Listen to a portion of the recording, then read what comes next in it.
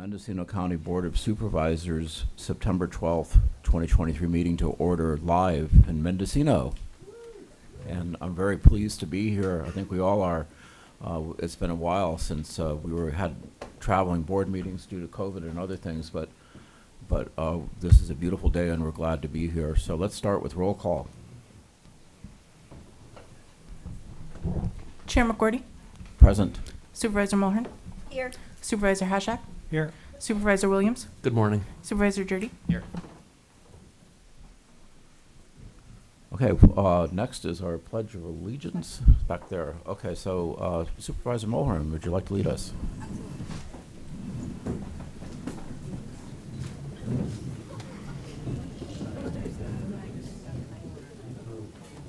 Ready, begin. I pledge allegiance to the flag of the United States of America and to the republic for which it stands, one nation, under God, indivisible, with liberty and justice for all.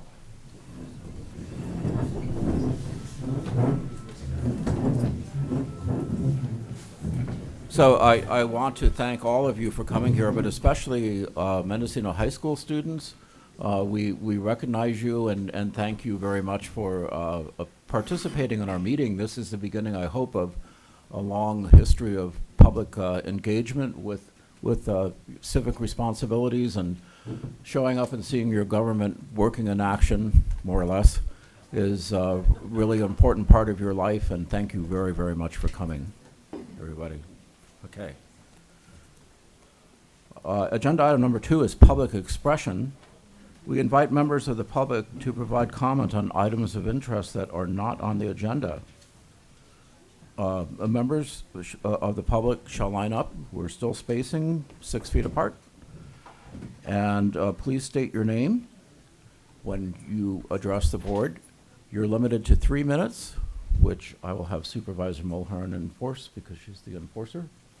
And at the end of your time, we will thank you. And if you're on Zoom, use the raise hand feature. And if you are on phone, you can press *9, and that will let you be seen that you're in the queue. Is there any public expression this morning?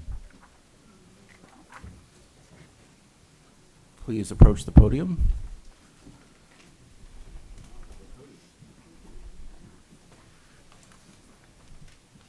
And then state your name for the record.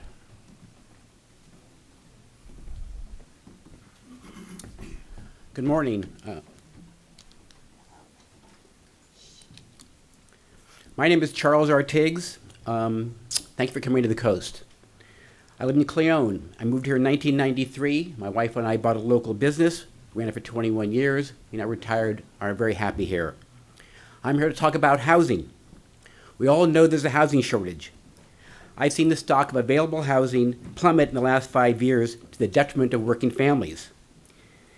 In my humble opinion, a major factor is the fact that our housing stock is being converted into short-term vacation rentals. This is just another form of resource extraction. Corporations and individuals come up here, buy up housing, convert it to an Airbnb, and take away the money. Now, I live about 1.5 miles from the ocean in the woods, but even there, the house next door to me for 28 years was lived in by 3 different families. 2 years ago, a techie from the Bay Area came up here, bought the house, converted it to an Airbnb, and there's 3 to 5 families in there every month. So I believe, personally, that there should be a total ban on short-term vacation rentals in the county. That may seem kind of harsh. At the very least, I think it should be a limit of 30 days per year for any non-owner occupied dwelling. Don't say this can't be done. The city of West Hollywood did a total ban on Airbnbs. Now, Dan Jurdy, I read an article a few months ago where someone asked you, a journalist asked you, how many Airbnbs are there in our district? And you said you didn't know. If you don't know, to me, then you're not doing your job. I recognize that you're a short-termer, maybe you don't care. The rest of the board, maybe you're far away and don't care about the coast. But I'm here to put Bernie and Georgina on notice. Are you listening, Bernie and Georgina, wherever you are? If you want my vote next year, then I think there should be some sort of plan to eliminate if possible, at least cut back short-term rentals in our county. Thank you very much.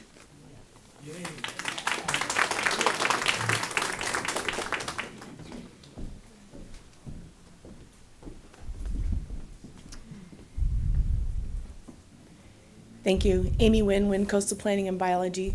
Thank you so much for coming here to the coast today. My comment is really short. We need to see you here on the coast more often. Thank you.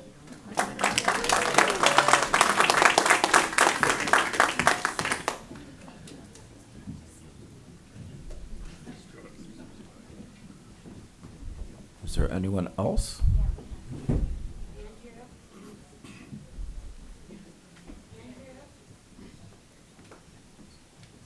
Okay. All right, we'll go to Zoom then. Okay, walk the gauntlet. Which way? Here, wow. Oh, we got, Okay. How are we doing? I feel like I'm on the runway here. Hi. Good morning. All eyes on me, huh? Good morning, everybody. Andrew Scully. How are you all? Wow. All the supervisors are here on point. There's no deviation today. I've recently noted an article in the local media, such as it exists, on this budget issue. Shamice Cubison. Is that person in attendance today? Shamice Cubison? Okay. She's the county auditor and responsible for producing financial documents for the county. Has that report been, have you as a board of supervisors or the county at all received any financial reporting or documentation for the last fiscal year 21-22 that ended over a year ago? Is that report on the table? Has it been forthcoming? Is it there? Do you have that information? The budget report for the last fiscal year, has that been closed and submitted to you yet? we've seen pieces, shall we put it that way? Darcy Antle, CEO. The outside auditors are still performing the audit. It should be completed this month per discussions with Ms. Cubison. I don't know if she's online or not. Okay, so that sounds like a no. We don't have a closed, audited, or even preliminary financial data from books that should have closed over a year ago.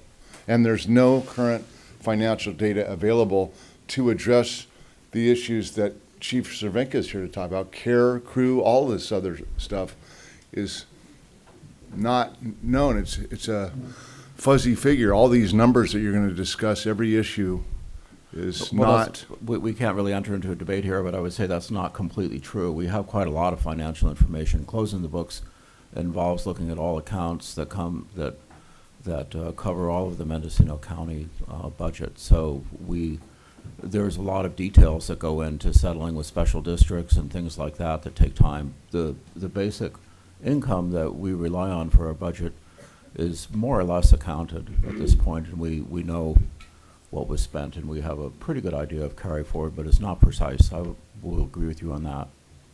Okay, I'm not trying to put you on the spot, Mr. McGordy, per se. I'm just trying to seek some information and get clarification on this issue that we don't have clarity. There's no knowledge. None of you as county leaders have any current information on the financial state of the county. You don't know what's in the checking account. You're spending money blindly, and this is a concern. So I'd like to see, there apparently is no mechanism. There's 27 seconds, but there's no mechanism that I'm aware of to bring to bear pressure on these people to do their jobs. Yes, there is. You vote them in. So that's your pressure. Ms. Cubison is elected official, and that's how you control what goes on. Okay, perhaps. FYI, the job that Shamice Cubison is not doing, producing those documents, those reports, it's always been done by prior people in her position. It has nothing to do with a consolidation of offices. Per my discussions with Lloyd Muir and other of her predecessors, this is red herring. I don't know why that number's not coming up.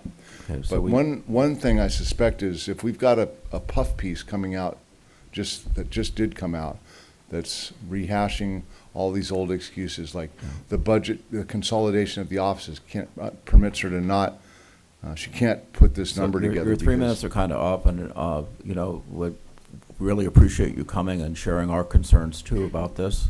And believe me, it's very much in our minds every day. Well, we've got a situation where there's no clarity on financial data for the county. You're spending money blindly, as far as I'm understanding it. And we've got this new article that's out there saying, well, not to worry because everything's well in hand. It's not well in hand, I don't think. And we've got some projections that there's not going to be enough money to fund the necessary functions of government. So I have a concern there. I hope that we can see some accurate financial data and reporting. Yeah. Well, thank you, Mr. Solomon. Scully, Andrew Scully, Okay. Mendocino Undercurrent.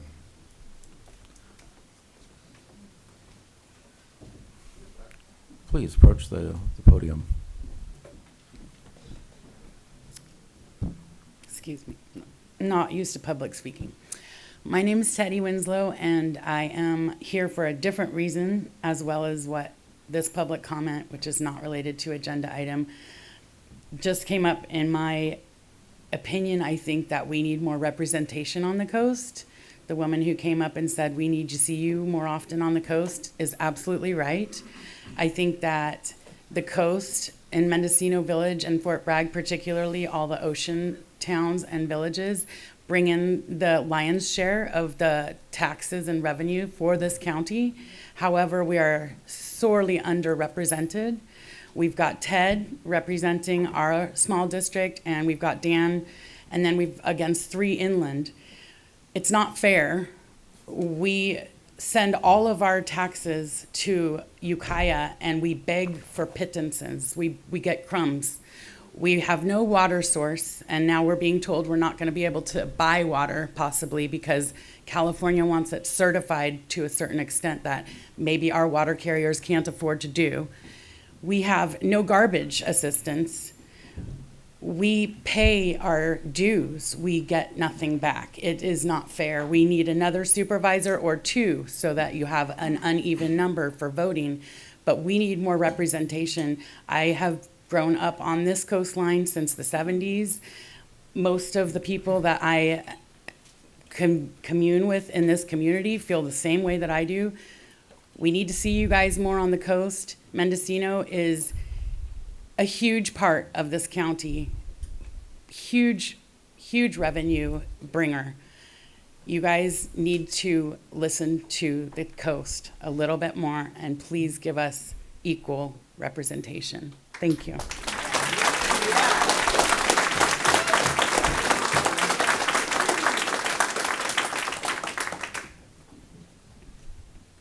Good morning. I'm Karen Bowers. I'm chair of the Coast Democratic Club, and I want to say, Amy and Teddy, I agree with what you've said, and I also want to say that participation matters and elections matter. So let's do it. Thanks. Thank you.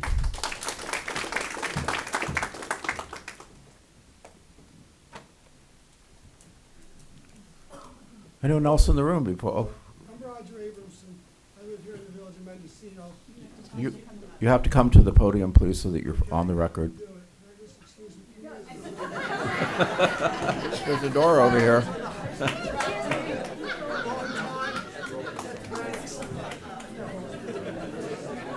I guess they do things different in Mendocino. Please come to the podium, and because we want you on the record. Sure. And state your name for the record. I'm Roger Abramson, and I moved to Mendocino Village 5 years ago, retired executive from New York City.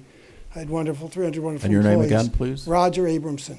Okay. And I love the whole county. I love the coast.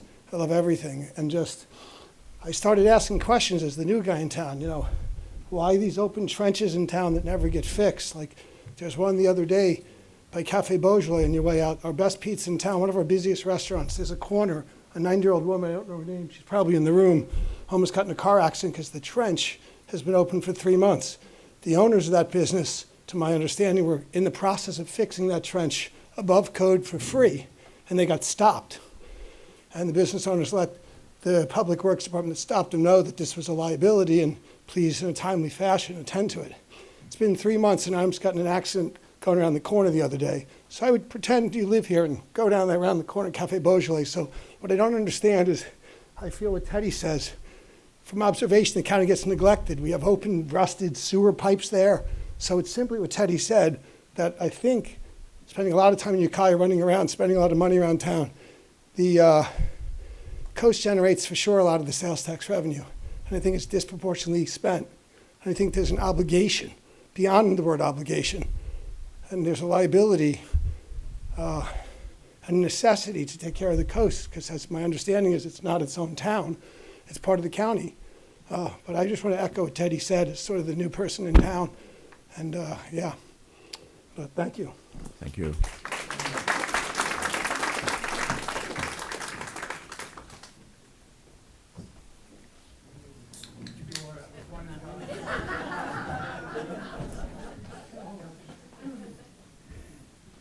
I'm Bill Zimmer, and I'd like to second what Teddy has to say.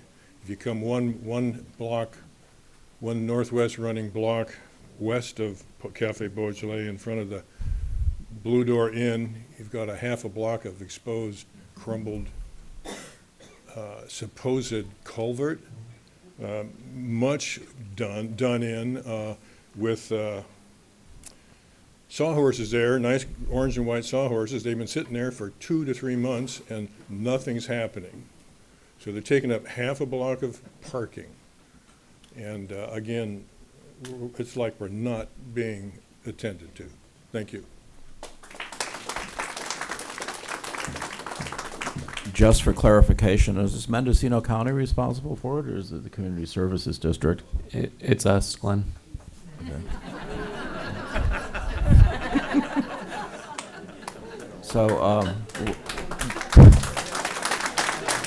we will look into it and find out what's going on and get back to you. Okay, any more public comment within the room? Please approach the podium.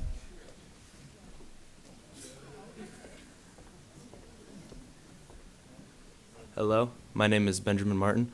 I'm a high school student, and I believe that we should have an all-out brawl to elect our next candidates to represent the coast, because you hold yourself with a higher esteem and make more sound decisions when you have more self-confidence and you know you can win. I need to talk for a little bit longer. I also think that it would really help keep our town healthy if all the candidates realized that they needed to train for a fight beforehand.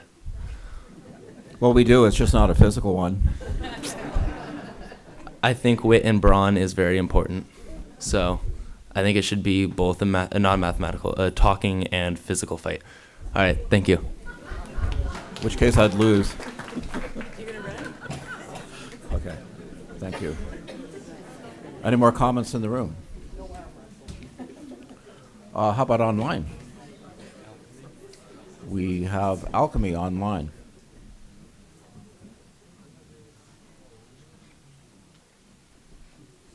Hello, good morning. Can you hear me? Yes.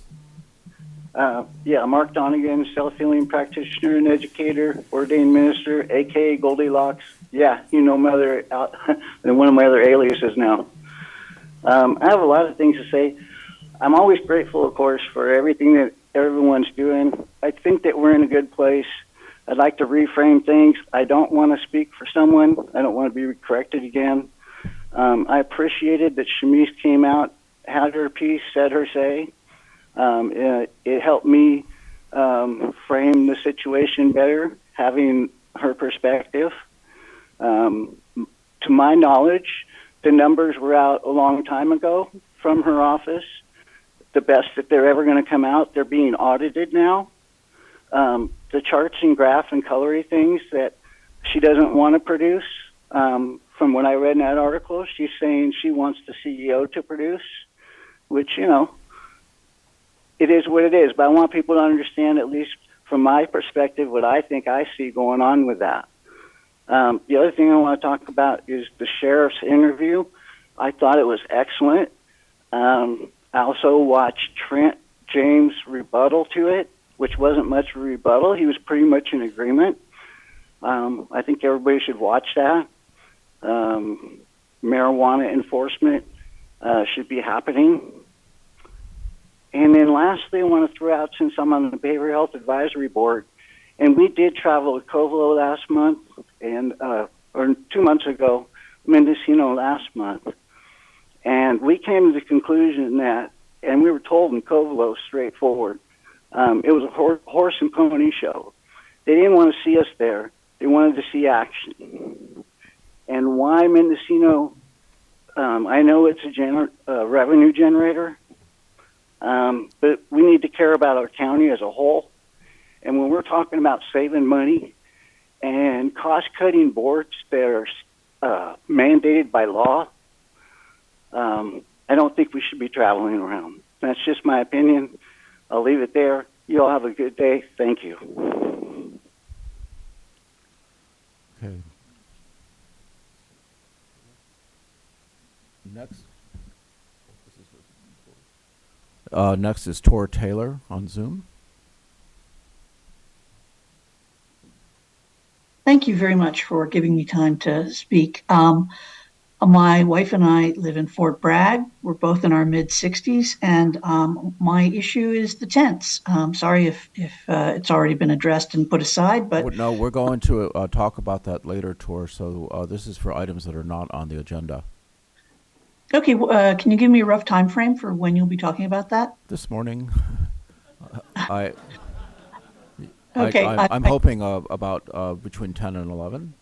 Okay, I might not be able to be present at that time because we both work, and we really wanted to show up for the tents. We have health concerns. We would not want to eat indoors while we're still dealing with an active pandemic. So my voice is simply to say, please save the tents. And that's all I have to say. I'll drop off. Thanks. All right, thank you. Thank you very much. Okay, well, with that, is there anyone on phone, or is that it? We're done. So we're done with public comment. So we're public expression, sorry. We're going to move on to the consent calendar. Clerk, have you established proper notice? Proper notice has been established. Are there any items that want to be pulled for separate consideration? Yes, Supervisor? I'd like to pull item 3E. Anything else? Okay, so on item 3D, I just... E elephant. Yes, this is, in my case, I just wanted to make a comment on item 3E before we move on. 3D. Yep.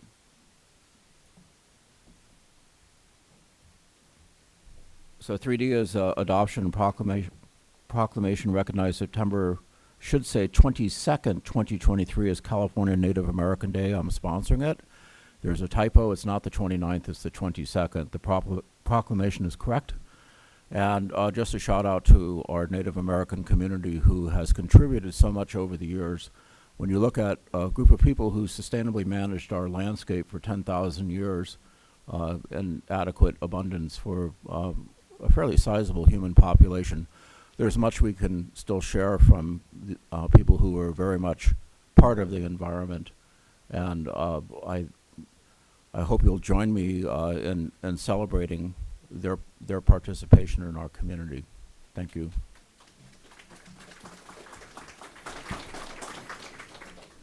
Supervisor Haschak.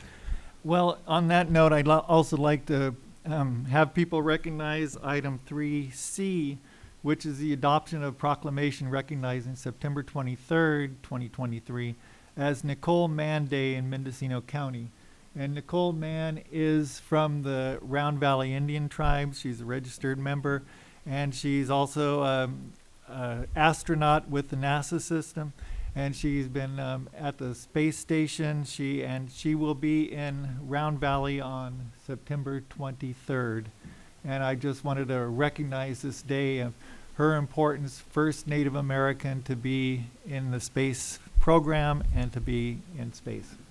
So, all right. Really. That is quite an accomplishment. Okay, so with that, is there any public comment on consent? 3E, oh, I'm sorry, 3E Right. as well. Sorry. Well, 3E is the response to the grand jury's investigation into our human resources program. And so I think Supervisors Williams and Jurdy were the people, the ad hoc that responded to it. There's just some questions I have to it. You know, it's certainly the grand jury did a very thorough investigation of it and noted some real issues that we have with human resources and the workplace culture. On the recommendation number 11, the response is to look into Ombud's program feasibility by November 1st, and then recommendations 12, 13, 14, and 15 all rely upon that Ombuds program. And, you know, to deal with the workplace culture and to create a positive working environment and reduce attrition, which I think are significant issues in our county. So my question on that is, what happens if we look into the Ombuds program and we find that it's not really feasible to implement? Where do we go from there? Supervisor Jurdy? Well, we did rely pretty heavily on interviews that we conducted with county staff, HR acting director. I don't know if Sherry Johnson might have something to add on that. Sherry, would you please approach the podium? Good morning, Sherry Johnson, Deputy CEO and Acting Human Resources Director. So thank you for the question. We did look into that program and we knew that that would be an additional expense. So we felt like we could work, you know, within the department and with the CEO and the Board of Supervisors and work on training programs and work with the department heads on improving the workplace culture.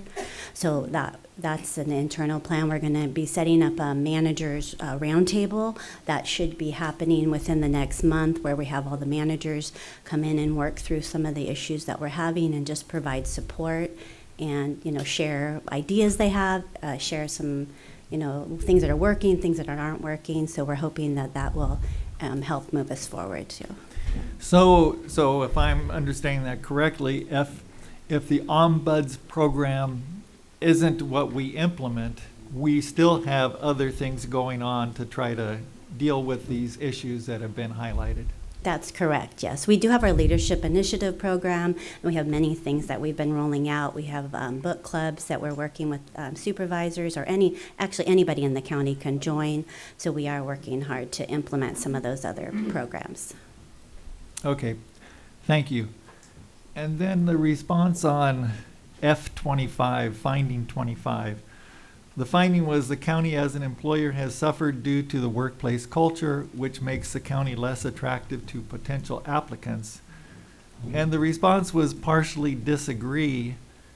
And I just want some clarification on this answer.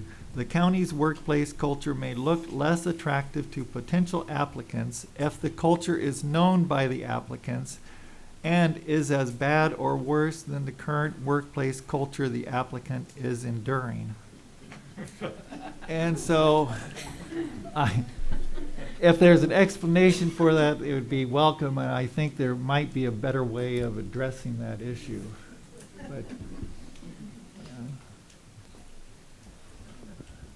Deputy CEO Johnson, do you have anything to commentary on this, or any of the board members? Go ahead. I actually would like the two supervisors, because when I read that, I certainly heard it in their voices. So I think that, I'm not sure that CEO Johnson wrote that answer, and I'd like to hear from my colleagues. Sorry for interrupting you, but I think if there's a better way to frame it, then I would hope that the ad hoc members could elaborate why they chose to write it in that way. Well, I don't know if my microphone's on. We have a large number of people in society right now who are moving from job to job. Every employer is experiencing that. It's not unique to Mendocino County. And so if someone's going to look for a job at a different employer, part of what factors into that is, are they happy at their current employer? So I think it's, kind of, but, if someone has a suggestion on how they'd like to reword that, I'm open to that. Well, I just think that the finding is that the county has suffered due to workplace culture, which makes the county less attractive to potential applicants. It's not wrong to agree with what the grand jury's saying in that case. We don't have to say, well, it's bad, but it certainly could be a lot worse, I can enlighten a little bit too. I think it really depends where you are. So the two departments I'm most familiar with, the Mendocino County Department of Agriculture and UC Cooperative Extension. And UC Cooperative Extension, the average tenure of our UC Farm Advisors is 33 years. The average tenure of the people working in the department is about 10 to 12. And many joined our department later in their career. So I think I wouldn't make a broad sweep across the entire organization and say it's all bad. I don't think that's true. I think some departments are quite stable and some aren't. So I think we have to be a little careful when we say things like that.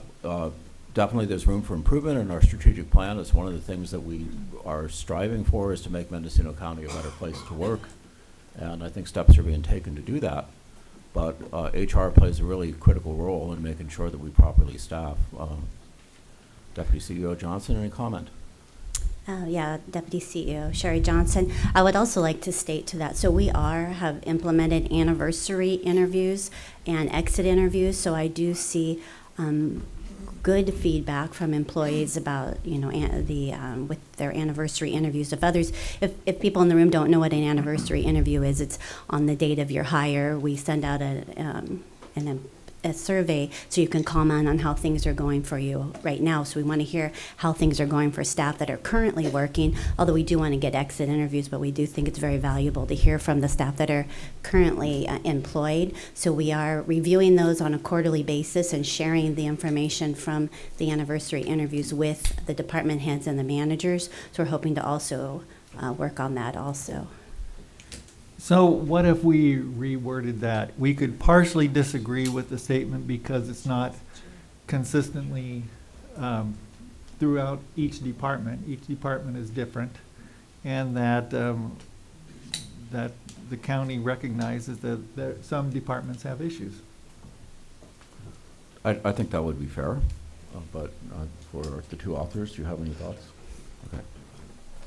We can say it's a concern that in some departments there are issues, but it's not universal. So rather than wordsmithing right now, perhaps this one consent calendar item could be approved later this afternoon. In the meantime, Supervisor Hashak can maybe get with county staff to bring forward some revised language, and we just adopt it later this afternoon. Certainly.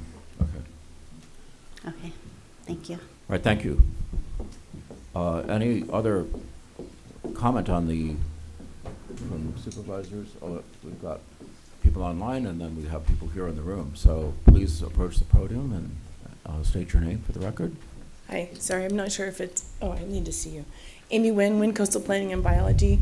To that item, I have a very little company, and when we have our reviews with our new employees and our, sequential every year and every quarter, I also listen to their coworkers and ask the coworkers, what are your thoughts? What does this person need to improve upon?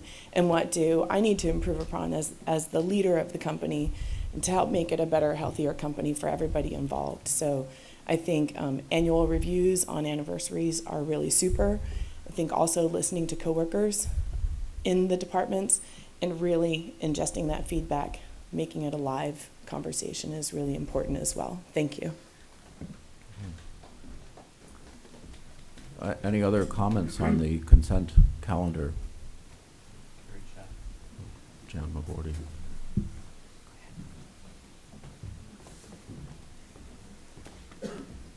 Hi there. My name's David De Oliveira, and I'm here to talk about the decline of people at our high school. It's very small. We have like 100 kids. Just our senior class has like 27 people. And I think due to that is due to like housing and how expensive it is to live here and all the things like that. My grandma's a real estate agent, so I've seen how expensive it is for So, people so to David, just to interrupt, we're on consent calendar. We'll let you finish your statement, but this isn't really the right time to address this. We should have done that during public expression. I understand. Sorry about that, but Okay. I just want to talk about it because they're a super small community at our high school. There's just been a huge decline. People have been leaving our high school due to how expensive it is just to live here. And I've seen people come and go, people get here and then just leave like a year later due to not being able to live here because of how expensive it can be. And I've seen places that are like $2 million from what my grandma's been basically looking at for houses. And I feel that it's just really too expensive just to be able to go to high school here and graduate and do all that kind of stuff, basically. And that's pretty much all I have to say, really. Thank you.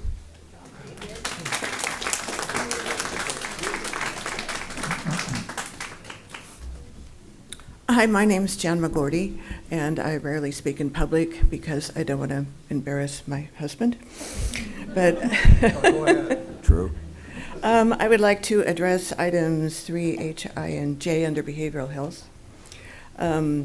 So as a longtime mental health advocate, I have concerns about these requests that show no accountability for services and no budget associated with them. There should at least be mention of warm handoffs and aftercare related to crises. And I wanted to draw your attention to a recent incident in the county.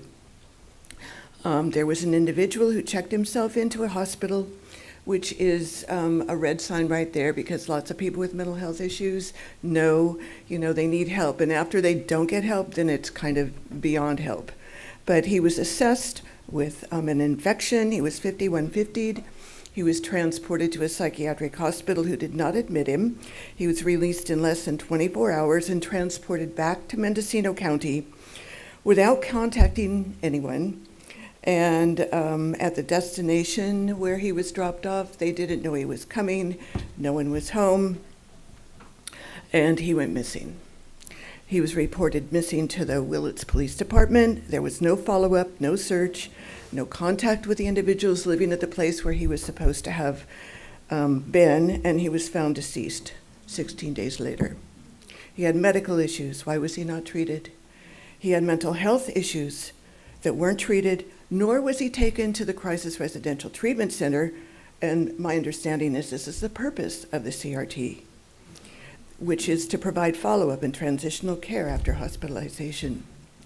So I don't really care where the money comes from in these things. It's all public money, whether it's Measure B, whether it's Medi-Cal, it's all public money and we pay for it. There should be accountability for costs and services with a budget and expectations for these requests from behavioral health. This incident is not the first, and it reveals shortfalls that are not addressed within crisis. So I recommend that the Board of Supervisors be very careful about approving over $1 million without accountability or a budget to existing contracts that are already very costly. Thank you.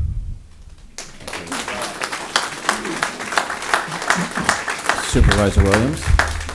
Yeah, I tend to agree with the speaker. And at a recent meeting, I pulled related items asking that we revisit the contract language to put in some requirements for regular performance analysis. It's not, the only numbers I've seen in 4.5 years are how many patients are served and how many millions of dollars we spend. I haven't seen any data that indicates dollar for dollar how we're performing relative to other cities, counties, the state, maybe the nation as a whole. And I was pleased that the board did support that. I recall it being unanimous. Maybe we could get an update from County Council on the timing of those contracts coming back. Thank you, Mr. Chair. I believe that the board had previously I think you're referring to the RQMC contract in particular. Correct. That the board had previously pulled. The board had given us, or had asked that they return, I think, within 90 days of the date from which they were to be retro. We are expecting them to be back by the either the end of this month or early next month. Okay. Yes? Regarding those contracts, I hope that you are considering having an outside professional review them who is used to reviewing those kind of contracts, because I don't think that we have the capacity within the county to do a good job. Thank you. Thank you.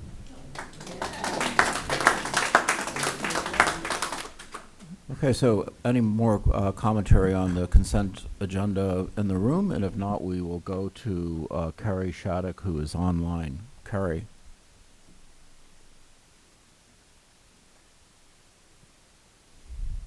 Good morning. Can you hear me? Yes. Carrie Shattuck, candidate for First District Supervisor. I'd like to address the board's response to finding number 25. Thank you, Supervisor Hashak, for pulling this item. All you have to do is watch one of these board meetings to see the culture. Elected officials are degraded, belittled, their competency called into question, and their statements cut off. If an elected official is treated like this, how bad is it for an employee? I'll give you several examples that have happened recently. At a board meeting, Jurdy told the union employees that the increase in healthcare costs are on them due to them overusing it, upsetting many employees that were attending the meeting. Even Supervisor Hashak was offended by that statement since he has been using his insurance lately. Isn't that what health insurance is for? Supervisor Williams at the July 25th board meeting had an agenda item to direct staff to initiate modernization of new hire and annual employee standards, including position appropriate physical, psychological, moral character, and computer literacy. You can't read this grand jury response and hear these recent board comments and not think that the current culture is intentional on some level. This culture of the county will never change with attitudes towards employees and each other like this. The poor way this response was written is embarrassing. As a citizen, having previously had employees, and as a taxpayer, that you would respond and direct a county like this? A county is its employees, whether elected or not. What happened to integrity? Thank you. Okay. Any more online? All right, with that, we will move on to agenda item number 4. We need to, Oh, I'm sorry, we also need to approve it. I move approval. Second. Okay, been moved and approved. Roll And for call. clarification, that was the consent calendar sans the grand jury response. Okay. Correct.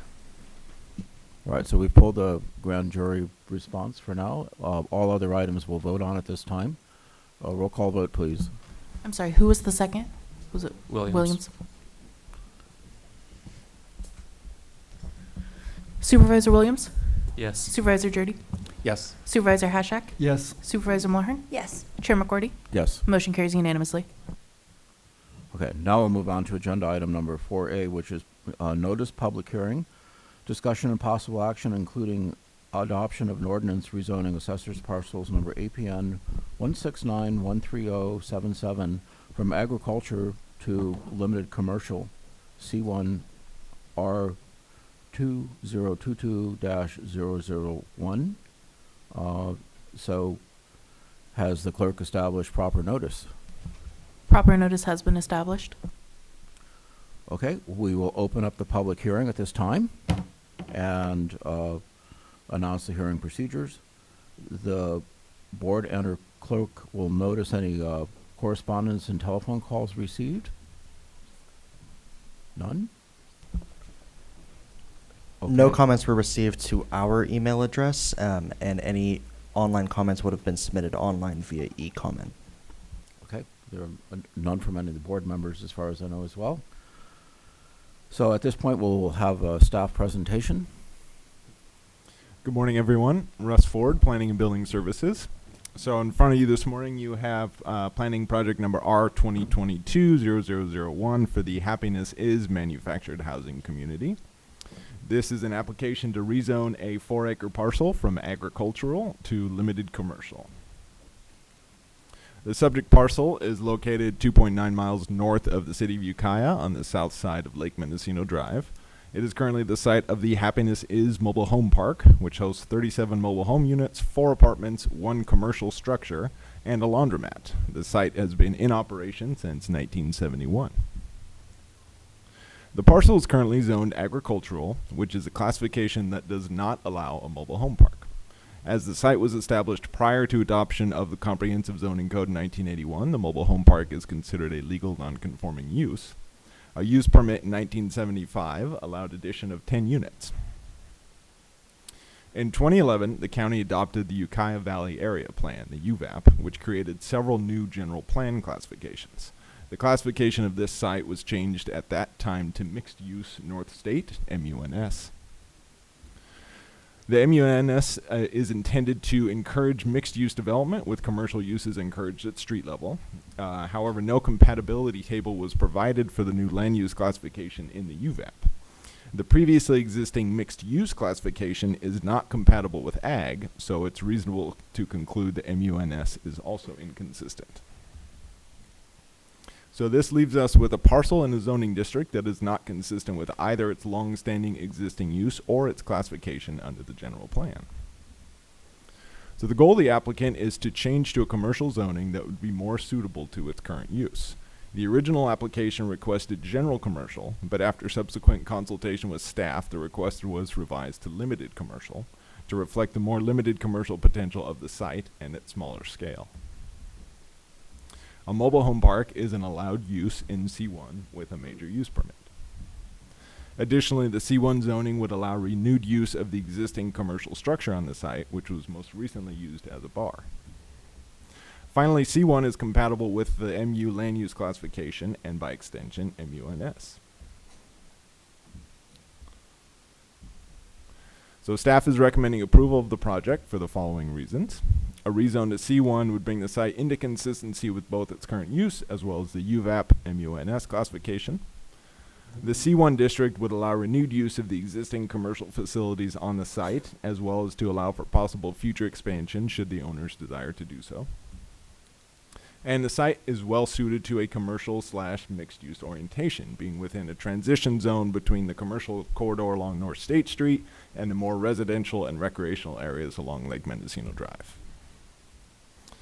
So on July 20th, the project was heard by the Planning Commission. The Commission voted 3-0 to recommend approval of the project to the Board of Supervisors. Staff recommends the Board finds the project exempt from CEQA under Section 15183 for projects consistent with a community plan, general plan, or zoning, and approve the requested rezone based on the facts and findings contained in the resolution. That concludes the staff presentation, and we're available for questions. Thank you. Any questions from board members? So a question for me, knowing the neighborhood, does that mean the Happiness Is Club is coming back?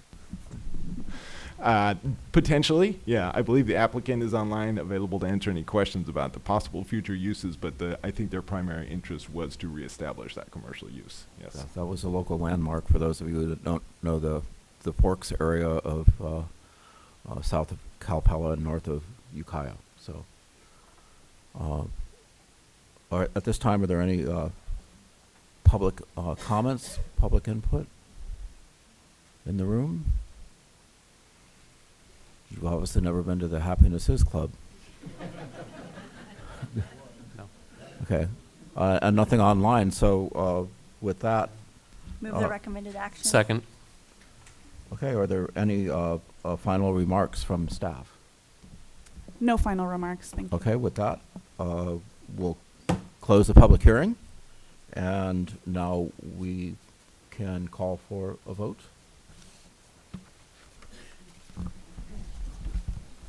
Supervisor Mulhern? Yes. Chair McGordy? Yes. Supervisor Williams? Yes. Supervisor Drudy? Yes. Supervisor Hashak? Yes. Motion carries unanimously. Okay, agenda item number 4B is the discussion and possible action, including acceptance of presentation on the communication and engagement plan for the City of Fort Bragg Local Coastal Program Grant Project. Sponsor is Planning and Building.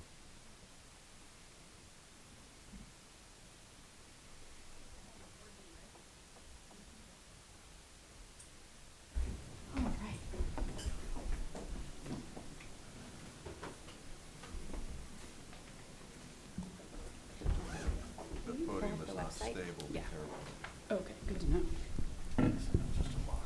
Okay. We're just going to pull up our website because most of the presentation is on the website. You'll have to go to the microphone so we can hear you. Good morning, supervisors. Good morning, CEO. I'm used to calling mine city manager.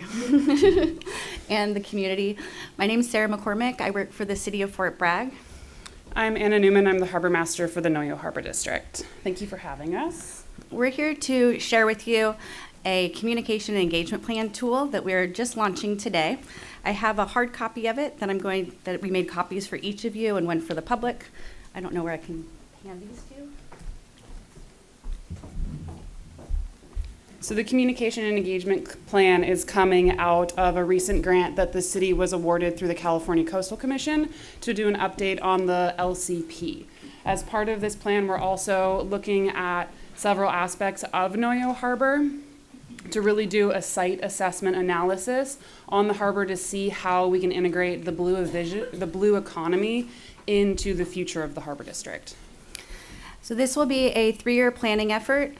The first 2 years will be developing a Noyo Harbor Blue Economy Visioning Resiliency Implementation Plan. The 3rd year will be taking the findings from that plan and developing policies and programs to update our LCP. As you know, this is a joint collaboration with the county. We will also be utilizing the information received from the sea level rise resilience strategy to inform the city's local coastal program amendments. So it's really important because we're doing such a big push right now to bring everybody on board.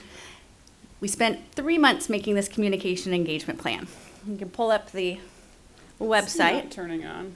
Oh, if there's a website, you can just go to it. It's www.noyooceancollective.org. So the communication and engagement plan is going to identify ways to reach every different group in our community. We're also looking forward to collaborating with county staff on outreach and workshops related to sea level rise. Thank you very much for showing that. So the Noyo Ocean Collective, we are a loose group of nonprofits, for-profit, academic institutions, and government agencies coming together to really look at how we can create more opportunities for ocean-based businesses here on the Mendocino coast. The blue economy, traditionally, as Anna knows, is everything maritime. It's fishing, commercial fishing, recreational boating, freight, how we get all our things all over the world shipping around. It's cruise ships and... I kind of loosely define it as anything that makes money out of the ocean is a blue economy, most technically. But what we want to do is get new ways to incorporate the blue economy into our community. So innovative technologies, new businesses. We're starting to see a large push into aquaculture, whether that be restorative or commercial. And we want to ensure that the members of Fort Bragg and Noyo and Mendocino County aren't left behind. We know that this is a great place for workforce development. And overall, the blue economy, I think, has a $43 million impact into the state of California. Being such a rural community that has such a rich history in fishing, these fishermen and fisherwomen on our coast have an amazing skill set. And we need to transfer that skill set into jobs that their children can continue to do. A lot of our fishermen are first, second, and third generation fishermen, and that knowledge needs to move forward. It's going to be extremely hard if our fishing goes away entirely and we try to take this fleet and this specialized knowledge that they have and give them office jobs and Excel spreadsheets. Like, it's just not really going to go there. Some of them can, some of them cannot, but we need to ensure that there's a place for them to land. And if you'll click on the Learn section, I just want to point this out to the community. This website is a living website. It's going to expand and evolve over the next couple of years, and we'll keep putting resources into this Learn category. So click on something like, I don't know, Blue Economy Innovators. That one will be fun. So you click on something like this, and then you see examples of several businesses that are working in the blue economy. Things like E-Concrete. E-Concrete is one of these amazing companies. They have developed ways of marine construction where they're not just using sheer concrete, they're actually using interlocking bricks in some instances to create tide pools and habitats for little critters and plants to grow. So it's a way to EcoSpears is another one. I'm just going to point out another one because I love it. EcoSpears is this little spear that goes down into the marine sediment, and it draws up kind of those forever toxins that are stuck in the marine sediment. They will allow us to bioremediate in the harbor without expensive and invasive dredging techniques. There's a whole host of innovation out there in this sector that's looking at things around renewable energy, carbon sequestration, technology, clean tech, and it's just a really exciting opportunity for us to learn together and kind of see what it might look like for us out here. So that's the Learn page. The other important page we want to show you is the event calendar. So you'll see that we're here today. This will also be growing as we develop different workshops and public opportunities. You'll be able to go to this website, look and see 1 month, 2 months into the future where there's opportunities to engage. We're going to be doing pop-up events, workshops, presentations at public meetings, surveys, what else? Interviews, small focus groups. Yep. We just want to reach out to every stakeholder in Mendocino County and make sure that their vision is incorporated into the Blue Economy Visioning and Resiliency Plan. I think our biggest fear is that we develop a visionary plan that the rest of the county does not share. So we need to ensure that everyone believes that this is something we can do so we can work together to meet those ends. So we invite you all to look at this plan. It's in a draft public review stage. So provide comments. If you have a board or an organization or a school or anything or an event that's already happening, we'd love to participate and join and table at that event. Let us know what it is. We'll get it on your calendar. One other great thing I want to share is that California Sea Grant, they have partnered with us for this this project. So for the next 2 years, we're going to have a Mendocino Coast Sea Grant fellow working with us side by side to kind of take these really technical, complicated analysis that we're going to be doing and help make them accessible to the public and to all of us. So anybody have any questions? We kind of go through this because we don't want to waste everybody's time because you guys are all packed house, but please go and visit this website when you get home. We put some work into it, and it's only going to be as good as we make it. So let's all get involved.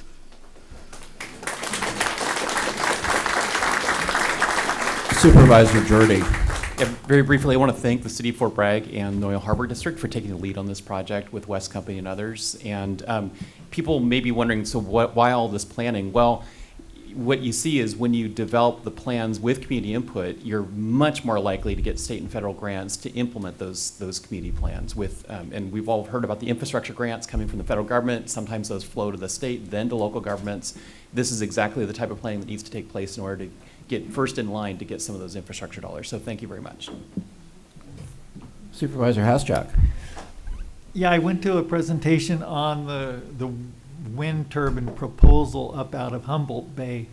And part of their pitch was that it would benefit some of the harbors along the coast, so the Noyo Harbor. I was wondering if there's been any kind of communication or planning in that respect of what that huge mega project up there, what effect it might have on Mendocino County. Not yet, in specifically that, but we are communicating a lot with the Port of San Diego. They have really been a leader in California to jumpstart the blue economy innovation, and they're working on a West Coast collaboration of different ports and harbors that can work in collaboration and support one another. So we are getting involved in those conversations, but not yet. We haven't been approached yet, I don't think, from anybody in Humboldt. Oh, never mind. The Harbor Master has. So I've been approached by the California Energy Commission. They hosted a meeting in Casper about a month and a half ago about wind energy. There are a couple leases that they're looking at off of the Mendocino coast, but from my understanding, we're 10 to 15 years out. Right now, they're doing a lease off of Humboldt, and Humboldt is in a much better position to be the port in which they would go into and out of. They're a much larger port. They're a lot easier to access. Noyo is a fairly small port, and I'm very limited on my on-land side, so places to build these huge pieces of infrastructure. We're also very hard to get. Highway 20, I think 4 out of 5 of the energy commissioners got car sick on the drive over. So they kind of figured out that it might be hard to ship major freight to here. Yeah. No, I wasn't thinking about the wind off of the Mendocino coast.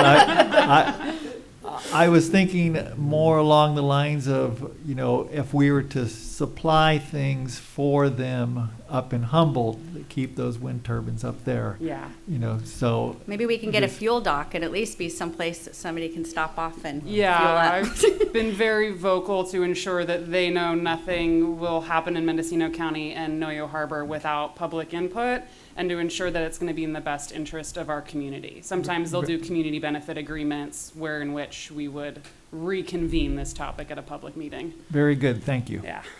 So I just want to chime in that having been a member of the Economic Development Ad Hoc, there are about 4 things that we've recognized as being really important for economic development in Mendocino County. One of the first, of course, is broadband access. The second is workforce development. And then kind of the 2 projects that we're looking at, one inland, one on the coast, of course, is the blue zone economy. And, you know, we're obviously moving forward rather well on that. And then also the hydrogen highway, where we're trying to take biofuels and create hydrogen as an alternative to electrical energy for moving trucks, because electric trucks only go about 75 miles. But we do have considerable forest biomass that could also be converted to hydrogen. And I don't want to go on and on about this, other than to say that Mendocino County is very much a partner in this, and that's really important, because if we're going after federal grants, having the local government behind you is absolutely essential, and we're really committed to improve our financial capacity in this county, and you are really leading the charge, and I congratulate your team for all that you've accomplished so far. Thank you. Okay, so any public comment on this agenda item?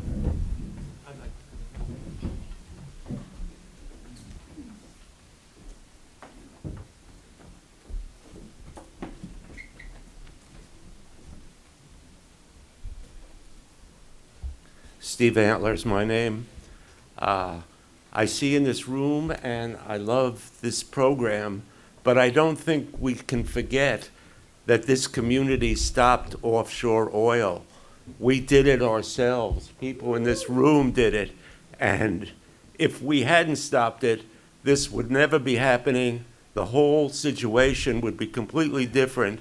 And I think we ought to remember that, and remember that this community did something which was amazing, in that we stopped the oil companies from coming here and building whatever they were going to do off the coast.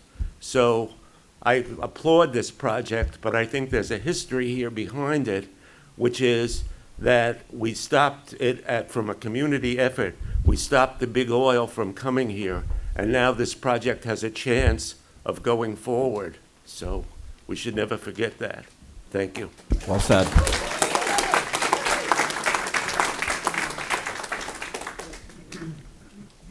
Other public comment on this item?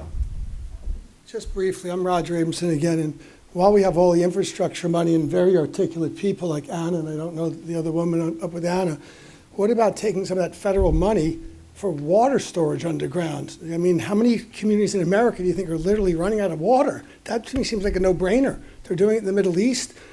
I mean, I'm not an engineer, but you dig a hole in the ground and store water like everybody else, or another reservoir. I live in Surfwood, and although it's a different thing there. I measure with the bucket. We got 63 inches of rain at my house this year, and I watched 100,000, 200,000, 400,000 gallons, God knows how often an hour, spilling into the ocean, huge, out of Jack Peters Creek. All could be saved and reclaimed, while I'm being told I can't water my lawn and my crops are dying. So maybe we could worry about water security in addition to other important things like getting off oil, but that's a global problem. You need things like the Chinese, in my opinion, to help out. We could fix water storage in Mendocino County in this room, I think. And maybe you get Senator McGuire involved. I've had a pleasure of talking to him in the past. Maybe I give him a call, but I think water storage is important. You know. Well, thank you for that. And of course, it is on our mind. It is being addressed through the drought ad hoc. We did get money from Senator McGuire to do water storage, courtesy of Supervisor Williams, who negotiated that. So. Above ground, I think. I'm talking major water storage. But there's also something. Why don't you go ahead and address, Sarah, what you're doing on this issue? I just wanted to mention one of the projects that has come to our community is Onika Technologies. It's a passive wave wave-generated desal buoy. So the movement of the waves push the water through these reverse osmosis brains and release the brine naturally back out into the water. It's an easier way to deal with the brine because it's done at a slow rate, and it only is more, the salinity isn't detected more than 6 feet away from the buoys, and then the fresh water is pumped on shore. So this is a company that showed up because they came to the Blue Economy Symposium and Learning Festival that we had in 2022. We were able to make those relationships, introduce them to our Public Works Director. We got some grant money from the state, and we're starting this pilot program, which is going to be the first pilot in California for this type of technology. So these are the kind of innovations that we get to learn more about. And again, it's because of the sharp eye of our consultants, Marianne Petrillo and Josh Metz, that they came on the scene. So for those of you wondering, are we spending our money wisely for our economic development contract? I think the answer is yes. And speaking of which, Marianne Petrillo, CEO of West Business Development Center. I want to applaud these two ladies for the amazing work that they're doing and have continued to do. They have been a pleasure to work alongside them. When we just started the Noyo Ocean Collective, especially Sarah, she was trying to rally the troops about an industry that really didn't exist. We had the harbor and we had fishing and we had things, but what we're doing now is indeed a collective. But I wanted to highlight for just the general public, I know the supervisors already are aware of this, this is more than a website. They're introducing a website as a communication tool. What we're seeing is the rise of a new innovative industry in Mendocino County. And that's what's beginning right now. And to Jim's point, it is about regenerative. It is about conscientiousness about the environment and the economy. And what we want to do, I know what West wants to do, is to bring the innovators here, to bring those people like Sarah's talking about, to come here in Mendocino County and create the innovations that will make our world safer, healthier, and more environmentally protected. Thank you. thank you. Any more public comment? Hi, my name is Zita Borsich, and I'm the publisher of Real Estate Magazine. And I just wanted to address Roger's comment. Last month, I ran a story in Real Estate Magazine called Follow the H2O, and it's about Fort Bragg's water system, which sounds boring, but it's actually thrilling. And you can find this article at my website, realestatemendocino.com, and find out the incredible stuff that the water system in Fort Bragg is doing, including Onika technologies. I'm also working on a story about the blue economy for our next issue, so look for Real Estate Magazine. Not to just be a big commercial for my magazine. Thank you. Thank you. Any other comments in the room? Are there any comments online? So I would entertain a motion to move to accept the report. Move acceptance. Oh, John, did you have anything further to say before we? No, I was just going to move acceptance. Okay, and who seconded? Williams. Okay. It's been moved and seconded. Let's call for the vote. Supervisor Dirty? Yes. Supervisor Hashak? Yes. Supervisor Mulhern? Yes. Chair McGordy? Yes. Supervisor Mulhern, sorry, excuse me, Supervisor Williams? Yes. Motion carries unanimously. Okay. We're going to take a 5-minute break right now for staff, and then we'll be back for a longer item.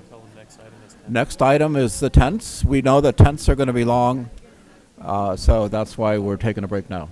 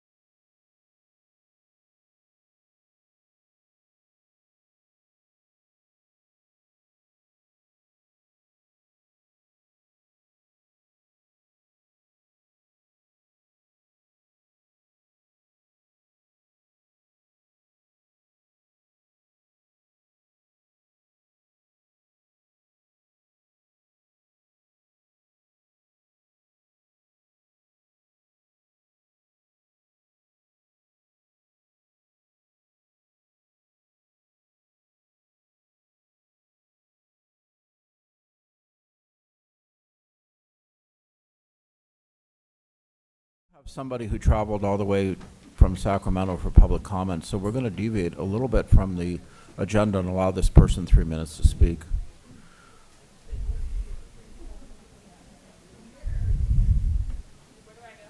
To the podium right here.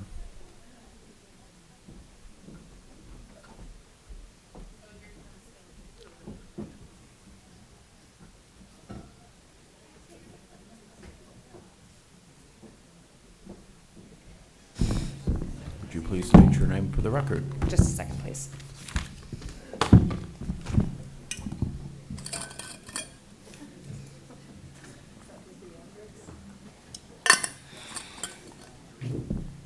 My name is Kelly Johnson, Kelli Johnson. Good morning, board, and thank you for letting me speak. Last Tuesday, I was the recipient of a free VIP tour of the brutally inhumane conditions of the Mendocino County Jail.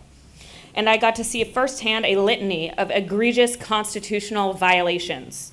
Despite committing no crime, Officer Jensen arrested me Tuesday afternoon when I was walking to the beach with nothing but the clothes on my back and a glass of water. Before I could even take a sip, Officer Jensen snatched the glass from my hand and smashed it into the side of the street. I was shoved into the back of a police car and sent on a grueling 3-hour journey from this beautiful beach town to the Ukiah jail. I was severely dehydrated and begged for water, but the officers steadfastly refused. They also refused to stop for me to use the bathroom. I was desperate. I had a bladder infection and I could not wait. The officer specifically instructed me to soil myself in the car. Since my hands were cuffed behind my back, I struggled to scooch my sweatpants down inch by inch and lean my butt over the bucket seat and urinated onto the floor. Twice. Unfortunately, it is significantly easier to scooch down my pants than to pull them back up when your hands are handcuffed behind your back. When we arrived at the jail, my pants were still down, and when the car door opened, my genitalia was exposed to half a dozen officers gathered to see the show. At this point, I was having the most severe panic attack of my life. The officers chained my feet and dragged me out of the car, slamming me into a wall. The officers pinned me to the wall with brute force, 3 officers. Officer Lopez twisted my wrist so hard it almost broke. I cried and wailed, but his vice grip did not release one iota. His utter lack of empathy triggered a memory of my experience as a victim of sexual assault, and I begged him to stop touching me, but his supervisor said, "You don't get to pick." They then dragged me down a long corridor, carrying my entire upper body by the chain of my handcuffs. The sharp edge of the cuffs buried itself into my wrists, and I cried and wailed in agony. They threw me into a solitary confinement chamber with nothing but a small cup of water and a grate full of piss. They had taken my shoes. In the cop car, I had left them. They took my shoes. I was begging them for my shoes. I begged them for a phone call. How long am I going to be left in here? The room was like this big, and it was all white, freezing cold. I had no shoes. I didn't have my glasses. I was not even wearing underwear. I was wearing sweatpants and a sweatshirt, and that's it. I couldn't even see. They left me. I was begging them.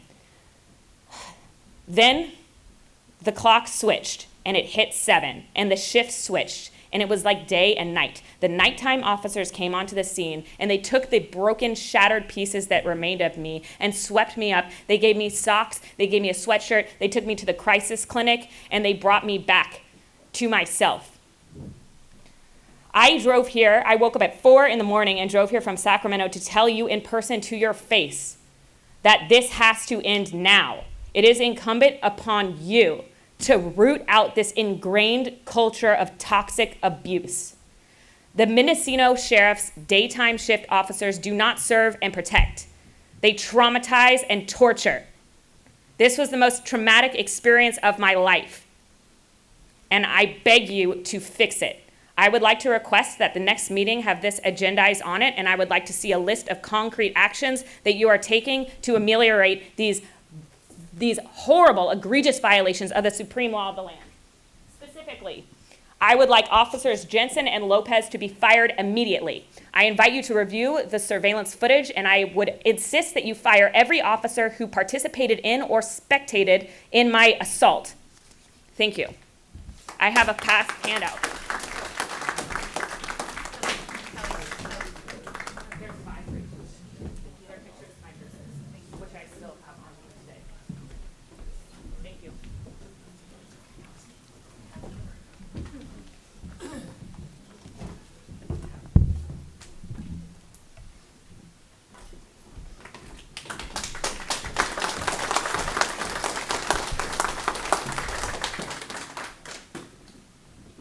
Okay, so I was not expecting that. We will move on to our next agenda item, which is 4C, which is discussion and possible action to direct staff to deprioritize enforcement of restaurant tents within coastal zoning for 1 year and facilitate collaboration with Mendocino City Community Services District, Mendocino Historic Review Board, California Coastal Commission, and State Water Resources Control Board for tent policy within the Mendocino Historic District, and direction to Planning and Building Services to inform the Mendocino Historic Review Board that the Board of Supervisors supports tents within the historic district and advises that they are compatible with the historic district. So, let's see, Supervisor Williams, would you like to start this? I would. During the pandemic, right or wrong, government essentially shut down restaurants and a lot of other businesses. And now that the health order has expired, restaurants that set up outdoor eating for social distancing are being asked to either remove those tent structures or submit applications to come into compliance. And you know, on its face, that sounds reasonable, but as we begin looking into the details of county policy, on the coast in general, what we have makes sense, and this item does speak to, you know, all the way from Westport to Walla, outdoor tents. But the town of Mendocino, there's additional complicating factors. There's the historic district and the need to ensure that we're not violating or overstepping the Mendocino Historic Review Board. And there's also limited water, and we want to make sure that we have an opportunity to work with the community service district so that the county isn't permitting activity that can't actually be supported by the CSD. In the process, we found that a lot of businesses may already be out of compliance in regard to water. During the water hauling resulting from the regional drought, the State Water, Division of Drinking Water, found, I believe, over 60 properties potentially out of compliance on not having a domestic water supply permit. That domestic water supply permit requires both quantity and quality. The water has to, coming out of a well, has to be drinking water quality, meeting the state standards. But the applicant also needs to demonstrate that there's adequate water for normal operations of their business. During drought times, they may be able to truck water, but when there's not a declared emergency, when there's not a drought, they need to be able to operate with the water that's available on the property. They can't be dependent on regular water hauling. And so my worry is if we continue down the current path, we're essentially asking businesses that did everything they could to keep people employed during the pandemic and have staffed up. We're asking them to take down what they have, go through a process, potentially spend a lot of money, and ultimately they may find that they can't operate due to water concerns. The county needs to re-envision its policy so that the order of operations puts water first. If you don't have water, you know, don't spend tens of thousands of dollars on engineered drawings to later be told you can't operate. And so I'm asking for a 1 year pause on enforcement. And this is in coordination with Planning and Building. Director Krog can speak in a moment. But the idea is not to kick it down the road 1 year. It's to spend that 1 year getting all of the partners together to collaborate. I don't hear businesses with tents saying that they have to keep the current tent. They want to keep outdoor dining. We see that it's added vibrancy. A lot of locals like that outdoor experience. Visitors like it. The board's job in preserving the historic district is to look after the architectural preservation, but also ensure that it's economically viable. And this outdoor dining has added to the economy. I think there's a way to do it that's compatible and would preserve historic architecture. You see it all over Europe. You see 500-year-old buildings, and there'll be an awning where people are eating. The climate here today would be a great day to eat outside. There are a lot of days where it's not compatible. The elements just aren't conducive to unsheltered dining. Makes it awfully hard for restaurants to take reservations. People show up and find that it's drizzling. A little bit of shade cover allows them to conduct business. So during that year, we would have County Planning and Building, State Division of Drinking Water, Mendocino Historic Review Board, potentially California Coastal Commission and the Mendocino City Community Services District working together on policy that in a form of a cohesive document where applicants know from day one everything that they have to comply with. We've seen inland with the cannabis policy, we had applicants jumping through hoops to find that there's another hoop. From the start, they couldn't see all of the requirements. I think we don't want to repeat that pattern. We want to set a policy in place where applicants know from the very start everything they have to do. I think we're going to get extensive comment today. I'd like to remind folks, although the chair may give you 3 minutes, a lot of effective comments are much less than 3 minutes. Try not to repeat the idea that came before you. And I would like to try to bifurcate the board's discussion of historic preservation from water. They're really two separate issues. We don't want the county making planning policies about historic preservation based on a concern of water. We need to address the water concern alone. And it needs to be with the CSD because they're responsible for groundwater management. It needs to be with the state because ultimately anyone serving a customer statewide from well water needs to follow certain regulations. And it's better policy if we tackle the real issue. It may be that part of what comes out of this process is more coordination with Senator McGuire on finding a community water system. I don't think most people are against outdoor dining. I think they have a legitimate concern that this town doesn't have a water system today and desperately needs one. Thank you.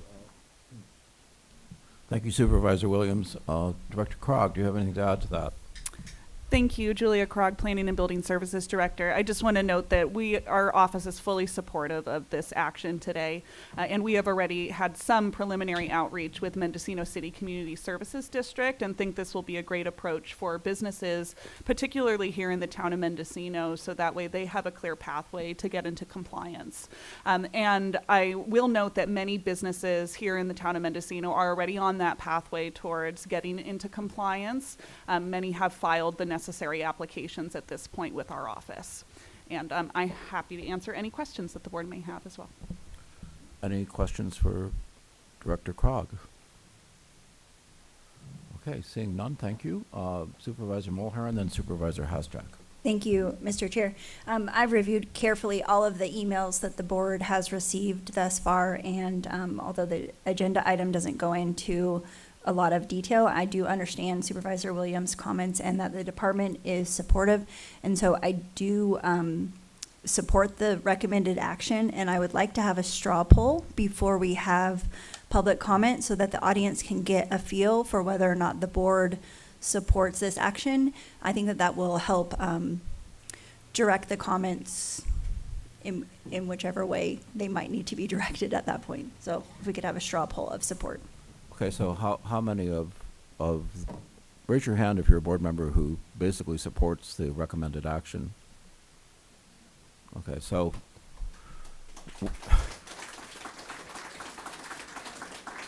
okay, we're on your side, and as somebody who loves California and has traveled around the world, and you know, we're in a great position most of the time to dine out of doors, and having the ability to do that is a real plus as far as I'm concerned. But the water issue is one that's been thought about a lot, and I just want to make a brief comment on that since I've spent a lot of time thinking about water issues in Mendocino County. So we have a system that kind of works. It was designed in the 1870s. It's probably time for us to upgrade. Given the nature of climate uncertainty that we went through during the drought, it really is time to upgrade, because we basically, my recommendation is every community has at least a 2-year supply of water.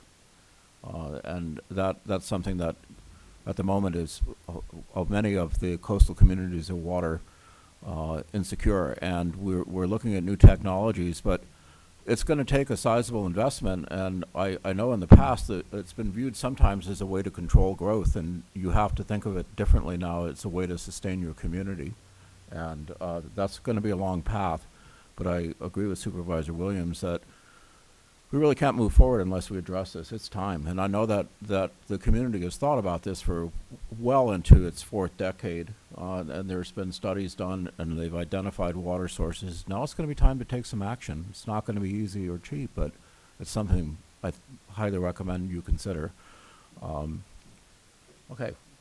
Any other board comment before we open it up for public comment?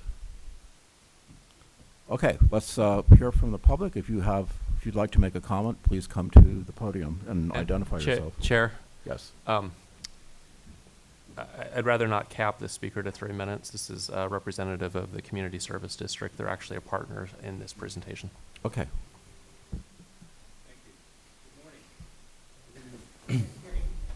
Good morning. Okay. My name is Danik Murphy.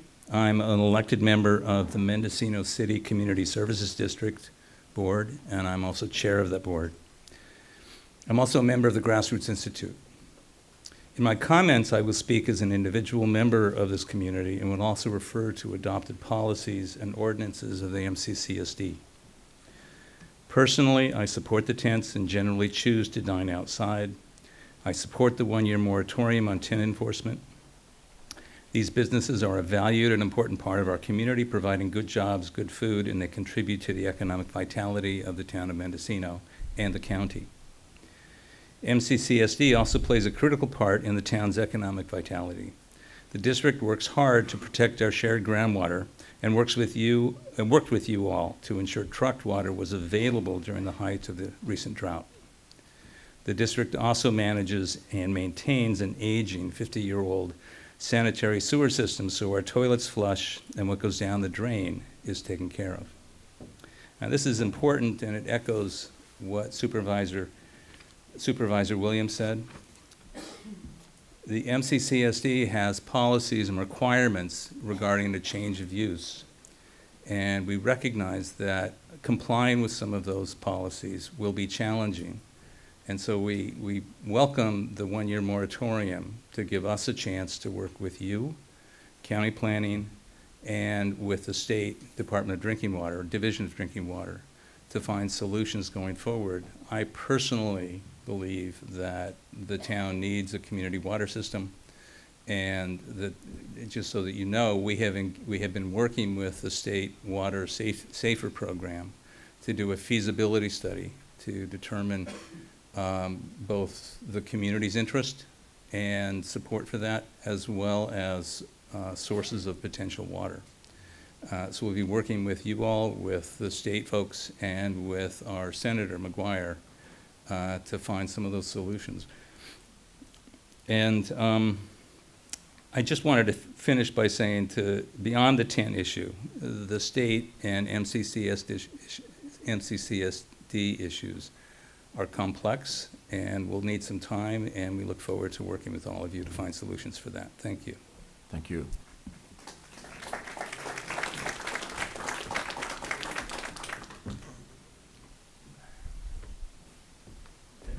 Good morning, Board. Scott Ward, Redwood Valley. I'm full support of the tents. I think they add to the community. They're an economic benefit.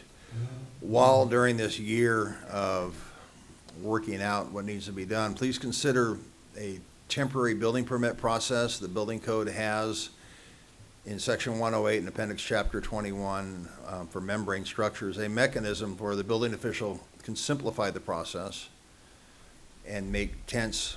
The code allows for 180 days at a time for temporary building permits that can be extended in ad infinitum. The code also allows the building official to waive plans by an architect or engineer. And so while you're developing this process with all the related agencies, include in there a streamlined, simplified building permit process so these merchants can succeed and not have to deal with the heavy burdens of bureaucracy, because it can be simplified. Thank you. Supervisor Williams. Could we ask our planning director and Mr. Ward to collaborate over the course of the year? Yes, we can. Thank you. Absolutely. Thank you. Anyone else care to weigh in?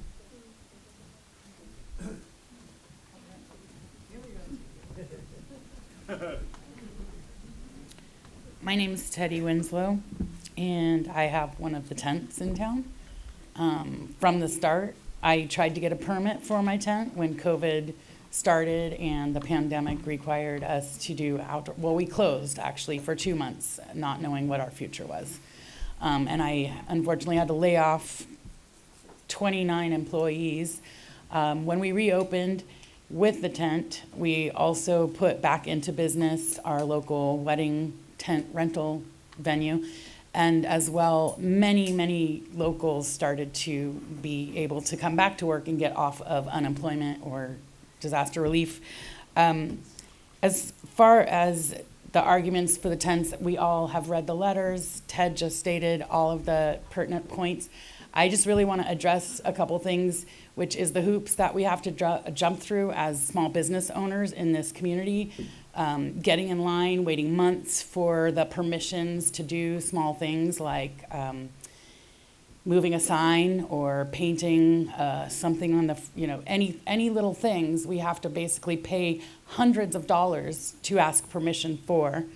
I think I'm up towards $3,000 now in permit requests, permit application fees, and I'm looking at possibly more, and also getting representation, advocation from professionals. I don't own the building I have my business in, so I can't really afford thousands of dollars of engineering plans.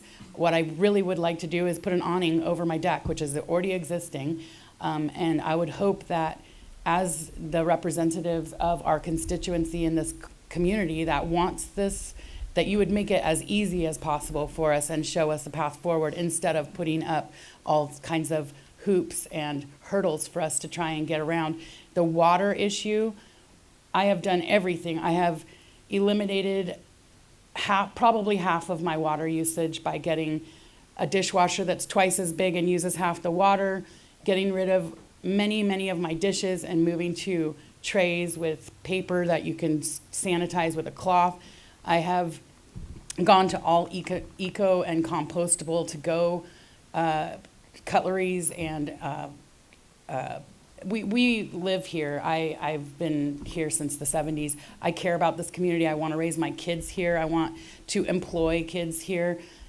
I don't want to go backwards to a tiny little space. I think that a year is great. It's probably going to take longer than that for all of the boards to convene and agree on what we are allowed to do in this historical district. I also think history has changed. COVID has changed the history.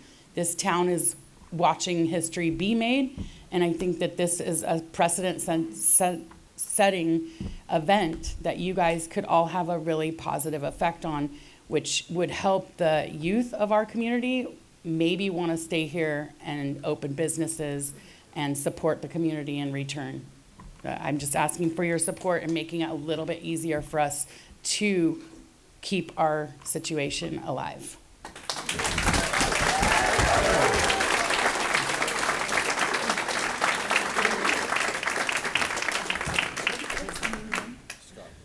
Okay. Great. Amy Wynn, Coastal Planning and Biology. I think I just need a special track to come up here all the time. Thank you very much. I really appreciate this item on the agenda. You might want to ask for, as a straw poll here, maybe a straw poll there to see how many folks in the room support this 1 year sort of breath. I recommend two things. One, well, maybe it's just one thing. I recommend that the action be amended to include perhaps a consultant team of a planning company, and not mine, and maybe attorney company, to work with a technical advisory group of the Mendocino City Community Services District and State Department of Drinking Water, as well as Scott Ward. So water and building, to figure out a really efficient way to quickly get to a yes through, to support our local businesses. So I recommend that you amend the action to include a consultant team. I absolutely think that Planning and Building Services and County Council has the right, you guys have the right attitude, limited resources. So we've seen some other items be put on their shoulders, and they've not been able to move forward because they're overly burdened. So I think support them with some assistance and technical advisory. Whew. Thank you. Thank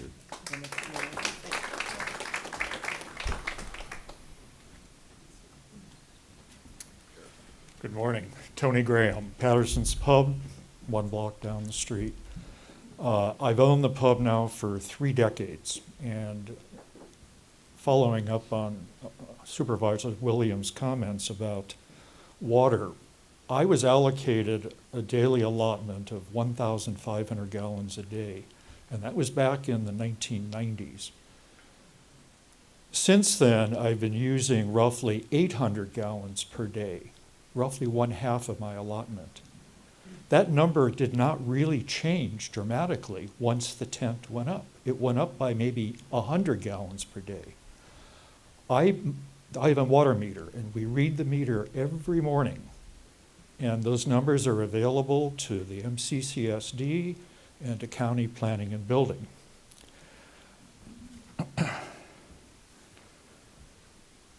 In October of 2020, in the middle of the pandemic, I was unanimously given a permit by the Historical Review Board with findings of fact that my tent complied with the coastal ordinance. It did not detract from, it was not destroying anything. It complied with the historic ordinance, which, by the way, the historic ordinance preamble does discuss not only historic buildings, but also the fact that tourist economy is what we're trying to promote.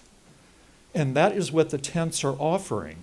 Between the 4 of us, we have some additional almost 200 seating capacity outdoors, socially distant, and COVID compliant. Fortunately, this board in October of 2020 did pass ordinance number 4472, which allowed for the tents to exist until such time as the public health order was lifted. It was lifted, and I applied for an extension to my then existing Historical Review Board ordinance.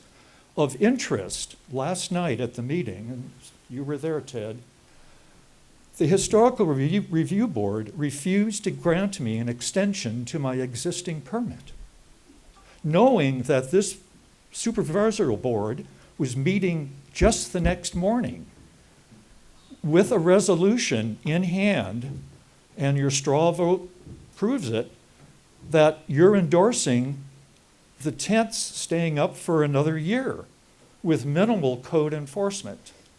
So I tried to get the board last night to say, look, just wait until the supervisors decide what they're going to do.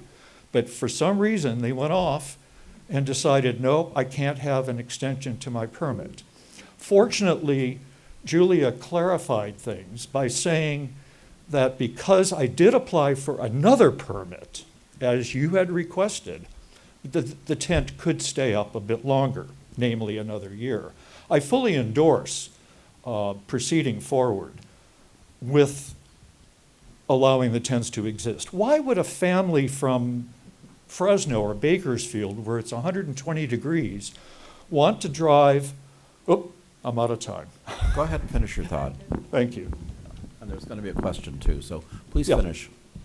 Well, why would a family from Fresno want to drive 300 miles to Mendocino and have no place to have dinner if all the tents were to come down? Any questions of me? No. Okay. My comment is maybe we should do a straw poll of the people in the public to Yes. see where they are with it. So. Yes, those in favor of retaining outdoor dining under tents, please raise your hand just so we know. Okay, very good. So we know where you stand. And okay, so is there any more public comment?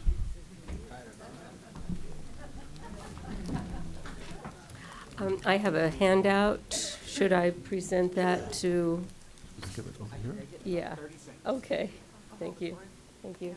I'm Donna Bayless. I'm a resident here in Mendocino Village and have been here for 30 years. We are also farmers and have a farm that has been here in Northern California for 160 years. through that course of time, we've had our farm also an educational place and a retail place. We've had the opportunity and challenges of working with the environment, as most farmers do, as well as having a place for public to attend on inclement weather. And it's because of that that I come to you today with some options that we've learned I've personally learned over the last 50 years. Tents are wonderful. I support them. I know why we've had to have them here. What we did find was that it was for our environment as well as this environment, it was a wonderful opportunity to consider trellises and pergolas that we have constructed that work very well for water and weather resistance. You can even put heaters under them. And what we constructed with our architects and designers, we're using corrugated panels that are interlaced in between the framework that then manage to keep your structure as weatherproof as a tent. And actually, they turned out to be far less maintenance. And I'm just proposing that you consider this as an option. Thank you. Thank you.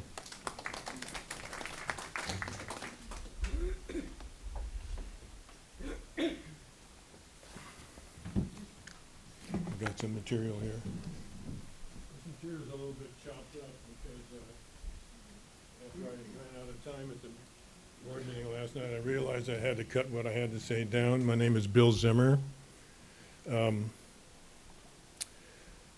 We're in a very, very difficult place.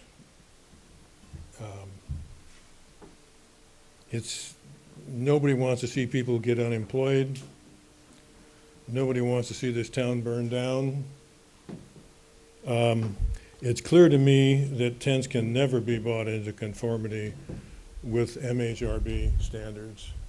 I've read them carefully. Anybody that reads them carefully realizes there's 6 or 7 items on there that cannot be met. It's also clear that more water is consumed because of tents being allowed more meals to be served, dishes washed, toilets flushed, floors mopped, which diminishes the water table across the entire town, leaving owners of property whose wells run dry to purchase water. So we're holding the bag. At the same time, restaurateurs are profiting from our holding the bag. I'll tell you, during the pandemic, now I live in the middle of Restaurant Row on Lansing Street. My wife and I had to buy $12,000 worth of water. And there was nobody offered to help. The point is that more meals means more money being drawn, or more water being drawn down. So I asked Ryan Rhodes, and he replied in an email on the 23rd of this month, how many wells went dry during the pandemic? He said, we did a survey, reported 35 dry wells. Remember, people are required to report what they extract, not that they have a dry well or that they buy extra water, which I take to mean he thinks these numbers are low. And then he goes on further. One restaurant came to me last week asking for bottled water and said that they have major well problems, but no further. Could it be we're already running low on water this year when we've had near to record rainfall? So what is this going to happen? What does this mean to us? We are staring straight ahead at a time of the year when wells run dry and fire danger is at its greatest. As a consequence of the excessive draw of water by restaurants, the numerous owners of property in town with dry wells or diminished levels of water will have at best a diminished capacity to protect their individual property in the event we suffer a Lahaina-like event here, which our circumstances vividly mirror Lahaina's before the disaster there. We live, work, and sleep in tinder-dry buildings surrounded by massive amounts of tinder-dry fuel, which the state park can't mow until nesting birds are finished with their business at the end of August.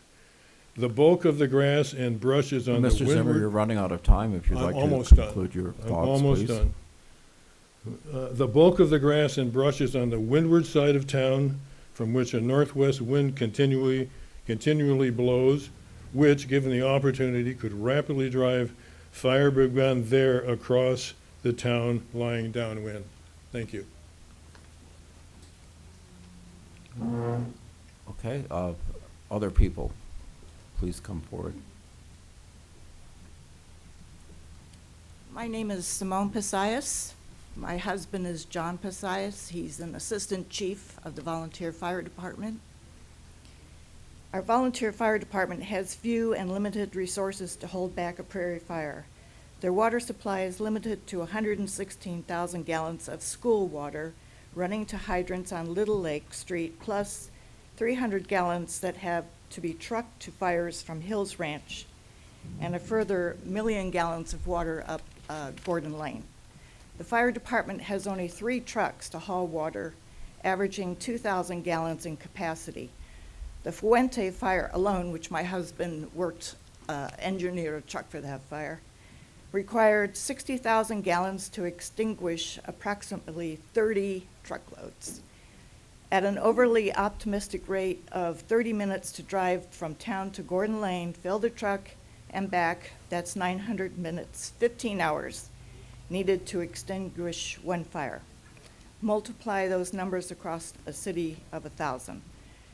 Restaurants want to continue to ride the tent train for another year at our peril. Allowing them to do so tramples on the American political aspiration that all people are equal in the eyes of the law, choosing instead to be more equal than others before MHRB regulations, which we others are obliged to adhere to. We, the county itself, dare not risk the potential for the loss of life, income, property, and taxes that is inherent in roasting this particular golden goose. Thank you.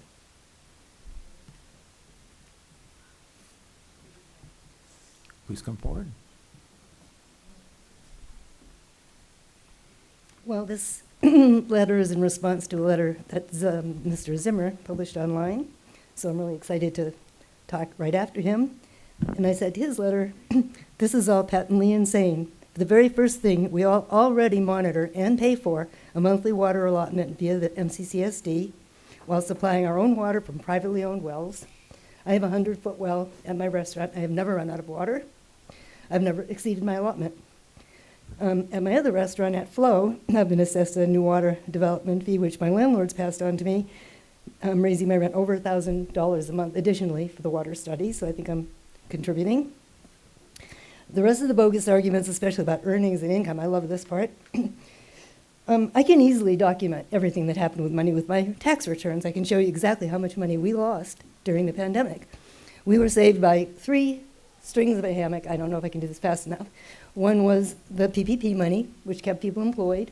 The people we kept employed, we did the Great Plates Delivered program that Ted hooked us up with. That kept me paying the bills because the PPP money could only be used for employees, rent, and utilities. They could not pay vendors. All of our vendors were dying on the vine also, 60 days out. Couldn't pay your sales tax. I had $40,000 in overdue sales tax.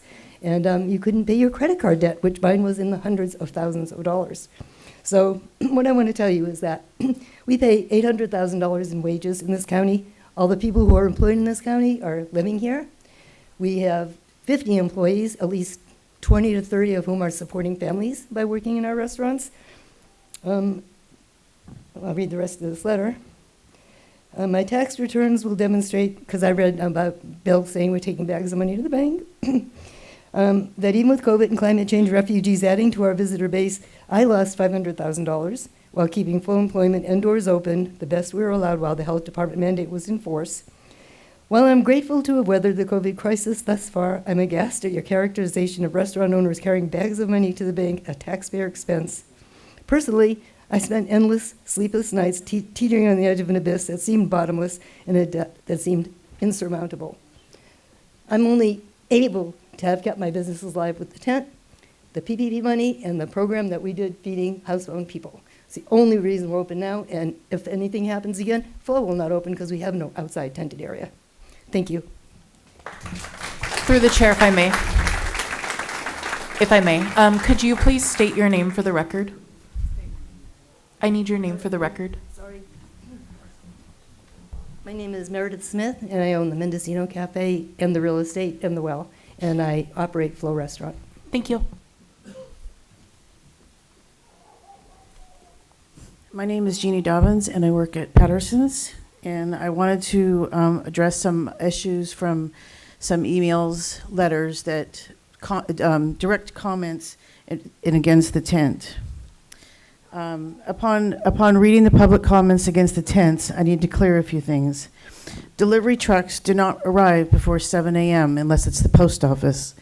Trucks need to drop off goods. This has not changed in decades. Corner of the Mouth, Trillium, McCallum House, Flow, Good Life, Cafe Beaujolais, Mendocino Cafe, Luna, Frankie's, and Trillium all have street parking deliveries. Patterson's has additional seating, yes, but we have never had 64 bodies in the garden at one time, nor would we allow it. Our kitchen is the same size. We cannot accommodate that kind of crowd. We monitor this very closely. It is not a free-for-all. We would not subject our staff or our guests to such nonsense. Parking has always been an issue in Mendocino for many, many years. This is nothing new. In fact, on weekends, most folks that come to the pub and the Good Life are on foot, walking from their inn or their Airbnb. We all do the best we can regarding parking. Additional seats are not the cause for Mendocino parking woes. COVID is on the rise again. Outdoor seating is a must. We are not looking for a free ride. We are very hardworking people providing a very real and necessary service for visitors and locals. Our water usage has increased by less than 100 gallons per day. Patterson's has been keeping metered water reports since 2001 and have documentation to prove this. Patterson's has low flush toilets. We have self-serve water in 4-ounce glasses as not to waste, and we have a water-saving dishwasher. Patterson's has a grease storage box in which we dump all our grease, and it's picked up as needed by Sequential for recycling. We also have documentation on this. Water has always been an issue in Mendocino. The extra seating has nothing to do with that. Eliminating outdoor seating is not going to fix the problem. Developing a water system will. The pub is ADA compliant, both indoor and out. Patterson's closes at 11 p.m. It's not a late night bar. We are asking the board and the planning department to please work closely with each tent site and help us develop a workable outdoor dining plan. Thank you.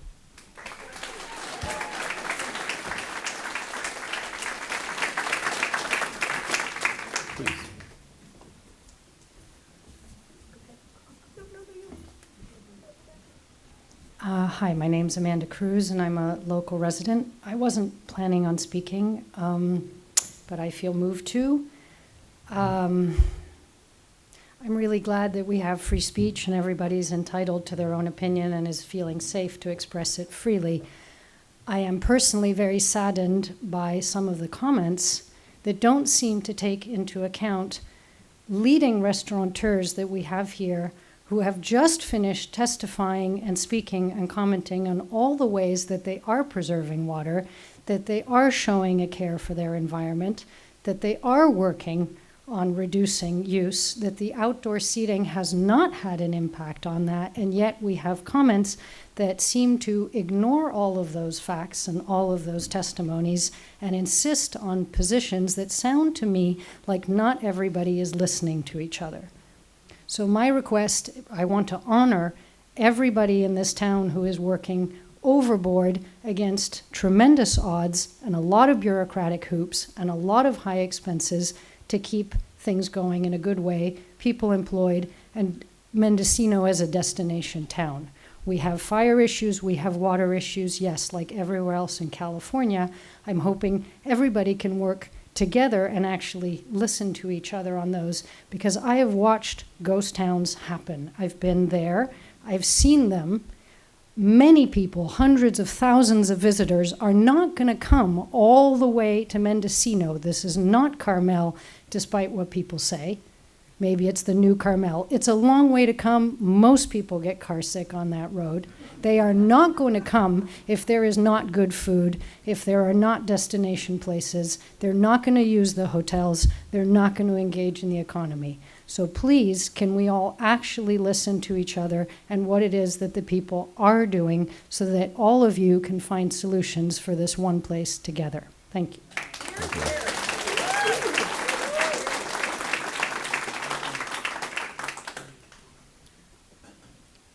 Hello, I'm Ellen Beekner. I'm not contagious, I'm just vulnerable. I have permanent lung damage from a near-death experience last year. I will never be able to dine inside again, but this mask is enabling me to be here today. Amanda, thank you for speaking first, because it actually really lends itself to what I want to say. First, I want to thank and commend this Board of Supervisors for taking the practical approach for public commerce and for public health, and for setting a plan forward that sounds like we're going to try to avoid drowning ourselves in a glass of water by thinking larger, by thinking macro. I've been giving this a lot of thought, especially from hearing about some of the incivility surrounding some of these conversations in the community. I want to thank and commend our heroic restaurant owners. I know what it took to get through COVID. We're still exhausted. We didn't have to do nearly what they did. I, by the way, am one of the owners at Fortunate Farm. And so we helped feed the community during that time. And I have to tell you how lonely it was to stand there and try to figure out how to continue to serve the community. It wasn't about staying alive financially. We all took a huge hit financially, from which many of us have not yet recovered, to stay open during COVID. We did it to build community, resiliency, to give our communities a sense of hope. And I just want to remind all of us as we go forward that the little decisions we make now are going to have a huge effect as we go forward. This is not the end of this pandemic, and this is by no means the last pandemic. It's just one indication of many things that are to come. And small towns such as this one still have the ability for eye contact and empathy and personal relationship. And we need to remember, please, I beg all of us in this room, but especially the Board of Supervisors, to heed that bigger picture. Small towns have to pave the way for the huge corporations and the huge urban centers where people cannot bend, they can't listen to each other, they are stuck attached to their petty entitlements while the planet burns. We need to be a shining star of hope and resilience and be a model for the places that need to see it. And I know that sounds overdramatic, but I know that a lot of people in this room understand exactly what I'm saying. Please, how we do things is how we do things. And what we decide right now is going to determine not just what happens down the line, but who we will be while we're doing it. So let's continue speaking to each other with respect and kindness and keep our eye on that macro moment.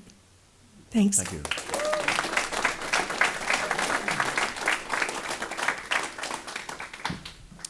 I'd just like to make one additional comment, if I may. We will have a board meeting likely on the 25th of September, likely at the community center at 5 o'clock in the afternoon. And we will be agendizing not the issue of tents, because for the MCCSD that is not an issue. But we will be agendizing a discussion of the requirements for expanded use.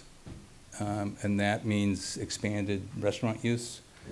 And there are not only water issues, but sewer issues involved. And so we would encourage all of the restaurant owners to contact our office, to come down and meet with us, and certainly to attend that meeting on the 25th so we can engage in a meaningful conversation on how to move forward during this next year. Thank you.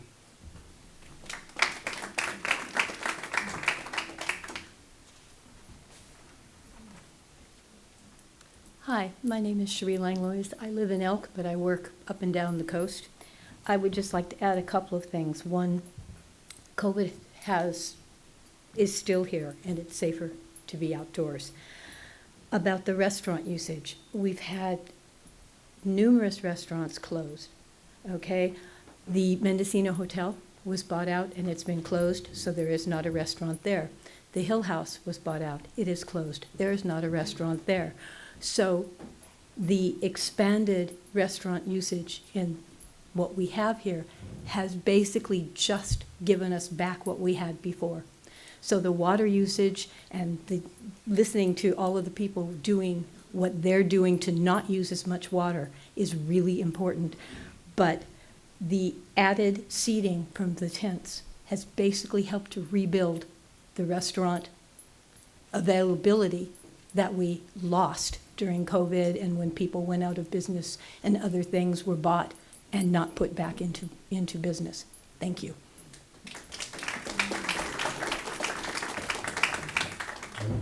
Just in the interest of time management, how many other people want to address the board today? Okay, that's good. We're getting towards the end. Hi, my name is Ed O'Brien. I have served on the review board. I've served on the Community Services District. And the way this town works is basically on small districts. I think they are done by volunteers. They're done by rules that they've been trying to work out for years. And they've all been trying to do the best they can with the resources that they have. One of the only things that we own in this town, besides a few fire trucks and a couple of firehouses, is a sewer system. And we make sure that it keeps growing over all the years by paying our fair share. It's difficult to say what that fair share is. We've worked on it very hard, but all of these expansions are going to have to pay more. That's just a fact. Otherwise, we fail, and when we fail, everybody loses. The fact that there's a water shortage now and in the future is a fact. It's not even. It's all over town, but it's here, there. Again, the Community Services District looked for water. We had the water wars for years trying to find it. We didn't. We didn't find enough water to support this town in the way that we wanted to. We realized what we had to do at that time was to monitor the groundwater that we do have. And it always seems unfair because somebody else has more, somebody else has less. But it's a fact that this is something that we have tried to do as a community. I think that when we talk about these rules from afar, I think we have to remember they're being done by people that we know, and they're doing the best they can. I respect the fact that many of these boards have been working on very few people instead of the 5. They only had 3 sometimes. So I think you have to respect these people that have done this work, and when you see them, thank them, because it's not easy. I thank you very much for coming to Mendocino. Thank you.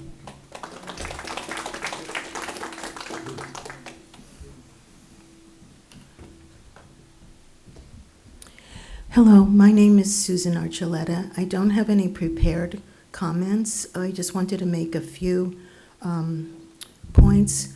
One is, I think we need to look at this water shortage and sewer problem like we would look at a food chain as kind of ecological. Everything's interconnected. It is not just the restaurants that have anything to do with causing or solving the problem of water and sewage. My father bought our first family house in Mendocino Village in 1964. And as I recall, over the years, there were water problems. There were sewage problems way back then, probably before then. There have also been there's been a huge increase in building houses, large houses, developing property.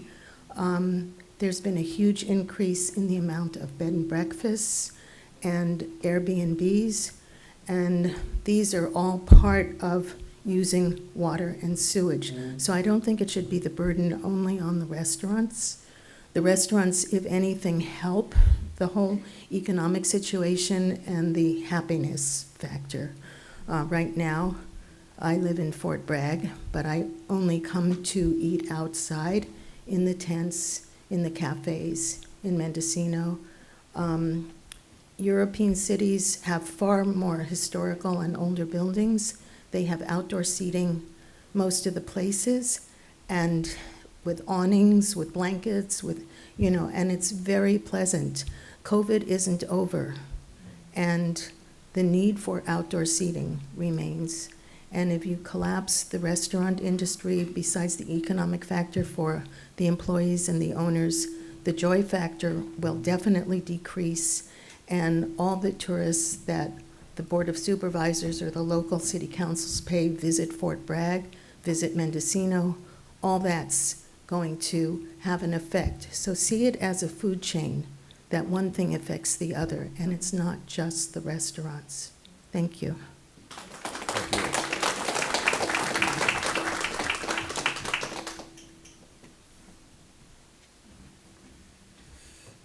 Hello. Thank you for being here. My name is Bob Simiotti. I own property here. When I go to Patterson's, I don't drink water. But Ted wanted us to not be redundant, but I do want to agree with, if the tents go away, it's not going to solve the water problem. So we know we have a problem here, and we will address it. I appreciate everything that the Historical Review Board does. I appreciate everything that the Sewer District does. I would like to see an expansion of there's some purple hydrants in town. I'd like to see a program where we could expand that throughout the town. That water comes from the Sewer District. I'd also like to see that we try to conserve more water. There's 2 public restrooms. There's one on Heiser. There's one down by the Fort House. Over in the Sierras, they have these waterless urinals. They work really well. So I'm thinking it's a small thing, but we need to incorporate things like that. And we just remodeled the restroom here on Main Street by the Fort House. We should have waterless urinals, I think, in our public restrooms. Lastly, I would say we should be looking at some of the data. So is there data that shows that we've extracted more water since the tents went up? We should be looking at the load that we're putting on the sewer system too. If we're hauling water in on the outside, are we recording that and logging that? Because that puts an extra burden on the sewer system, which is very important to us. And I just want to say, yeah, sure. If we're adding to the burden, then we're going to have to pay for it because we want to support our sewer system. Thank you very much.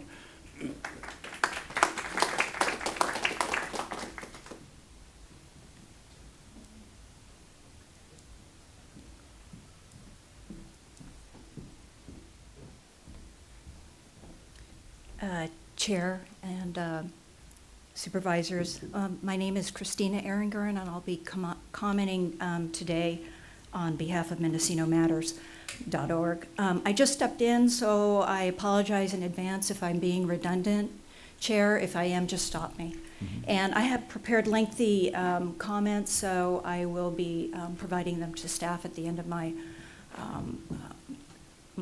oral, and I'll try and truncate them as I go.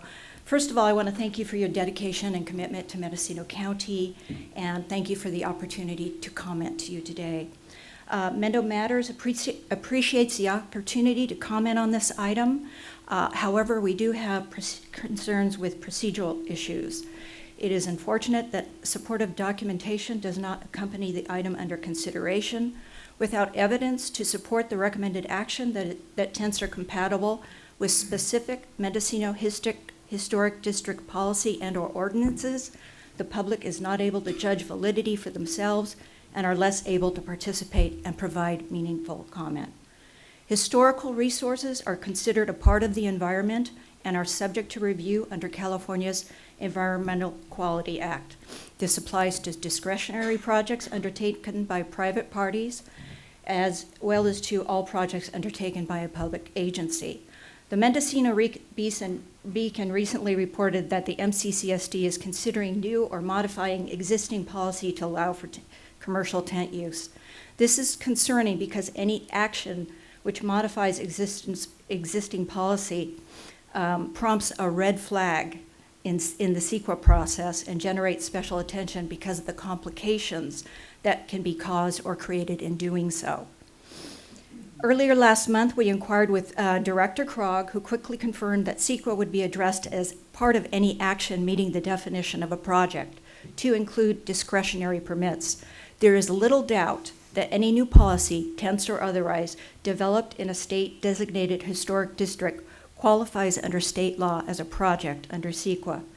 We contacted the good director again on last Friday to inquire with where the county is in terms of compliance and have not received benefit of a reply to date. Additionally, the matter was never discussed at the MHRB meeting last night. We are seeking determination of lead agency and confirmation that the Office of Historic Preservation has been made aware of potential for changes to existing policy which have the potential to affect Mendocino's protected historic district. How am I doing? Oh boy, I have so much more to say.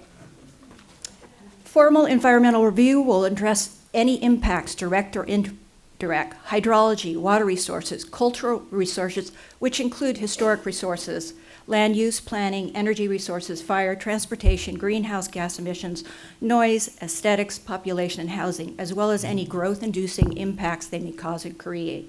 These will need to be addressed under CEQA and wherever possible, mitigated.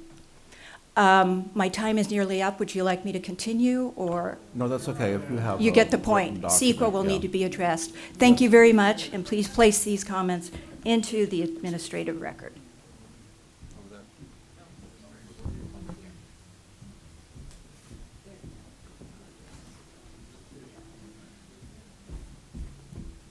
Good almost afternoon, board. Adam Gaska, Redwood Valley resident. Besides being a farmer and rancher, I help manage the Golden Pig in Hopland, a restaurant that also, like many of you, have really suffered through the pandemic. So I really appreciate the help that you're offering them today. It seems like things are finally rebounding, and so anything that we can help with that momentum and really help people get over everything that they suffered through, that I really appreciate. Mostly I want to say thank you for pushing water up to the forefront. It's, besides what I do for work, I serve as the board president of Redwood Valley County Water District and as the agricultural representative of the Ukiah Valley Basin groundwater sustainability. And I know that firsthand how important water is. It is our #1 issue, and it will continue to be for the rest of the foreseeable future. It is a limiting factor of everything that we do and want to do, whether it's housing, our economy, and even the basic health and human safety and our quality of life.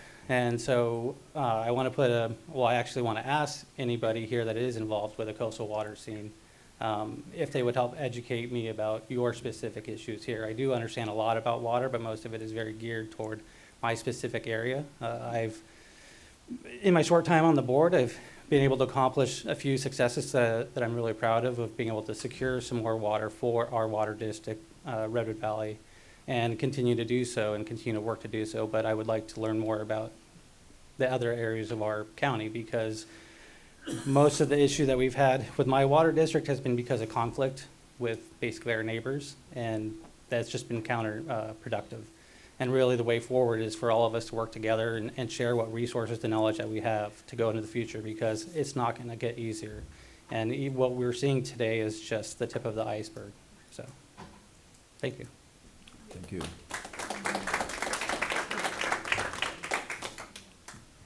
Any more public comment online? Okay. Carrie Shattuck.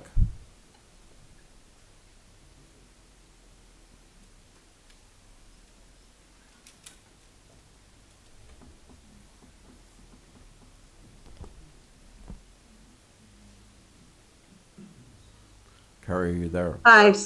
Sorry, I didn't have my hand up. Thank you.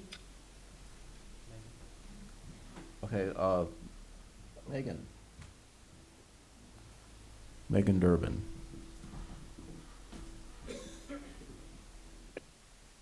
Hello, my name is Megan Durbin. I'm a senior planner with Wind Coastal Planning and Biology. Can you hear me? Yes. Okay, the timer didn't start, so I wasn't sure. And by the way, there's been some audio cutouts on the Zoom. I just wanted to speak, first of all, very grateful for the Zoom because I am stuck at home with COVID. So grateful that we still have this ability to participate this way. I'm also very grateful for the board's support of continuing the tents.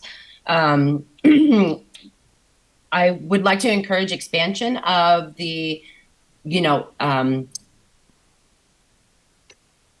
consideration of how the tent building permit ordinances are developed and streamlined, basically supporting Scott Ward's comments early on this item. There are other businesses outside of the village, and I know the village has its own set of challenges and difficulties to work through, but it would be great to have more streamlined and direct process for those areas outside of the village, so that they can also continue with dining tents. I feel the support for this overall concept, so I just wanted to speak to that, and it seemed efficient that those would be considered while also looking at it for the village. Thank you very much for your time and for being here on the coast today. Next, we have Jay Rosenquist.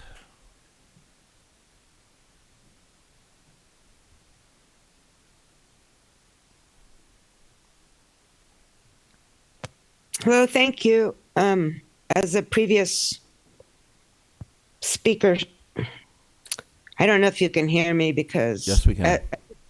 As a previous speaker said, the audio does go in and out, and I had tried to raise my hand several times to let you know I couldn't hear. Anyway, I know you're mostly talking about the tents in Mendocino, but I also understand that Princess Seafood in the Noyo Harbor is in the county as well. And there's an issue there also because if they don't have their tents in the wintertime, they have no inside dining at Princess Seafood down in Noyo Harbor. And so I don't know if your decision today is just about Mendocino. I wasn't clear on that, but I do appreciate the tents. I don't like the inside dining, and I think it adds to the ambience of these restaurants that have the outdoor tents, and I hope that you will go by Supervisor Williams' recommendation to maybe table this, having them removed, et cetera, for a year till all the parts of the puzzle can be put together. And thank you for meeting on the coast today. It's nice that you are all over on our beautiful Mendocino coast and can go look at the tents yourself today and see what those of us that appreciate the tents and the restaurant owners, et cetera, are talking about. And thank you for your time. Okay. Next, we have Gowan Batiste.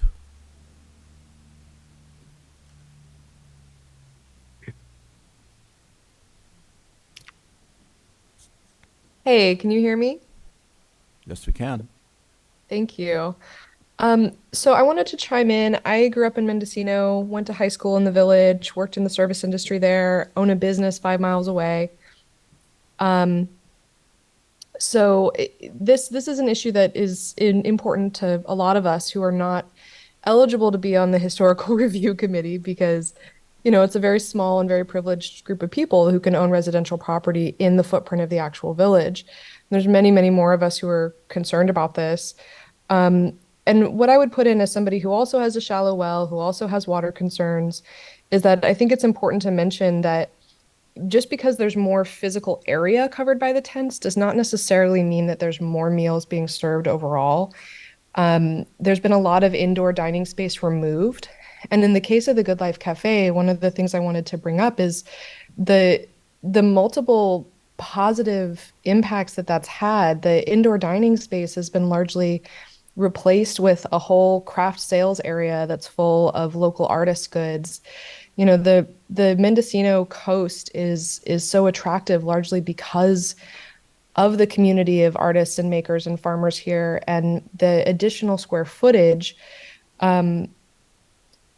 has increased opportunities for people to have their work seen, have farm stand present on the deck, have all of these other beneficial outcomes in addition to more space outdoors.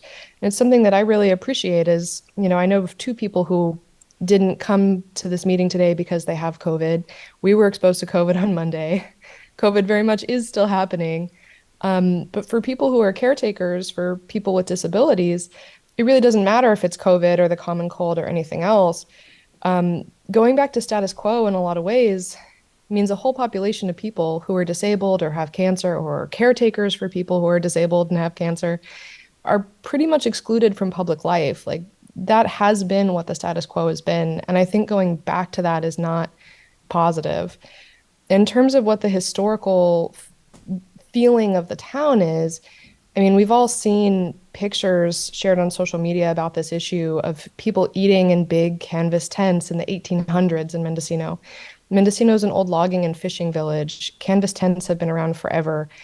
I hear everybody's willingness to replace them with something that's going to be more beautiful and more accessible, and I want to have that happen too. But I just wanted to bring up the issue about water and density. Is that yes, there's more square footage, they are bigger, the footprints are bigger, it takes more staff, which is great, more people running around serving tables, but it's not necessarily a gross increase in meal service. And when you ask the restaurant owners about their sales over the last 3 years, that seems to bear that out. They're not making radically more money because they have more seats now. If anything, their density's decreased a lot. Oh, thank you. Thank you. I believe that ends public comment at this point. Is there more? Move the recommended action. Okay. We have one more person. Your microphone doesn't seem to be on. All right. Yes. There we go. Oh, Carrie Durkee, I'm glad to be here. I'm so glad you're here on the coast. Thank you for all the work you've done to get it to this point. You know, it's not like we just made this up. You know, people expressed how long everybody's been working on this project. And I'd also like to commend the owners of the restaurants and the managers who've done such a good job at creating resilience, community, making it possible for the community to have a place to gather. I can't believe the amount of work that has gone into making it, you know, like they had to put up the tents, change everything around, you know, every day something would be different. So I'd also like to acknowledge the real issue being water and how you are proceeding in the future to work with this. And what I'd really think is positive is that what you presented is a way, Ted especially, to go forward with all people combined, you know, accounted for. So let's hope we can make that happen. And with most of the comments today, people appreciate what we have, and we need to go forward in a positive manner. So thank you very much. Thank you. Okay, one more person. I'm sorry, Callie Dim, owner-operator of Little River Inn. My fabulous land use consultant, Amy, just told me that this proposed action is only for the tents in Mendocino proper. No, it's actually the entire coast. Never mind, thank you. Additional comment? Please. Teddy Winslow, and I just wanted to say one thing in regards to the situation with water. If you shut the businesses down, we can't help you raise money for the solutions. Now, as businesses in this town, none of us want to run out of water. We're not trying to use more, and we're not trying to create more of a fire hazard for anybody in this town. None of us want it to burn down. We also are willing to charge the visitors for helping us infrastructure, like improve the water infrastructure in this village. They should, as visitors who are drinking and flushing our water, help pay for it. So as Board of Supervisors, please consider implementing some kind of precedent for us to be able to raise the money for you guys to help our water infrastructure survive or be improved. We're happy to do that. We're happy to pay our share of the taxes. We're happy to charge the customers their share of the taxes for raising this money for this water. Thank you. Okay, well, I think we're done with public comment at this point. So now we return to the board, and I believe someone had a motion. Williams was the maker and Mulhern was the second. Okay. Further board discussion? Supervisor Jordy.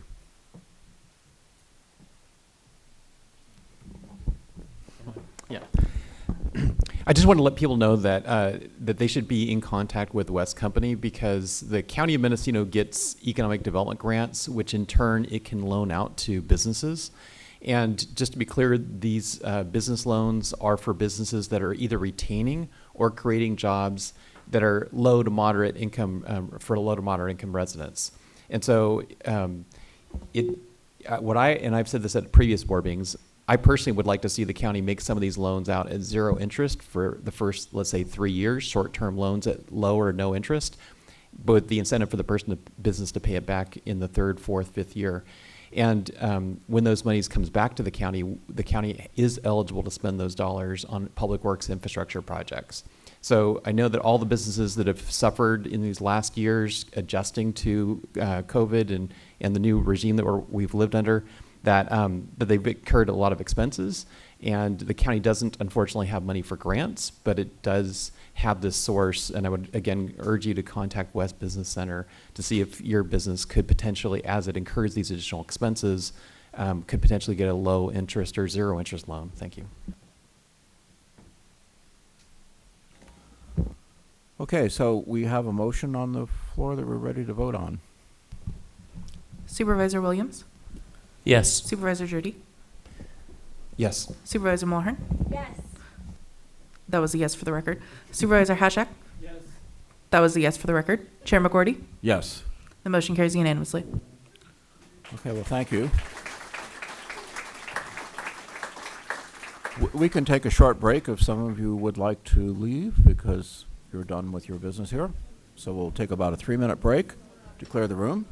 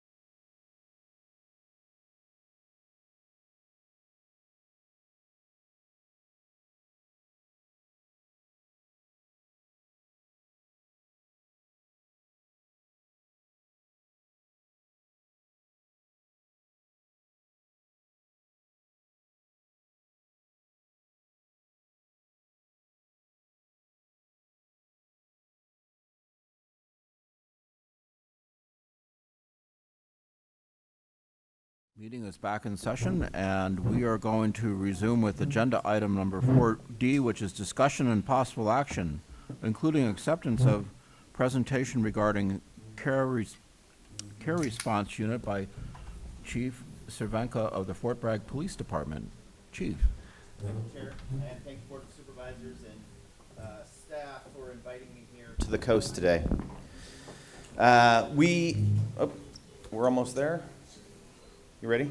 Yep. Okay, so I will be discussing the care response unit, the Fort Bragg model, what we're doing for homelessness, drug addiction, and mental illness in our community. I'll be discussing how we got here, where we are, and where we're going. It all started with a Marbut report back in 2018 that the county commissioned and spent tens of thousands of dollars on to give us ideas on what to do with the homeless. We know Dr. Marbut is a controversial figure. Several of his recommendations made sense when combined with our values and principles. In 2021, a grant was found and applied for which started the original care response unit to address homeless in a new way, and that was spearheaded by Mayor Norvell and Captain O'Neill of the police department. So of the 28 recommendations, 14 apply to us in some way. We don't restrict ourselves to the literal interpretation of each of these recommendations. For example, number 11 is zero tolerance approach to encampments. That would imply that every single violation will be enforced criminally. We look at it as every encampment will be addressed. Occupants will be engaged by police officers, code enforcement, and social services liaisons of the crew team. We focus on solutions, not symptoms. We have a framework of wet noodles. That means that we're not rigid or structured in any way. Nobody has an ego to make sure that their plan is the best plan or their plan works. We have great coordination between city council, police staff, and the rest of city staff. And when something doesn't work, we're able to move it just a little bit like a wet noodle. So what is CREW? The Care Response Unit began simply as a crisis unit for the homeless and expanded greatly over the last year. It was originally funded through a grant from the California Department of Healthcare Services. They do mental health follow-up, so 5150s, if they've attempted suicide or had suicidal ideations where they went to the hospital, when they get out, our team will follow up with them, make sure they're getting the care that they need. They connect to services nationwide.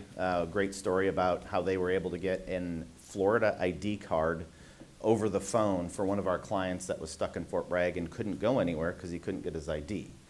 So if you've ever tried to deal with California DMV over the phone, trying to deal with the Florida DMV from California is incredible that they were able to convince the Florida DMV to send a replacement ID for this gentleman to the police department so we could get it to him so he could start getting the services and getting back home, which is what he wanted in the first place.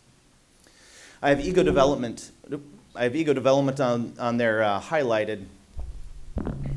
Thank you. Ego development on their highlighted. It started with one of my instructors in the post-command college, Eric Mead. He's a futurist and he wrote the book Reframing Poverty. Uses sociology and psychology comparing ego development and social class, and why we can't ever get ahead, and why throwing money at a problem doesn't work. You can give everyone $1 million, and in 5 years, you're going to have the poor again, and you're going to have rich again. Ego development helps people think about the future and not about survival, not about where their next meal is. If you've spent the last 5 years living in a tent, just working for your next meal, it doesn't matter what services somebody hands you. If you're not taught to think about the future and save your money and look forward to next year, 2 years, 3 years, you're going to stay in that same cycle forever and ever. We also operate the extreme weather shelter, and our team responds with police officers, but they do a lot of proactive work. And that's what makes this team work, is it's in the field. They go out, they have their clients. There's a lot of services in California, but they all require appointments. And when you're working with people that are worried about their next meal, they're not thinking about an appointment a week from now. So our team keeps track of those appointments. They drive them to court. They drive them to their appointments. They check up on them throughout the week and make sure they're still following through with the things they need to do to get to the next level. Also, they have simple things like camp chairs in the back of their van that they can sit down at a campsite with somebody and talk to them eye to eye, person to person, which creates that rapport, instead of somebody standing over the top of them with a clipboard. Who is crew? Hannah Inez and Jeanette Ornalis. We're staffed by 2 full-time social services liaisons. They are not social workers. We call them social services liaisons because they know where every other service is and they know how to connect people. They go to the field, they walk them through the process, they walk them through the applications, they get them the help that they need. They have backgrounds in education, psychology, and behavioral services, and they are trained in crisis care, which also helps us because they're part of our peer support team and our crisis management team. So, the numbers. They really got going in July of last year. It started in about March of last year, but infrastructure and logistics and desks and vans and training, they really got going into July, so we took last fiscal year for our statistics. So they helped 321 individuals, with 47 of them requiring more than 10 hours of service. So they needed more than 10 hours of help per person. And we're not the social services. We're just connecting people to social services. So if you can imagine those folks that required more than 10 hours, there's no way that they would have been able to make all these appointments on their own and get the help that they needed. 22 homeless individuals were reconnected with family and friends through our Homeward Bound program. And what that is people get stuck on the coast. The buses stop. They can't go west anymore. They get to the ocean and then they just get stuck. So the Homeward Bound program started as a bus ticket program to get people to where they wanted to go.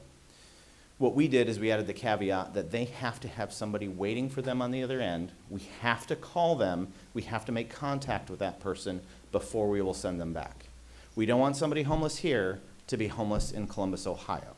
We want them to be going somewhere where they're going to better themselves. Research has shown that the highest rate of recovery from homelessness involves family and friends. So if we can send them back to family and friends that are willing to help them, they have the highest chance of recovery and leading a better life. We got 16, well now, since I sent you this, we're now at 18 into rehab. In fact, one of our crew team members drove somebody to rehab this morning before the meeting over at the Ukiah Recovery Center. So 18 people into inpatient recovery. The Plateau Move-In. The Plateau is a wonderful program and an experiment in Fort Bragg involving permanent supportive housing, senior housing, and workforce housing. And several of the crew's clients were moved into these permanent supportive housing units. Hannah came to me the day they moved in because she went to check on them and make sure that everything was okay and discovered there was no furniture, no beds, no bedding, no kitchen items, no food, no toilet paper. They were completely empty homes that they moved formerly homeless people with nothing into. So if you can imagine, if you can put yourself in the place of these people that were waiting and waiting and waiting for this beautiful home and they were finally going to have someplace to live and they get moved into a cave with nothing. Hannah brought it to my attention and immediately crew jumped into action. They got a needs list from every person. We worked with Mendocino Coast Healthcare Foundation, and Mary Kate was gracious enough to find tens of thousands of dollars in grants and donations, where we purchased tables, chairs, beds, bedding, kitchen items, toiletries, the needs to get them going and to make them successful. And then crew organized volunteers from the police department, public works, the community, and we did a big move-in, and we furnished 25 homes to make them be successful. We didn't want any, this was a huge hit to them, and in the homeless community, there's always, it's just one more thing. It's one more thing. It's the straw that broke the camel's back. They finally get to where they're going, and it's not what they thought. So we wanted to make sure that they were successful, and they were happy, and give them the highest chance of success. And then Hannah and Jeanette stayed with their clients for about another month and a half, to make sure that the other social services there were taking care of them and had taken over their cases, and then we could move on.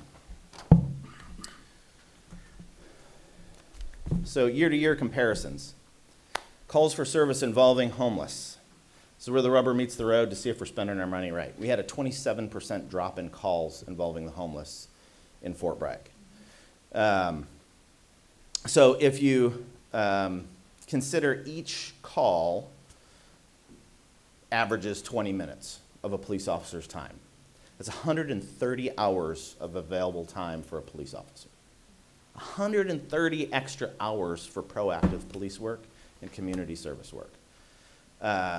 It's, many programs are considered successful if they show any improvement, even imperceptible to the public. This crew program has completely changed Fort Bragg. It improved many people's lives with compassion and concern while promoting ego development. This is teaching, not enabling.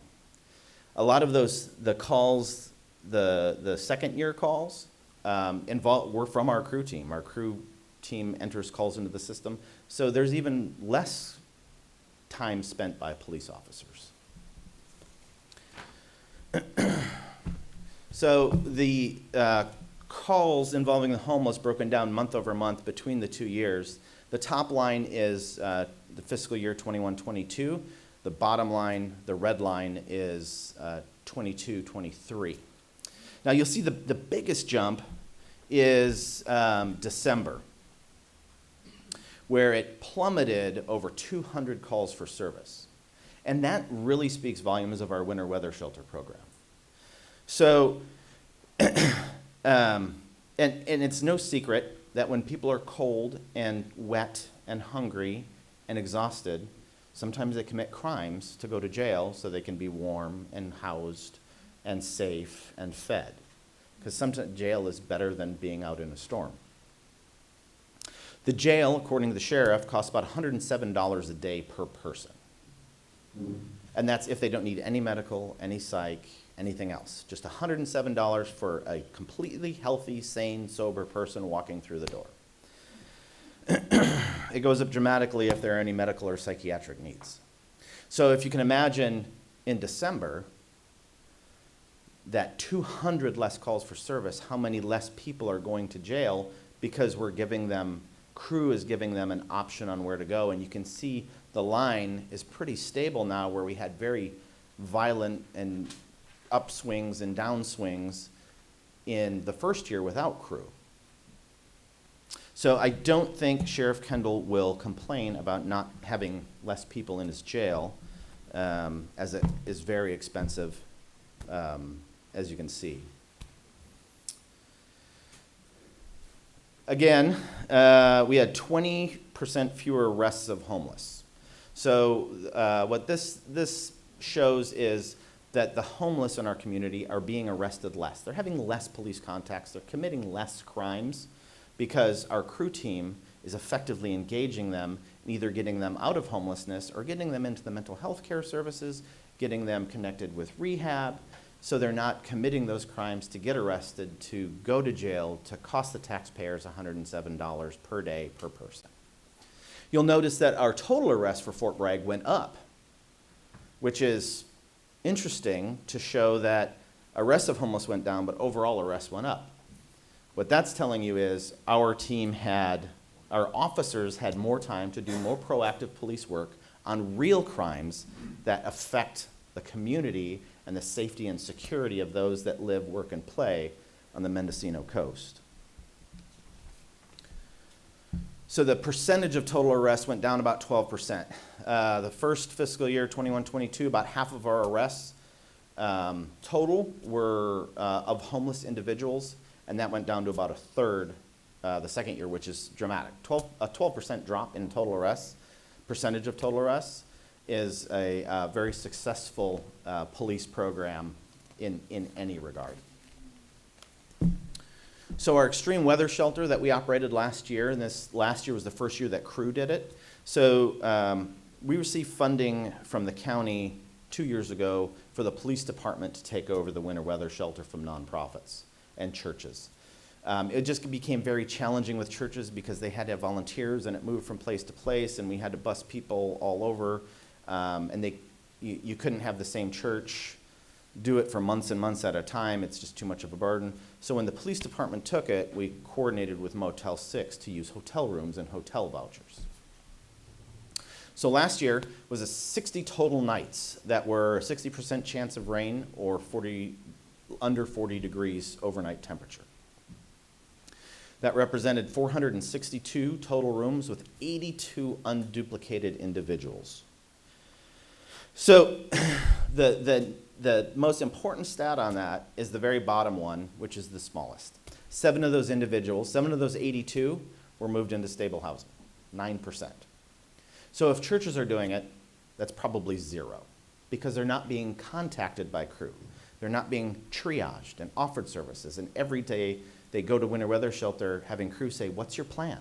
What's your plan for tomorrow? What's your plan for next week? They're not doing any ego development. Our crew team is. And that's how you get those 7 individuals out of this circle, off of this wheel, and into stable housing. And we recently applied for this year's winter weather shelter with BHAB funds through the county again. So we had some unexpected consequences with the crew program and our work with homeless. Our DUI arrests went up by 277%. Traffic collisions went down 25%. Why? Because we had 130 extra hours to go do police work. Instead of police officers getting called by people about people sleeping in their yards and homeless going through garbage and all those community nuisance calls, they're not existent anymore. So police can go find people that are killing people on the roadways and spending their time in traffic enforcement. And we're going to get back to that traffic collision stat in a little while and why that's important to everyone. The other thing I noticed is my police officers deal differently with the homeless population now. After 23 years as in civilian law enforcement, coming up on 24 years, I can tell you the most frustrating thing is being tasked with a job and not given the tools to do it. We are community's problem solvers. At 2 o'clock in the morning when there's a water line break, the police go out because the water department doesn't work at 2 o'clock in the morning. So when we have a social dilemma like homelessness, the police get involved. And it creates that frustration because there's nothing to do. We can give them a card, we can give them all the social services information, but they lose the card. They don't make their appointments. It's just this never-ending cycle of repetition with the criminal justice system, and they don't need to be in the criminal justice system. So now that police officers have crew and have this immense tool, they talk with compassion and concern, and they try and get these people out of their situation and say, let us help you. Let us introduce you to our crew team. And then they do those warm handoffs with our crew team. It's wonderful to see. And the coolest thing for me is having defense attorneys call the police department asking for help with their clients, because in all my years of police work, I've never had a defense attorney call me and say, can you please help my client? Which brings us to Project Right Now, which is our newest grant funding. And the way this worked is it's through the California Department of Health Care Services. Again, they didn't offer the grant that we got crew with, but they offered this youth opioid resistance grant. And we were able to, because crew team was already doing most of the work, we applied for the grant, and it paid for 1 crew team member and success coaches. The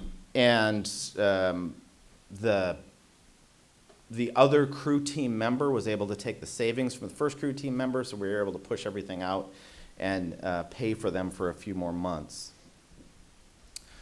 So the Project Right Now grant began in April. It was a $345,000 grant. And we identify those with substance abuse disorders or at risk. We work with DA's office, public defenders, probation, parole, substance abuse counselors, mental health, schools, and rehabilitation centers. And when I say we work with like schools, one of our success coaches, and our first success coach was Bethany Brewer, and she goes to the schools. She meets these kids at their level. She gets them into the gym to give them alternatives. She is giving them a positive adult role model that is non-judgmental, that can hold them accountable, that they'll talk to. Project Right Now has trained dozens, if not hundreds now, in Narcan use. We did research at our high schools. We did some surveys, and over 60% of the seniors know somebody or themselves are opioid dependent or use opiates, and they're afraid of overdose. So this is impacting our community immensely. But a lot of these kids don't trust the police. But by having a unit in the police, they get the authority of the police. We do the background checks, we do the vetting, we do all of the hiring, and they're police employees, so they have access to our systems, and they have access to all that history, but they just wear regular clothes. They're just regular people. So our community can interact with them much better. And PRN has served 21 clients already. So I want to give you a few stories of crew. John, all these names are not real. John was relocating to Fort Bragg from Sonoma County, and things didn't work out, and he found himself homeless. He contacted Crew, who put him into the emergency weather shelter and then assisted him in supportive housing. He wrote a letter of support for Crew for the HAP funds and said, Crew, quote, is invaluable to anyone needing reorientation into the community. Emily gets us. Emily had a young daughter who was diagnosed with a life-threatening illness. The overwhelming stress led to an opioid addiction. Addiction led to her divorce and losing custody of her daughter. Addiction continued to spiral in her. She lost her housing and became homeless. She was arrested several times due to her homelessness, substance use, and domestic violence. Crew stepped in, linked her to a domestic violence support, and got her into residential treatment at the Ukiah Recovery Center, who is a great partner to us. She now has over 100 days sober. She's living in a sober living environment, so she's moved out of rehab and moved into that living environment. She's starting to have contact with her daughter again. She's going back to college. She's successfully completed all of the court requirements, and they closed the case. She is no longer in the criminal justice system. Laura began as a referral from probation. She was a meth-addicted offender who was pregnant. Laura's mother was in prison during her teenage years. She grew up in an environment of substance use and abuse. Laura began using drugs as a teenager and saw her boyfriend murdered in front of her over drugs. Crew assisted Laura throughout her pregnancy and helped her find sobriety. She got her driver's license, and Crew assisted her into low-income housing. Laura delivered a healthy baby and is thriving as a single mom with support from Crew. She is back in school to finish her high school diploma, and Crew has broken a cycle. Henry had 78 contacts with Fort Bragg Police Department. His first arrest was when he was 11 years old and taken to juvenile hall. He grew up in a substance use and abuse culture, leading him to be a father in his early teens. He spent several years in prison as an adult. When he was out, he violated parole and ended up back in custody, which got him into the Project Right Now program as a referral. The DA approved day-for-day credit for him if he went into a residential treatment facility because most of his charges stemmed from drug use. Crew picked him up from jail, drove him to rehab. He is now sober, finishing his high school diploma, and testing with CAL FIRE. So, what we need funding. The grants and allocated funding for Crew and PRN will be exhausted June 30th of 2024. Measure B, in its language, is to be used for, quote, the specific purpose of funding services, treatment, and facilities for persons with mental illness or drug addiction, end quote. Almost all of our clients in the Crew program suffer from mental illness or substance use disorder. In fact, when I asked them, of the 321, they could think of one that did not have mental illness or substance abuse disorder. It was somebody that had lost her job, fell in hard times, moved into her car, was there for 2 months, got out of homelessness on her own, and moved on. So 1 out of 321 did not meet this criteria under Measure B. CREW is the bridge from the street to services to wellness. So our annual operating expenses for 2 social services liaisons is about $300,000 for salary and benefits.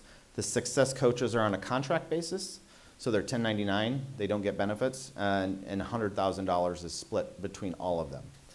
So in all, it's about $430,000 a year, and then 4 years would be $1.72 million, because I can tell you I am growing weary of begging politicians for money. I have spoken with Senator McGuire's office, Assemblymember Wood's office,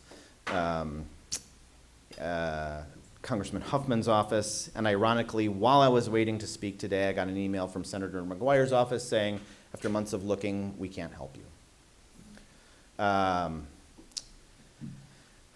We can spend the money to save lives, break vicious cycles, and improve our entire community, or spend the money on symptoms and repairs. That stat I gave you about 25 less collisions, that was about 40 collisions less in Fort Bragg because of our increased traffic enforcement, because officers had more time to go do police stuff. So according to the National Safety Council and their average of what a collision costs, that saved about $450,000 that year in collisions to the taxpayers, to insurance companies, and insurance companies don't take a loss. They just raise your rates. If we can bring down overall crash rates, then overall insurance rates go down, and that's where everybody in the community saves. Moving one person out of jail and into a 180-day rehab saves $20,000 for starters. That's at $107 a day, but it wouldn't be $107 a day, because if they need rehab, then they would need medicated-aided treatment, and they would need doctors, and they would need therapists, and they would need everything else, so that daily cost goes way up. Once sobriety is achieved, the mental issues can be addressed, which lessens the chance of recidivism. I'll remind you about the 21 participants in the Project Right Now program in only a few months. Again, Sheriff Kendall will not complain about having less people in jail. The use of grants is great for proof of concept. The Fort Bragg model was different and needed to be proven. I believe we have done that. In fact, researchers from UCLA called us to find out what we were doing because it is so unique. They saw our grant for the Project Right Now, they got a hold of us, and we had a Zoom meeting with a whole bunch of researchers because they got a whole bunch of money to figure out how to do this, and they're pushing plans out to the rest of the country. We need stable funding. We have proven what we will do with it. We have proven we will change and save lives with it. We have proven we will break generational cycles of addiction and abuse with it. We have proven we will benefit our entire community with it. Thank you for your time, and I'm happy to answer any questions.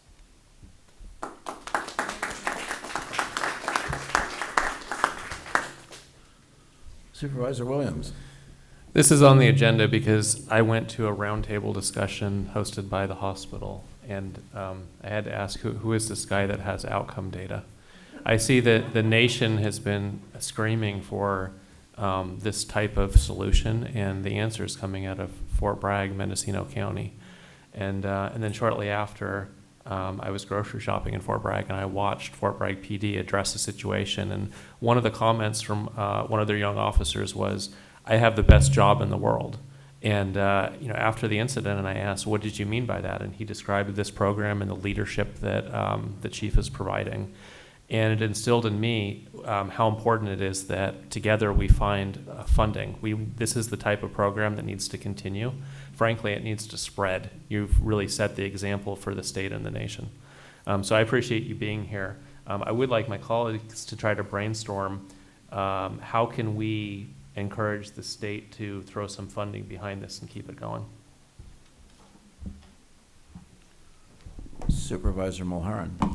Thank you. The chief and Mayor Norvell came to a homeless town hall that I had on a Sunday and shared more information about this program with me. So I appreciate all of the work that you're doing for the community. I think that as a county, we are going to see a reduction in homelessness in our point in time count. And I think that all of the work that's being done here on the coast in Fort Bragg and also inland in Ukiah with the Ukiah Police Department and their connection with social services and their team is incredible. And I think that we need to move this initiative to be countywide and likely through the sheriff's department in the way that we did with the crisis outreach and having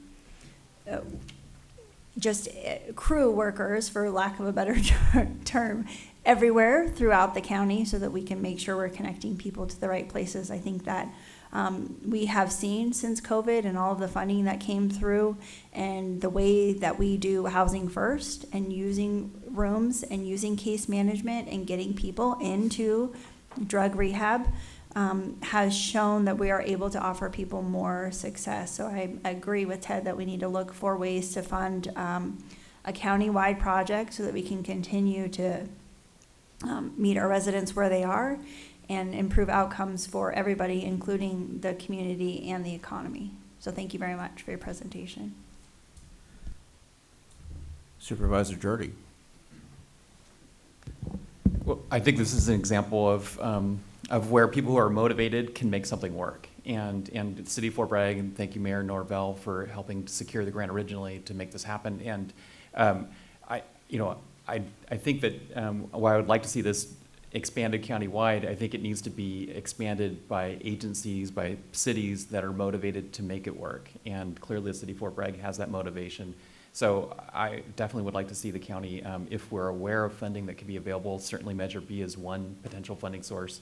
I'd like to see some funding go to this. And clearly when the voters voted for Measure B, one of the things that they thought they were voting for was to see less despair and chaos on the streets of their communities. And this is one of the best ways that I've seen to help address that.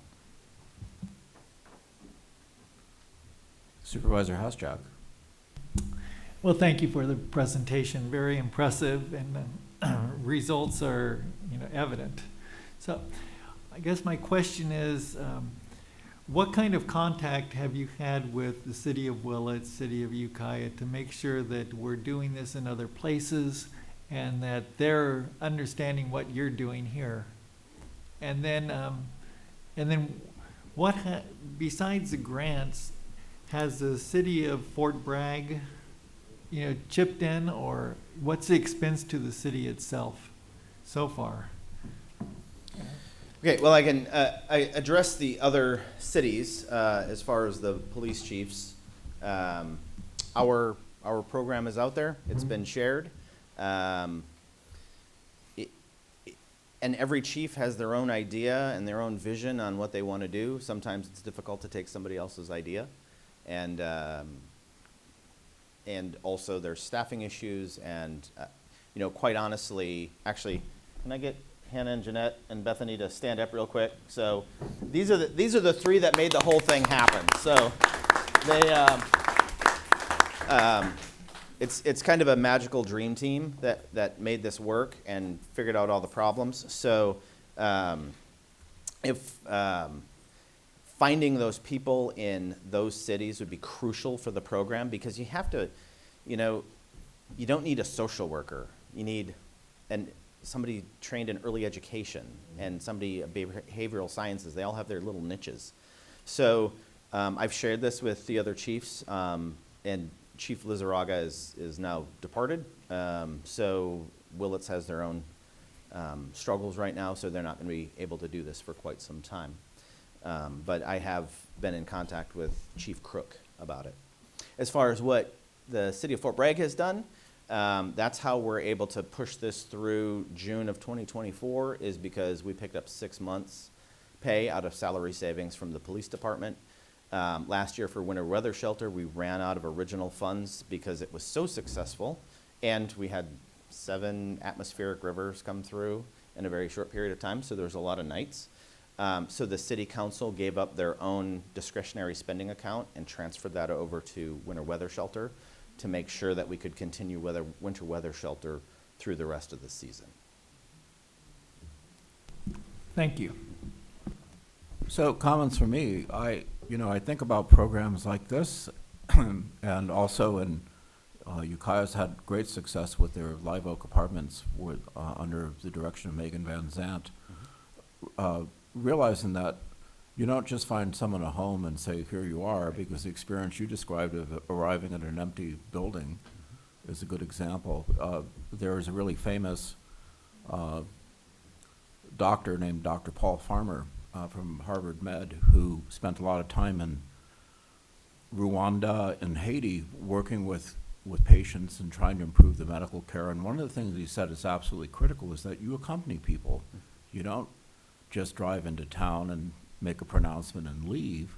You live there and you help people, because small things can make a big difference. And we're finding that with medical outcomes too in other cities, where people who are diabetic, if someone actually goes out and checks up on them and making sure that they're taking their medication, that they've got the right food in their apartment, the health outcomes are much, much better. So the concept of what you're doing and what Live Oak Apartments are doing clearly is how we work our way out of this problem.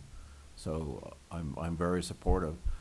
As much money as we're spending on what I call the addressing the homeless industry, which is a sizable amount of grants, I would hope that our board can find some maybe redirection of money that we're spending now that's not effective, and instead put it into programs that we have evidence are the right thing to do, like what you're doing and like the Live Oak Apartments. Those seem to be having positive outcomes. And I'm a scientist, I like data, and when we actually see something is working, or even if it's trending properly, then in my opinion, we should spend more resources on it and study it more to improve it. And in your own small way, you're making a difference, which to individual people is huge. So, okay, so with that, I think if the board members have no more comments, we can open it to the public. Oh no, Jen wants to speak again.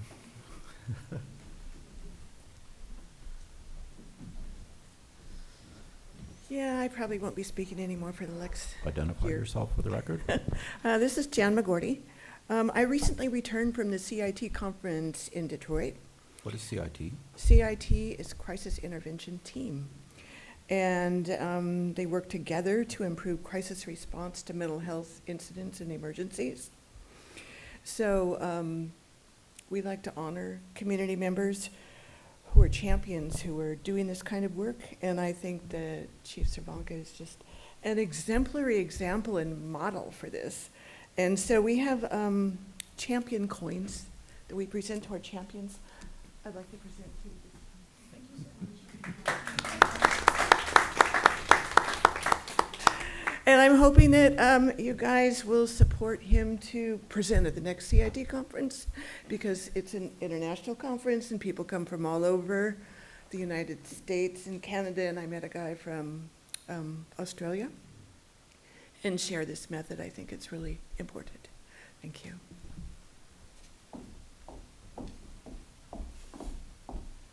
Hi, Sarah Bodnar, resident of Mendocino. I was watching the meeting from home, and as the police chief was speaking, I stopped what I was doing and was just glued to the screen, and then the video froze, so I drove down here because I had to say thank you in person.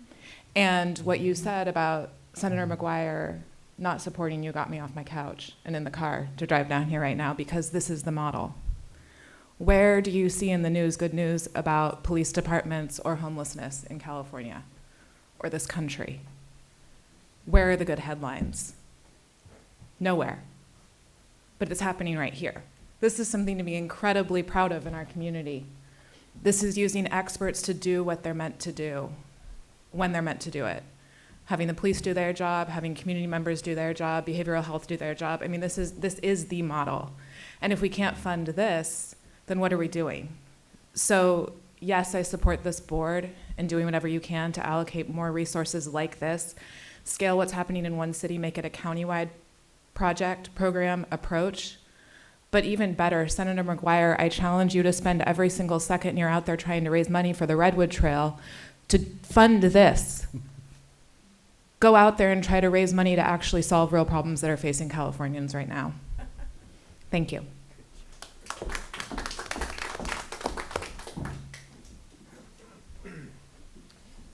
Good afternoon, Chair and Supervisors. Bernie Norvell, Mayor of the City of Fort Bragg. To answer a few of your questions, what is the City Council doing? We have given all of the non-discretionary funds that we have available. As everybody knows, the city does not receive state or federal dollars to solve these problems. That's why we're having to reach out. To answer Chair's question about what are we doing to get everybody else on board, I think it was about 8 months ago I sent a letter on city letterhead to every elected official in the county, all the incorporated cities, asking them to reach out to us, asking them to inquire what we're doing. Nothing we're doing is proprietary. We'll share all of our successes and our failures because we have had failures as well. But fortunately, we have the MO, and it's fully supported by the chief of, we always fail forward. That's the plan. We're not afraid to try. A lot of what we're doing, we got a lot of heat for in the beginning. I took a lot of pressure from the community that a lot of what we were planning, the Margaret Report, the recommendations that we adopted were inhumane.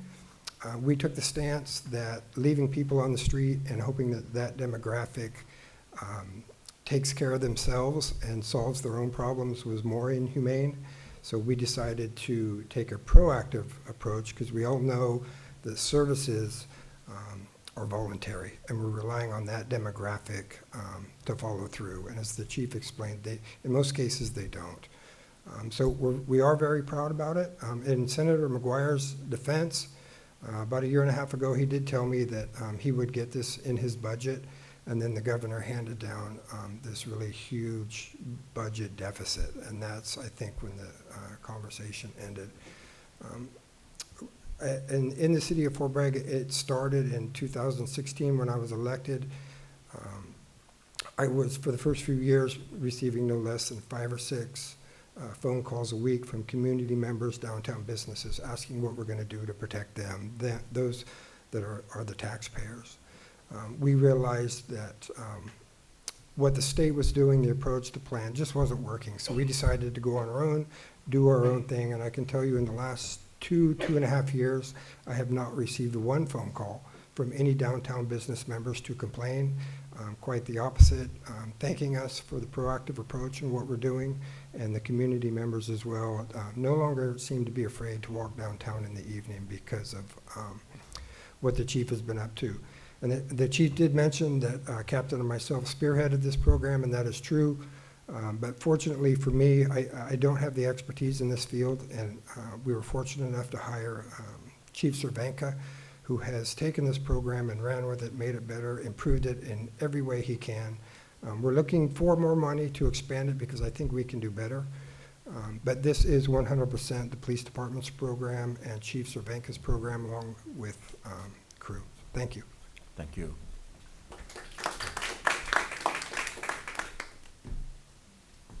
Scott Ward, Redwood Valley. I moved here in 1988.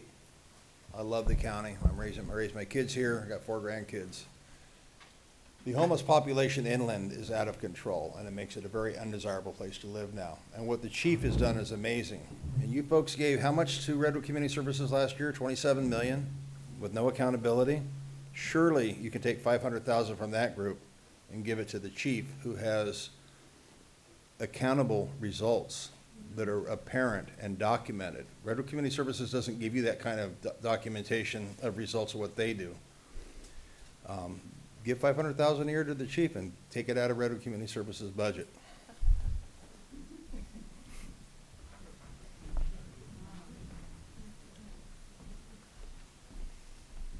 Amy Wynn, Fort Bragg. Thank you.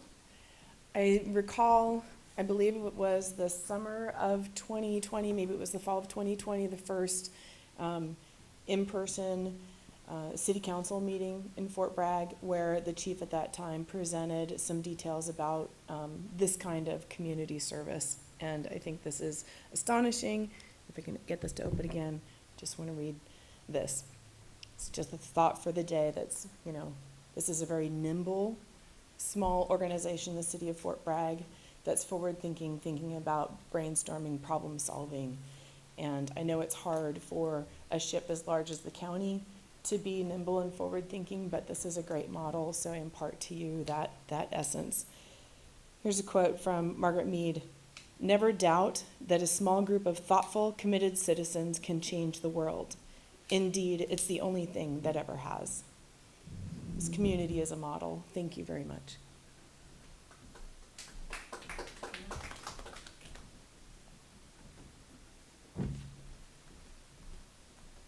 Thank you so much.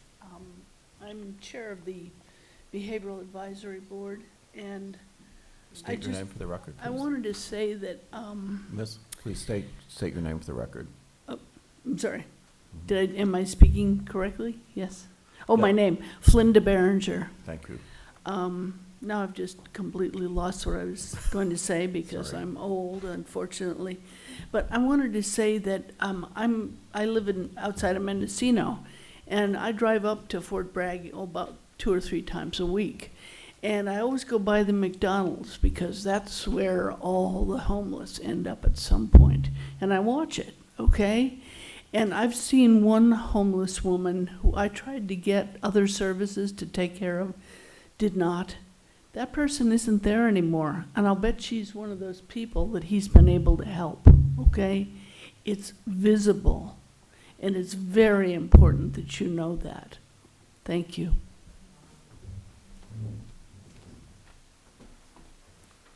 Any comments online? None online. All right, back to the board. Chair, I share your perspective about considering shifting funds from programs that may not be as effective to this program that's proven itself. Do you think it would be appropriate to give direction to have staff bring back options? Yes, I do. Other board members? Yeah, I definitely support that. Yeah, and I think that we should send it to Measure B Committee too, to get their recommendation. Right? Because they do have funds for this kind of activity. I can support that. Okay, so we'll give direction to staff to bring this to probably social services and Measure B to look at a way of having this part of the county's portfolio of investment and services for homeless people. Supervisor Williams? And when it comes back, could we get an analysis of what the county is saving from its general fund due to this program? Perhaps starting with jail. Sounds good. Mr. Chair, Yes. for the direction, I do understand that social services provides a lot of the funding for our less fortunate, but also, as was discussed by the chief, and I think as has been mentioned a couple of times, substance abuse and getting people into treatment, and also their mental health needs are also critical components. And so I think again, as far as the county and the services that we provide, it really does need to be social services and behavioral health at the same time. So I don't want to miss out on that piece. This is not just a social services issue. And just as a little bit of advice from me, I would not give up on Senator McGuire. He is now going to be pro tem, which puts him closer to the money. So, I think that as individual supervisors, we can also advocate for your program on a statewide level because it seems like a model well worth funding. Supervisor Williams. Would a letter from this board to Senator McGuire help facilitate the conversation, demonstrating how important it is to us? Not just the city, but the county as a whole? I think so. Okay, we'll do it. All right, with that, I think we're done with this item, and this is probably a good time for us to break for lunch. Thank you, Chief, and thank all of you for being here this morning. 30 minutes? I'm sorry? Oh, we will return in approximately 30 minutes.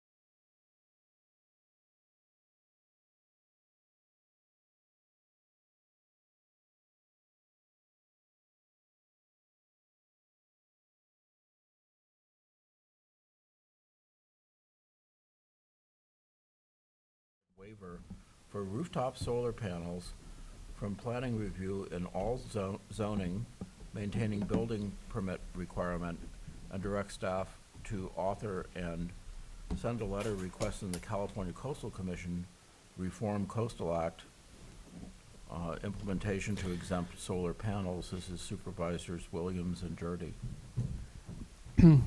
So the first draft of this might have been a little bit more inflammatory. And I worked with Director Krog, and I think we're actually working well together, and we came up with some language that gives staff flexibility to chase after what looks like common sense to me. The UN says the climate is boiling. The governor says encourage solar. But when you get to a county level, at least on the coast, it's expensive. There are a lot of delays, and there's inconsistency. Our neighbors to the south have a much easier process. I don't know whether they're violating the Coastal Act, but however they got to that end result, installers who do business on the Sonoma coast and Mendocino coast point out a differential. It takes a long time here, and it costs a lot of money for something that most of us think we should be encouraging. A lot of the people who are installing solar, maybe a $50,000 system, they're not paying for that up front. They're paying every month. These are people on fixed incomes trying to do what's right for the climate. And if we tag on fees that are thousands of dollars, they simply can't move forward with solar. And so working with the director, seems that waiver process might be a pathway. County council could also prepare an urgency ordinance and declare an emergency based on climate, and that may allow us to move forward in this direction legally. The goal is to find a legal path, but ultimately make it a lot easier to install solar. I would also like a letter to the California Coastal Commission asking that they reform their policy. This isn't just us. This is the entire California coast. Solar should be exempt. Maybe not in a historic district, right? There's some different rules there, but 99.99% of the California coast, it should be as easy to install solar as anywhere else in the state. Supervisor Jurdy may have some additional comments. Yeah, please. So, I don't know, a couple of years ago, Supervisor Williams and I met with the Coastal Commission staff, Julia Krog, and discussed updating the coastal plan. And one of the things that I learned during that meeting was that there are other counties, Humboldt and Sonoma, where certain things that in Mendocino County do require a coastal development permit are exempt because they've, over the years, those planning departments have written into the coastal plan approved by the Coastal Commission an exemption for those things requiring a coastal development permit. It kind of saddens me to think that all those years, all those county planners that worked for our staff did not come forward and say, hey, this is kind of a silly thing. It doesn't really need a coastal development permit. We should have an exemption process like they have in Humboldt and Sonoma. But nevertheless, it's kind of coming to light now. And hopefully, as we look at reinventing Mendocino County, making county government focus on the highest priority functions and not busy work, that things like this issue will be resolved without a complicated, expensive, time-consuming coastal development permit. Any other additional comments from board members? So it makes perfect sense to me, and, I'm sorry. It's Julia? Thank you. Julia Krog, Planning and Building Services Director. So I'll just note that in working with Supervisor Williams on this agenda item too, we talked about that we are embarking on a local coastal program update. So any action that's taken is going to really be sort of a stopgap measure to bridge that divide between now and ideally in 2026 when the Coastal Commission will certify our updated local coastal program.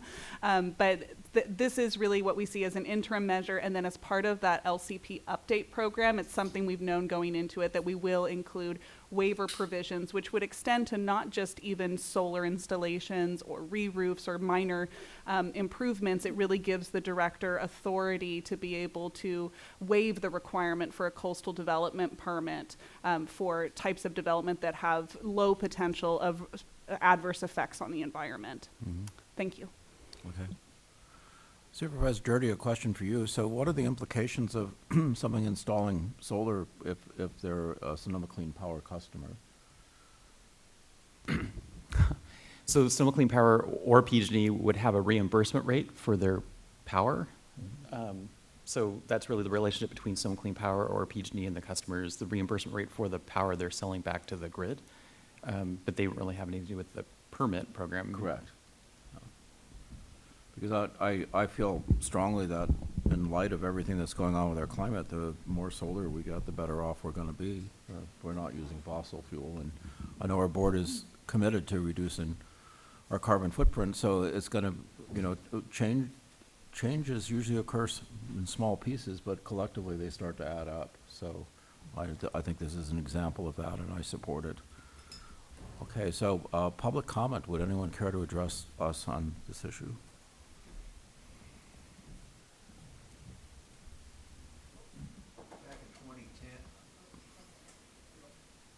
You muted it, Scott. In 2010, California initiated a photovoltaic permit streamlining act, which they, through lobbyists for the photovoltaic community, required local government, county and city, to expedite rooftop solar.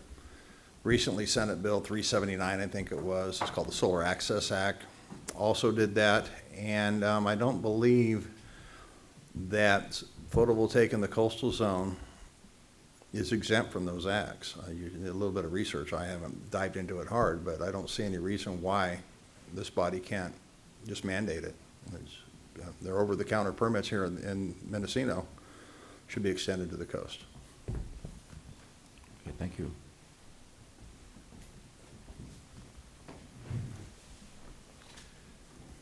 Hello, I'm Peter McNamee, in person instead of over Zoom for a change. Thank you for coming out to the coast.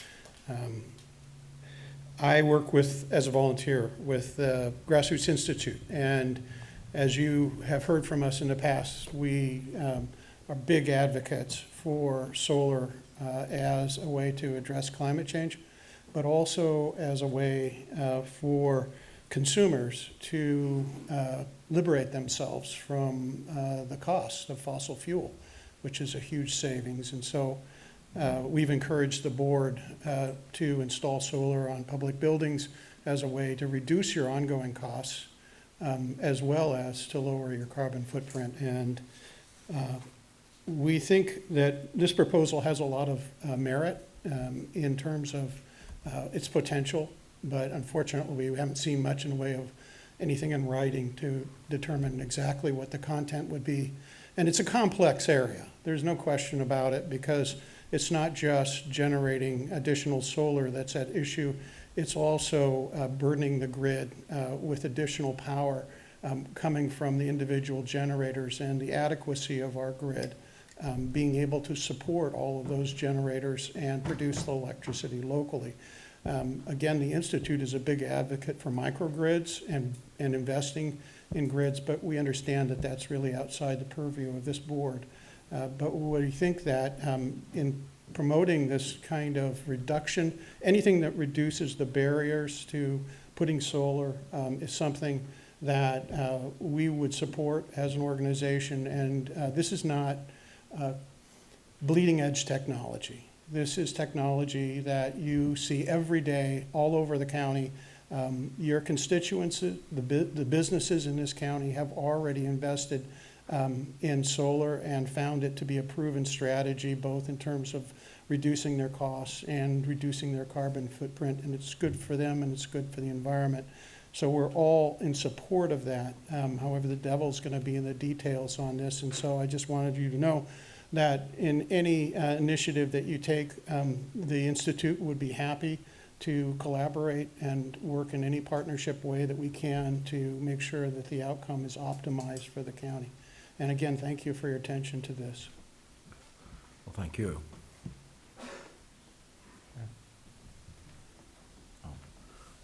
Supervisor Williams. Yeah, for clarity, this isn't changing what's allowed. It's just removing the costs involved in getting permission. I had 5 applicants come to me in about a 3-week period.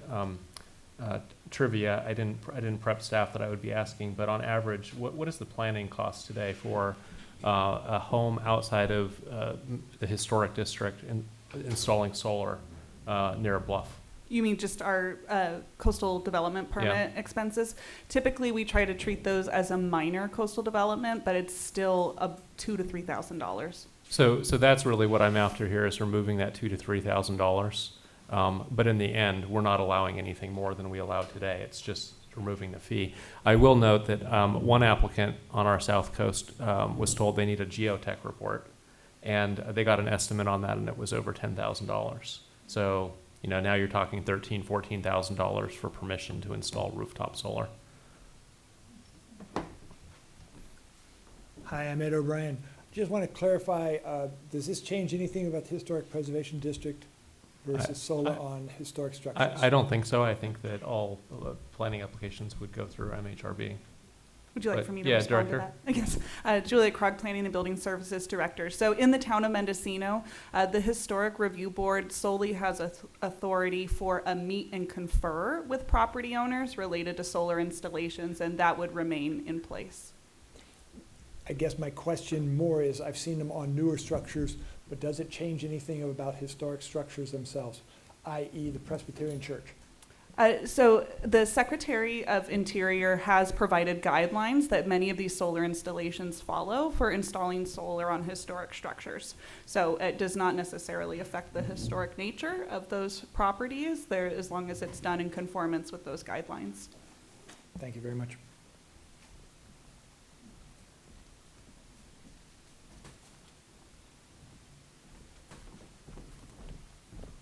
Thank you. Amy Wynn, Coastal Planning and Biology. Thank you for bringing this item. Strongly support this item and really looking forward to the LCP update that includes a tool for the director to waive coastal development permits when otherwise they would be required. I recommend for when things get to that process that consideration perhaps be placed for creating a checklist kind of a form similar to the ADU checklist, where it makes it easy for future directors to understand, you know, what's a potential impact and what isn't, and when a geotechnical report, biological report, archaeological report might or might not be required. Perhaps if a building permit includes some regular impact avoidance measures, then those reports could be avoided. That's just a suggestion, such that planning staff doesn't say a geotechnical report is required. Thank you.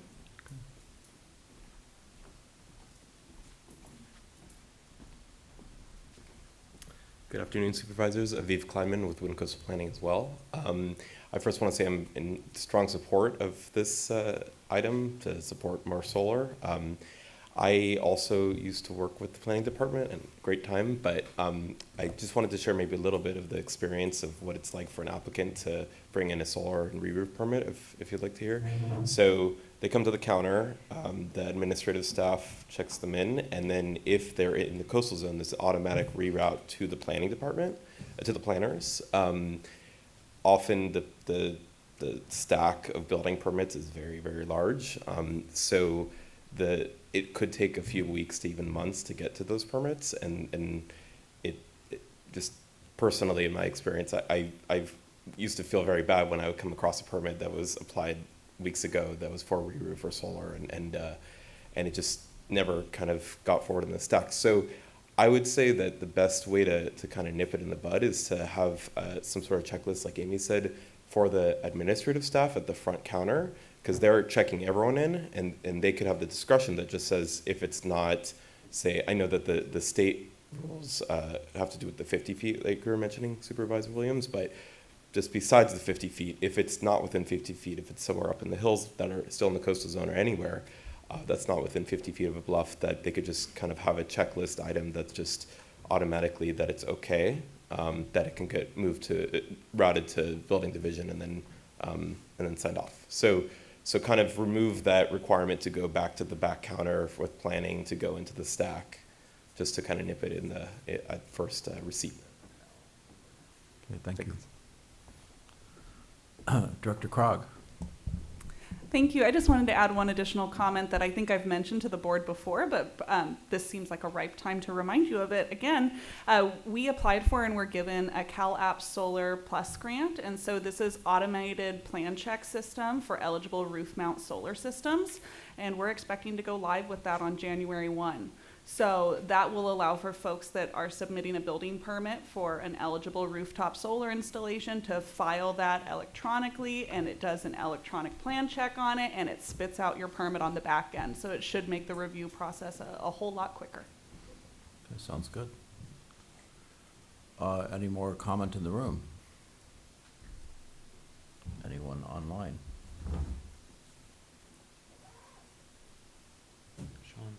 Okay, Sean Trumpney?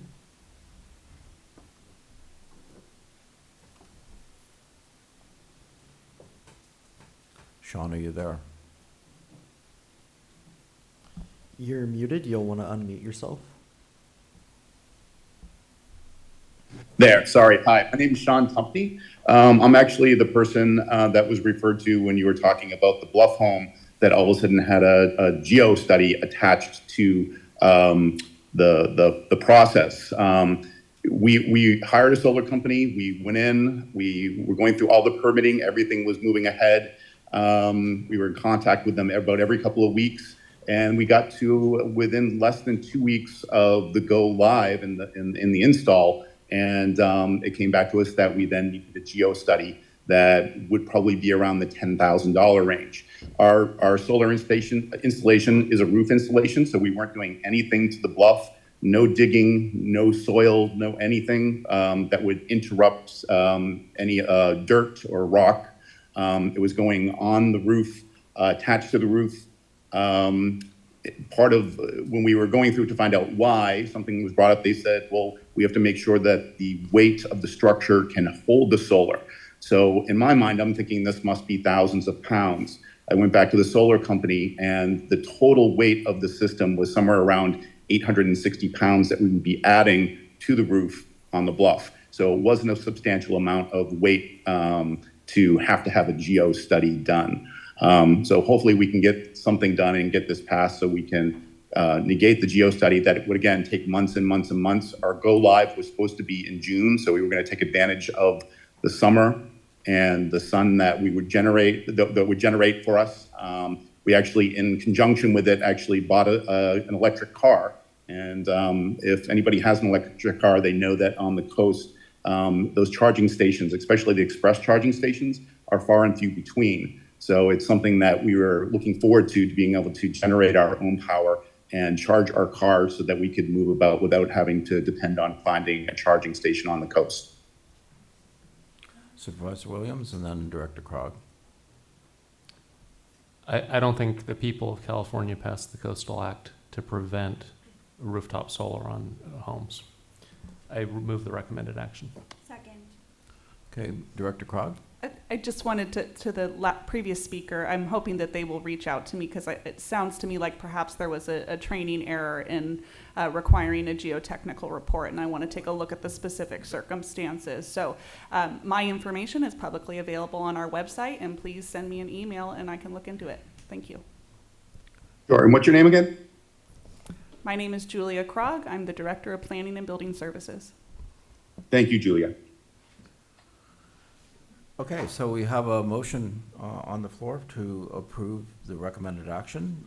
Any further discussion from supervisors? If not, we will call for the question.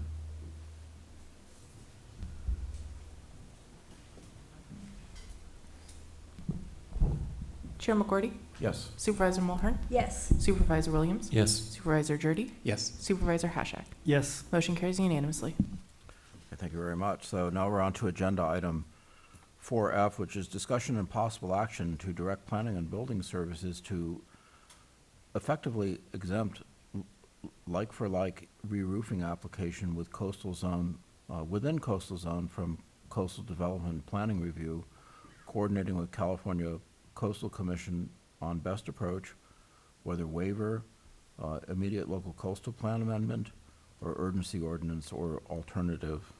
Sponsor of this is our Supervisor Williams and Jurdy. You're going to like this one. So someone who has a leaky roof and they want to do a repair, replacing like for like, say they have composite and they want to replace with composite, they need a planning review that in some instances can take months and can cost a lot of money. And I've been working with our planning director. I think she would agree that some amount of Coastal Act reform is appropriate. This is an example where this is not what the people of California intended. We didn't mean to say our neighbors can't fix their leaky roofs. And I do want to point out, this doesn't extend to, say, somebody replacing a tin roof with a composite roof in the town of Mendocino. This is about replacing like for like. They have a composite roof, they're replacing it with composite. That should be a simple building permit. In the language, we've included some flexibility so that staff can come back with the best approach.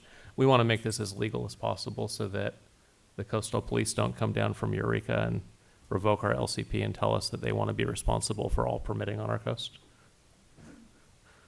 Any questions?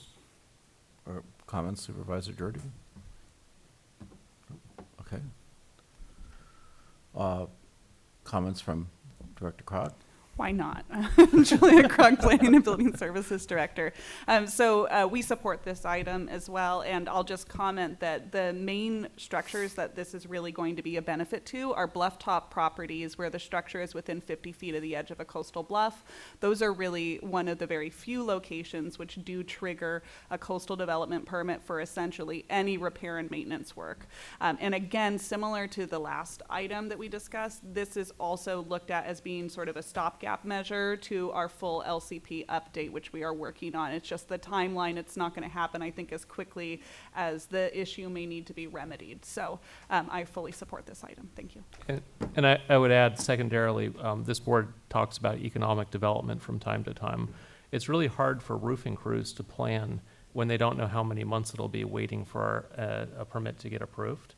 And it puts their client in a difficult position that they may have a leaky roof going into the rainy season. At that time, they typically do the work. And once they get outside of the county permitting, why participate on the next permit, right? We're creating a culture where it's so unreasonable that people learn to work outside of the system rather than obtaining permits. That's not good public policy.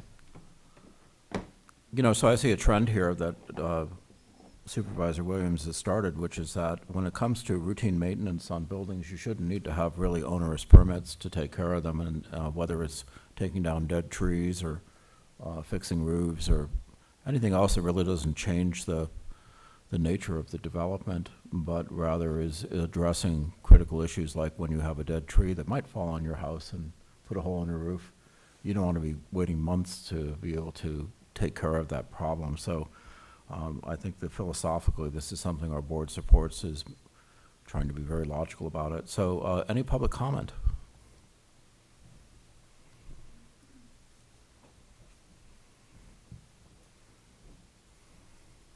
Again, Peter McNamee.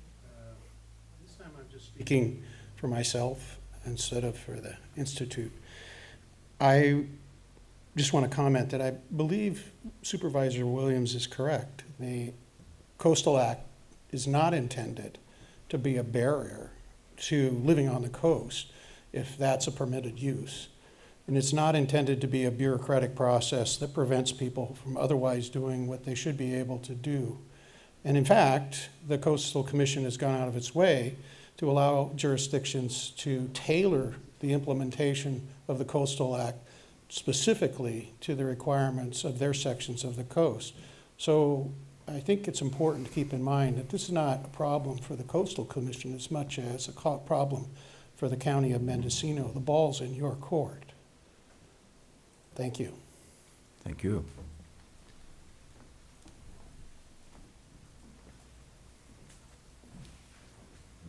Good afternoon, Aviv Kleinman with Wind Coastal Planning. I did what I said before about having administrative staff perhaps be trained on being able to identify really easy over-the-counter items that could be checked off. Specifically, these fall within Mendocino County Code Section 20.532.020, which are exemptions to the Coastal Act, and exemptions to requiring coastal development permits. So I used to always recommend that if it's like for like, that they really write it on their permits, because once it's a like for like, then it kind of allows the planners to understand that that's an exemption. So yeah, perhaps the administrative staff at the front desk could be trained that if it's like for like, then they could just be able to quickly sign it off and then issue the permit right there and then, instead of having it go to the back office and sitting in a stack, like I mentioned before. Thank you. Thank you.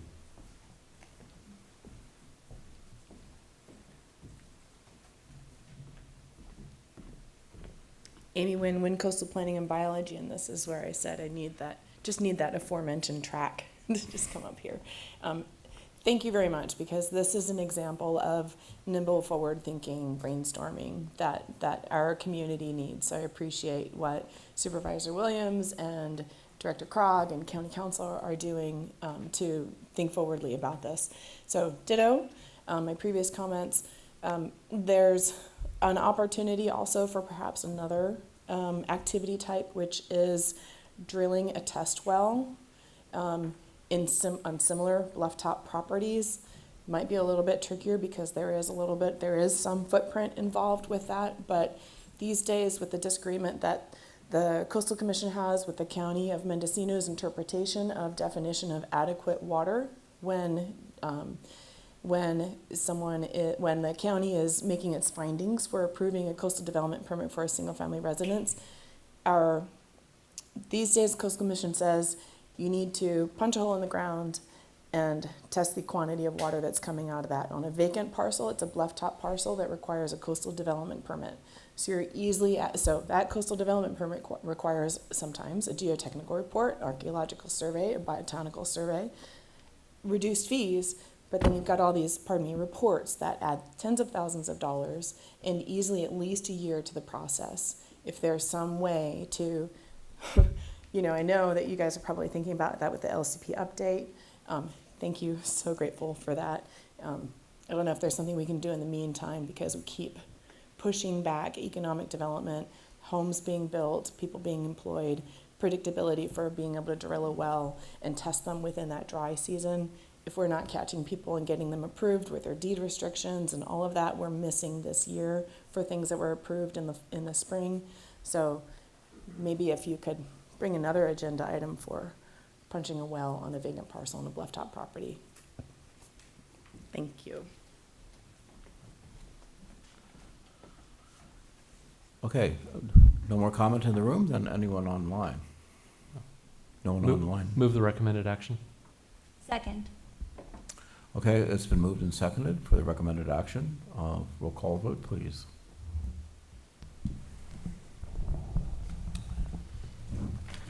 Supervisor Williams? Yes. Supervisor Judy? Yes. Chair McGordy? Yes.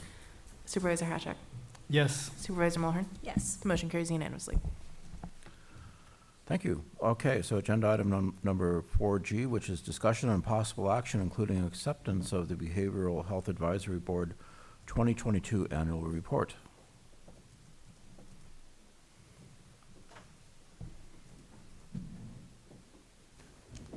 Good afternoon, Supervisors. I'm Flinda Behringer. I'm Chair of the Behavioral Health Advisory Board. I put together the 2022 annual report with the previous chair, who had to step down for a number of reasons. And so it's kind of a combination report from both of us.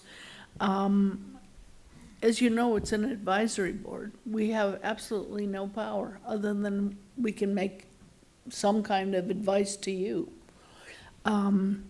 We are suffering right now because we have only 9 members and we're supposed to have 15.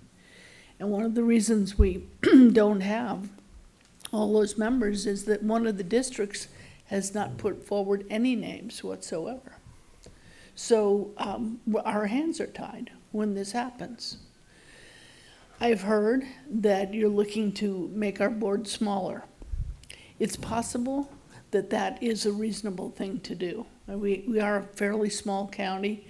We only have to have 10, and the smaller counties, I think, only have to have 5.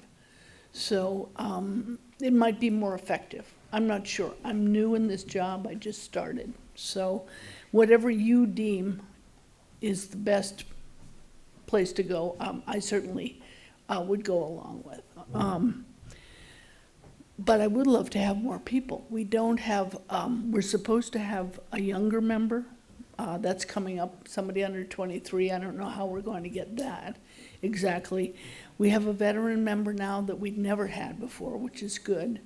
We are not well represented in the Latino population, and we need to do that. So the board is not, in my mind, where it should be, and that's kind of what I'm hoping to be able to do in the future. I think that all of the recommendations, if you look at them, I'm not going to go through all of it with you, we have been working on, and the county as a whole is actually doing some of these things better than I thought they were. And our real focus this year is in substance use. As you know, the Ford Street project has applied for funding, and I recently went there and talked to the director, and it looks like an amazing program, okay? And all I can say is it's one of many, and we're going to find out as part of our board what all of the other things are so that we can talk to you reasonably about what else could be funded. I think that's enough from me. If you have any questions for me. Supervisor Haschak, then Supervisor Williams. Yeah, thank you for the recommendations in the report. The first recommendation about getting more training, more programs to get people up to speed and to get the credentials they need, I think it's really important, especially with the PUF unit that's projected for the next couple of years to come online, to have those kind of people getting trained. And so I was wondering if you knew what was going on with Mendocino College, or if there's anything that the board can do to help with that process too. We haven't actively started that, but working with my vice chair, she has been working with Mendocino College, and it's something that I'm going to ask her to put some energy into. So thank you for that. Well, if you need any help, please reach out to me. Thank you. Supervisor Williams? Is there really no one in District 4? That's where the 3 vacancies are. And I think District 5 would be happy to take those seats if they're not wanted up north. I'll find 3 people, unless you feel, the rest of you feel that that gives my district too much influence. I think Supervisor Jordy has a comment, and I do. Yeah, so when this issue came up before, I said I'd be happy to appoint someone from any other district. No one's approached me to be on the Behavioral Health Board from the 4th District, and I've approached the city of Fort Bragg, and they don't have someone who either is able to be on or is allowed to be on the Behavioral Health Board. So as I addressed this last time, I'd be happy to appoint someone from another district if there is no one from the 4th District that wants to serve on this board. I do think that the board does not need to have 16 people or whatever it is. I think it's the board, that's an unwieldy board. So hopefully we can get it down to 10 or 11. Well, if we did, then we wouldn't need that additional, because we actually have 9 now, and we need 1 more person. So I guess that again is going to be up to you as the Board of Supervisors. Supervisor Mulherin? Yeah, I think I don't think it would be overstepping if we had more members from the 5th District or any other district that's interested. I do think that there was conversation about the board makeup, and I think that should be coming forward to the board. I just wanted to thank Flinda and all of the volunteers for the Behavioral Health Advisory Board.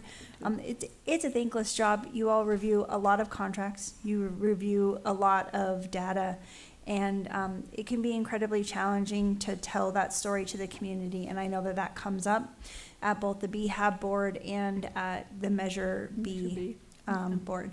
So often people see someone on the streets, there's HIPAA rules, and there's all kinds of things that limit our ability to tell the story of individuals that receive specialty mental health services in our county. And I just appreciate all the work that the volunteers are doing to try to bring solutions to challenges that those folks might have to light. And then, of course, also to talk about the services that are being provided and share that information with our community. We have several service providers and stakeholders that come to those meetings to share their data and their information, their record. All of those agendas and all of the minutes and all of that information is available online on the county website. So anybody at any time can review that information that is interested in that. Could I just finish by saying that Zoom helped us enormously over the last 3 years. We actually had people, we had a quorum.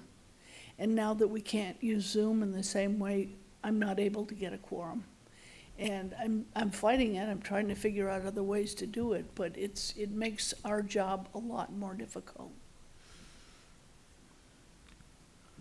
Supervisor Williams? Of course, that's outside our authority. That's the state legislature, and I think there have been at least 2, maybe 3 bills, and they've all failed. But it may be appropriate for us to work with RCRC to try to get the legislature to bring that back. You know, it's not an issue in the urban centers, but I think for rural counties, it really is a hardship asking volunteers to drive 3 or 4 hours in some cases. And especially when the weather is as horrible as it can get. Yeah. You know? Yeah.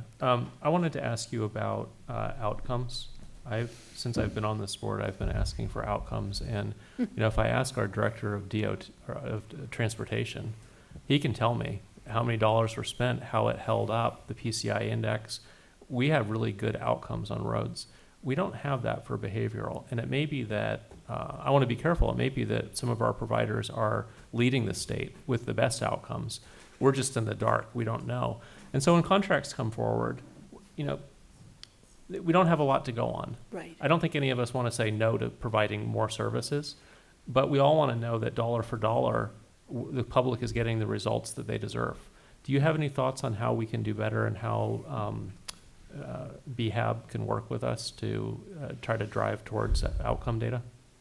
Well, I hesitate because on BHAB, we've had trouble getting information ourselves. And so it becomes a kind of a push me, pull you with administration. I'm going to be honest. And sometimes they're helpful and sometimes they're not. And I don't know exactly how to deal with that problem. But I think it definitely is there. And you're absolutely right. We do need more information to give to you. Thank you.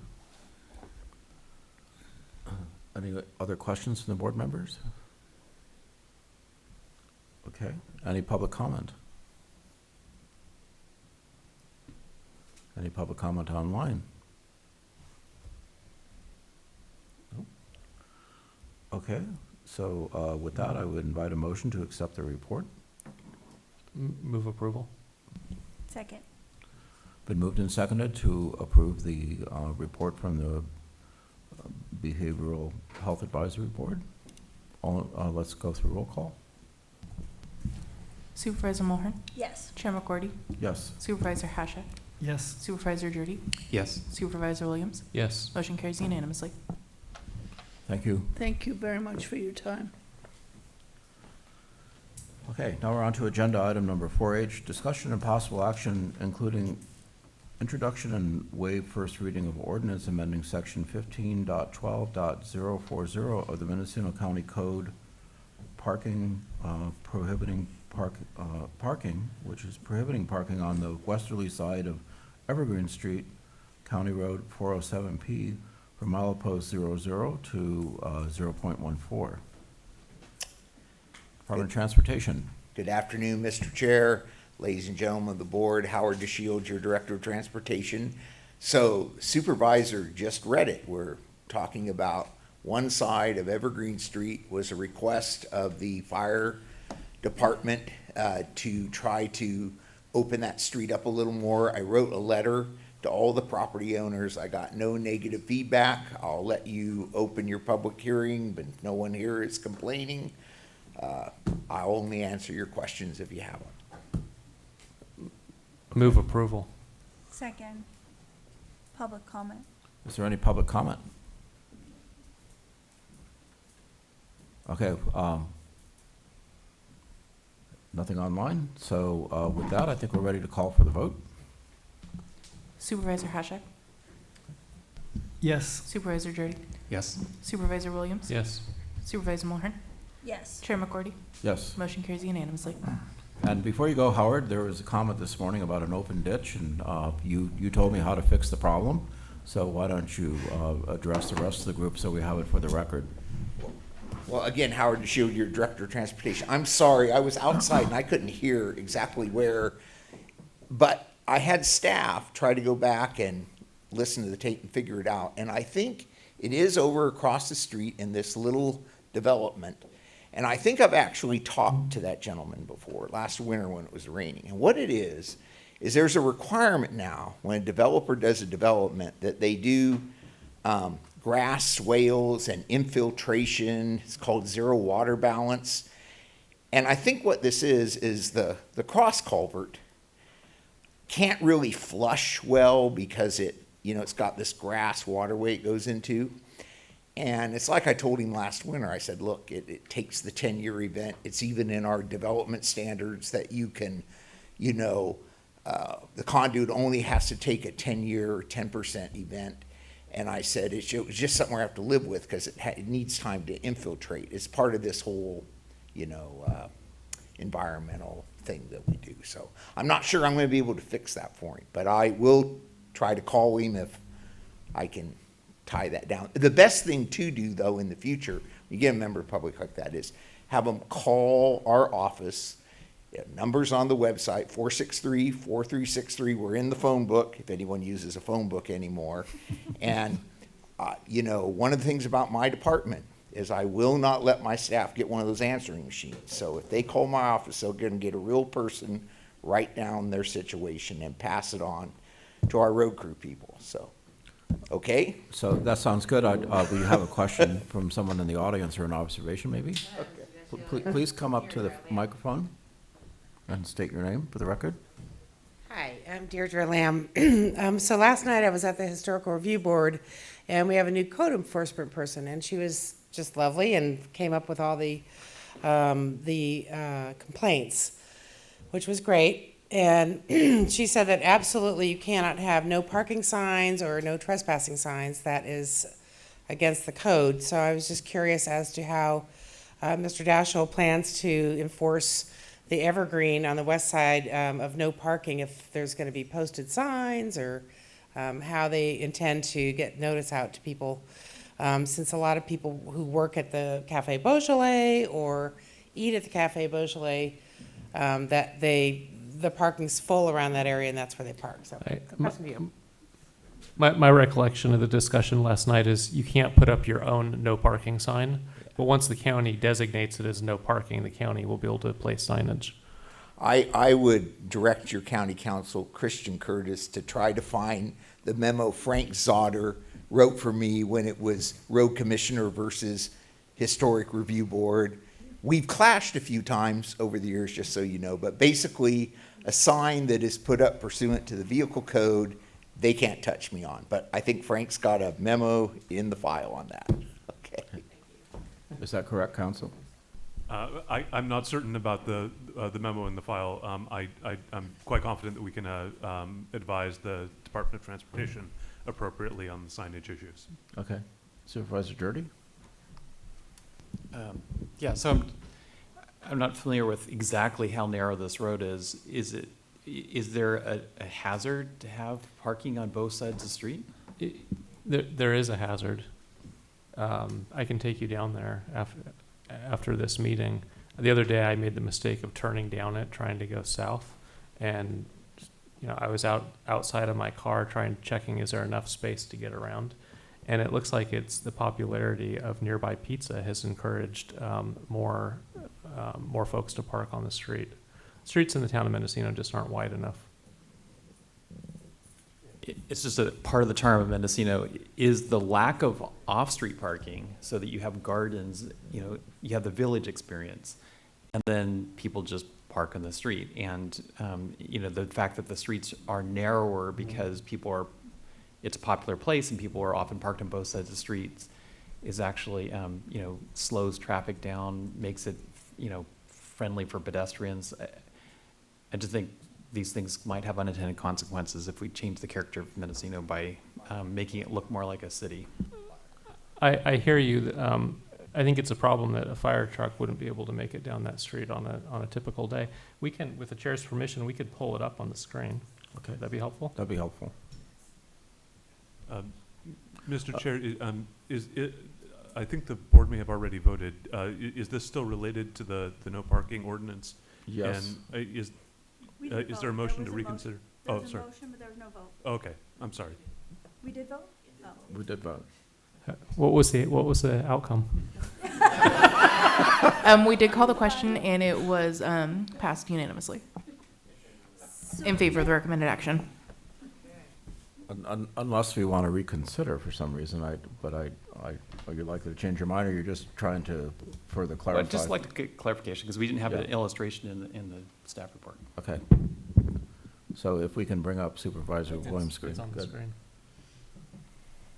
So I just have a comment or an observation. I know that parking challenges are a sign of economic improvement, right? We are so popular, nobody comes here anymore. And I am pretty well known for telling people that something is 2 blocks away, because once they've already walked 2 blocks, they're just going to keep walking because they're halfway there. I'm wondering if Mendocino has some opportunities to designate public parking with maybe some signage, dining, the beach this way. Are there opportunities for that we could help support the community with? To Supervisor Williams. I would have to think about that. I don't know of any great opportunities for parking. Well, I maybe mean, there just food for thought. There may be some shoulders that, if improved, would allow parking. Today, there's a ditch, so there's no way to get the car off the road. I meant more like an actual Like a parking dirt lot. Yeah, like a place to park. You have no idea. You have no idea how much feedback I'll get on that. So Evergreen, just looking at the satellite image, it appears it's about 16.5 feet wide. You figure, you know, a car is about 8 feet. Even without parking, it's difficult for one car to pass another car on that street. I think we made the right choice. So with that, I think we can close this item and move on to the next one. Thank you. All right. So our next agenda item is number 4H, discussion and possible action, including introduction and waive first reading of an ordinance. 4I. Whoops, sorry. I usually cross them off. Agenda item number 4I, discussion and possible action, including direction to staff regarding an increase to the transient occupancy tax for vacation home short-term rentals in Mendocino County. Supervisor Hasjak. Yeah, well, certainly, everyone knows that the county is, has a structural deficit of whether it's 7 million or 10 million, 11 million. We're not sure on that, but to get to a balanced budget, there's going to have to be some painful decisions made. And so, this is one of those decisions where it's, it needs to be talked about. It's, if we just increase the transient occupancy tax for vacation rentals, we could generate about 250,000 per cent. And so, there's no silver bullet to getting out of this financial problem that we have. Certainly we need to look at efficiencies. We need to look at, everything's got to be on the table. And this would have to be voted on by the people. And so, I'm just saying, hey, do we want to increase the TOT for short-term rentals?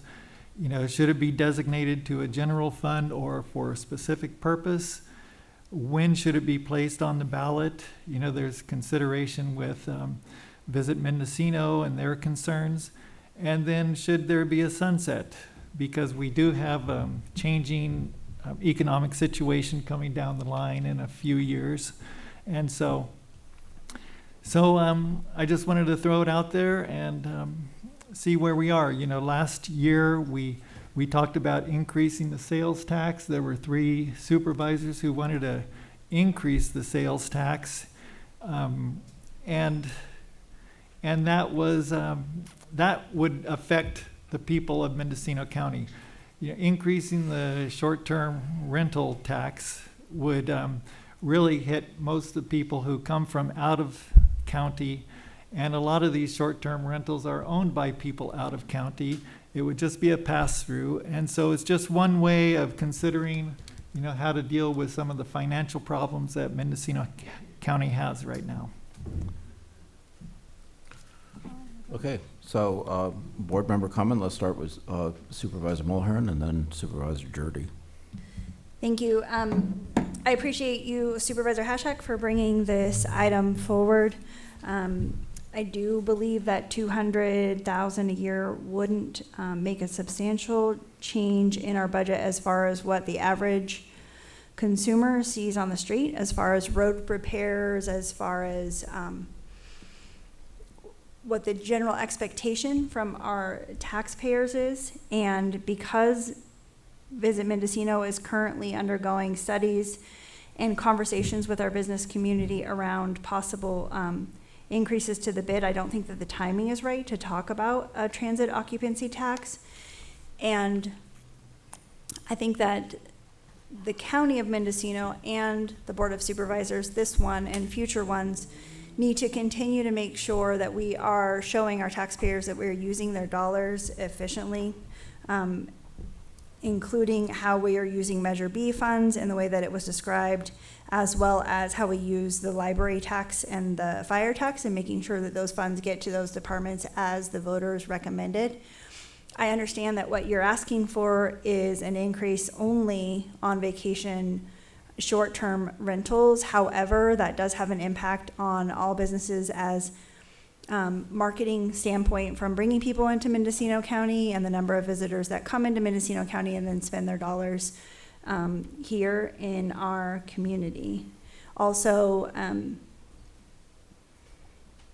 as a board member, I do not want to put a ballot initiative on a ballot that would only bring in a few $100,000 when that is really 2 employees. That's some mid-level management salary. And I think that we need to look at cuts and efficiencies before we look at taxing our community more. Supervisor Jurdy. When you look at the history of ballot measures in Mendocino County, ballot measures that have funded a specific expanded service have passed. Ballot measures that have funded government general operations, at least at the county level, have always failed. So I don't think that we should even bother to take up the public's time or our time with a sales tax or in this case, a transient occupancy tax on Airbnbs that is doomed to failure if it's just for the general fund. We do know that when we look at services that the county provides, the county has, I would say, a structural deficit, not so much for its operations, which is obvious, we do have that, but we have dedicated funds for our county roads. But when you look at the sources of funds, they're federal, state, and a portion of the property tax. The portion of the property tax predates any of us. It goes back before Prop 13, and it's been honored by every Board of Supervisors except for one single year. And yet those funds are inadequate to repave half of the county's paved roads.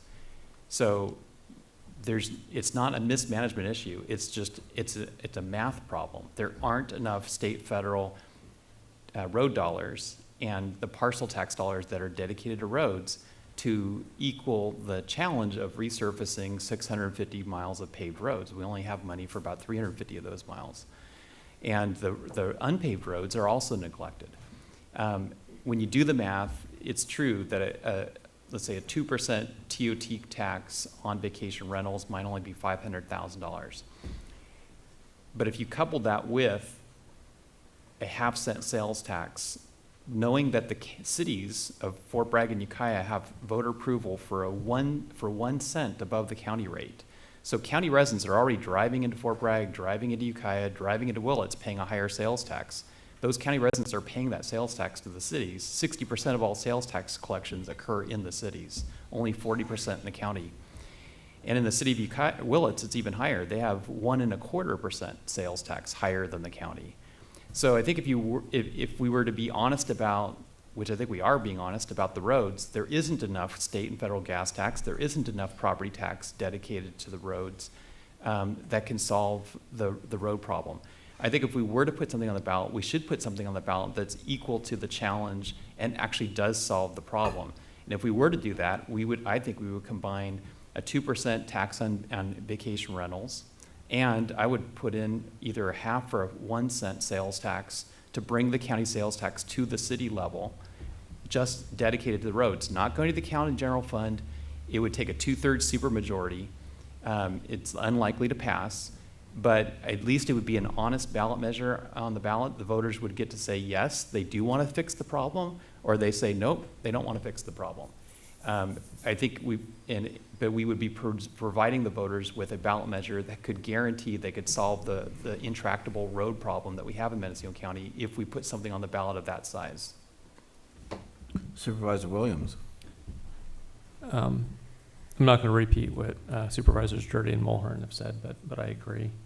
I think we're circling the drain a bit. The problem in Mendocino County is that the revenue might rise at about 2.5% a year.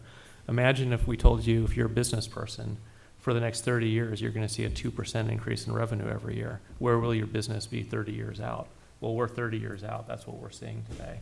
The cost of operations is increasing at a much steeper slope than the revenue. And none of these ideas are, you could max out sales tax and you wouldn't make a noticeable difference on roads. It would help, but instead of 50%, maybe it would be 55% that would be paved. What's missing here is a healthy economy. Government has become the largest employer, and then healthcare, and healthcare is dependent on private industry, and soon healthcare will be at risk as well. I think we have more ability to shift policy towards economic development and growth, and reap the benefits of the taxation that comes on that business activity, than trying to ask the public for yet another small tax that ultimately won't solve the problem. So this is a creative way for us to balance the budget. I think in terms of accountability, the public expects us to balance the budget with what we have, not ask for more, right? Our job first is to balance with what we know is coming. And if we want to talk about additional projects and a tax to cover those projects, maybe that has a chance at 2/3.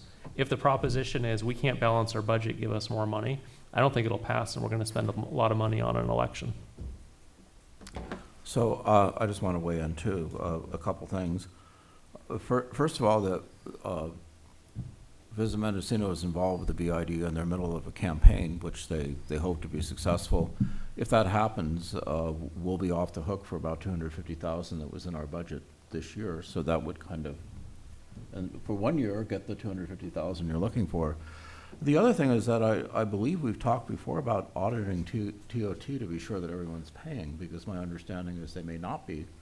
And there's probably an opportunity there to also bring in some more funds. So CEO Antle, am I correct in the assumption that TOT has not been audited and we don't know for sure that everyone's paid their fair share?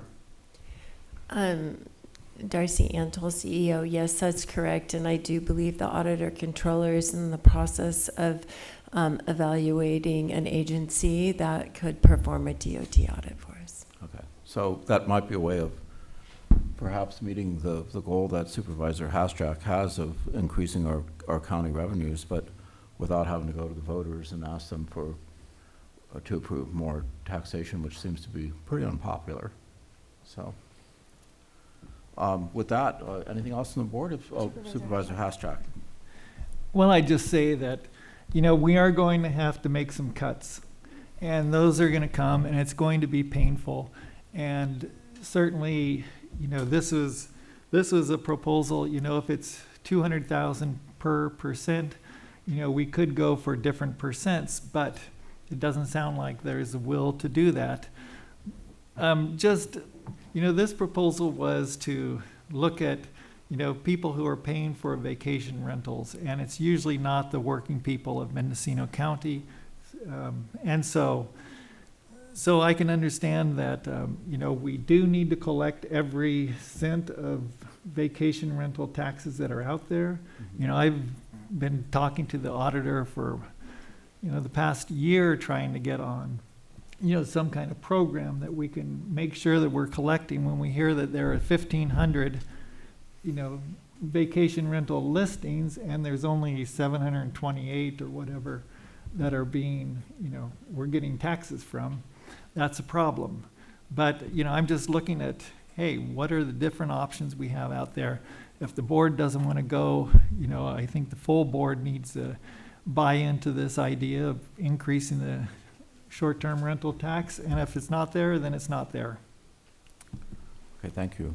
So Supervisor Williams? I spent about 5 hours last week with our assessor and her staff, and we did some of the transactions. She showed me up close what it's like to use the current software solution.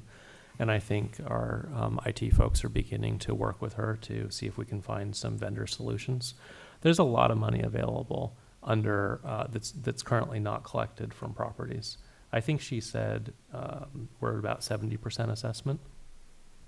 And that seems like the low-hanging fruit. And that office is hardworking. They have a system. You know what I saw? I don't have anything to critique. I just know they need more resources. And maybe that's the low-hanging fruit, is collect the taxes that are already due. Imagine you're a restaurant, 30% of your customers get up and walk out without paying the bill, right? That's what you go after. And, you know, so maybe we should ask our assessor, what additional resources can we provide? Whether it's administrative staff, outside contractor, more appraisers, what does she need to do so that we can bump up collection of revenue already due? I think we owe it to the public to do that before we add new taxes. Public comment.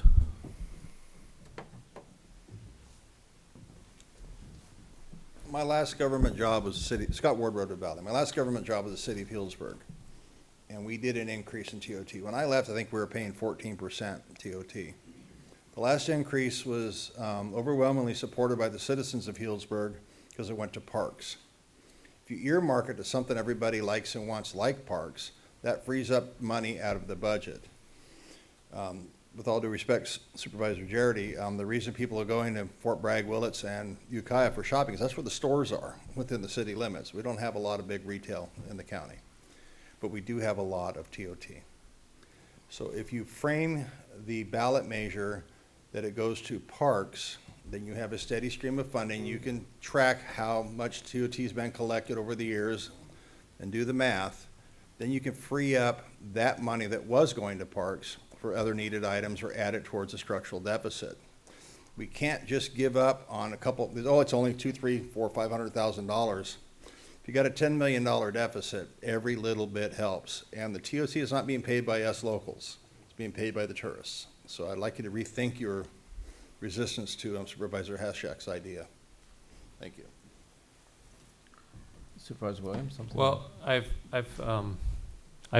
booked houses to stay with my kids where hotels just not as appropriate and frankly more expensive when you're booking 3 rooms versus being able to get a communal space. And what I look at when I book is the total cost. So if you it's not out of towners that'll pay, it's local businesses that'll pay. If you increase the tax, and you know somebody has a cap at $300, some of their revenue that previously would go into the local economy is now going to the county coffers. And I'm not against an increase. I think that if it were for a specific purpose, there may be public support. But the timing right now, you have the BID going in front of voters. You have the voters saying that we can't pass our budget, and this looks like a way for the board to get a pass on making hard decisions. I think there's a good chance it wouldn't pass, and you know that's not a great dynamic. Okay, so Scott, were you waiting to speak?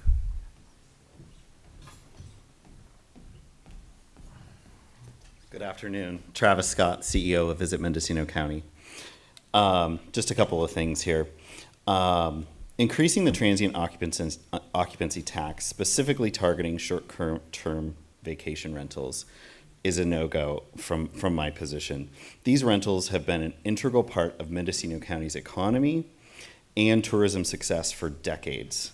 They are what tourism was built on in Mendocino County.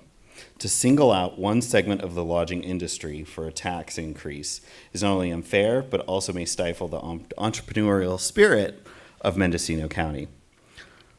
If a TOT increase is essential, it should be equitably applied across the industry, and the industry must be involved in the conversation. You've already brought up the accountability, so I'll leave that. But I did want to make another point, is that you have effectively increased TOT by just about $500,000 by removing your support of promotion of tourism to Mendocino County. So you've already increased there. The last thing that I want to say is that this board has often stated its desire to make Mendocino County a business-friendly place. However, my experience over the past 14 months in trying to move Visit Mendocino County to the bid law of 1994 suggests otherwise. There has been a lack of support and prioritization from the top county offices to guide departments in fostering local business development. We are marketing for every business that's tourism facing in Mendocino County, and the county can't even help us get this process done.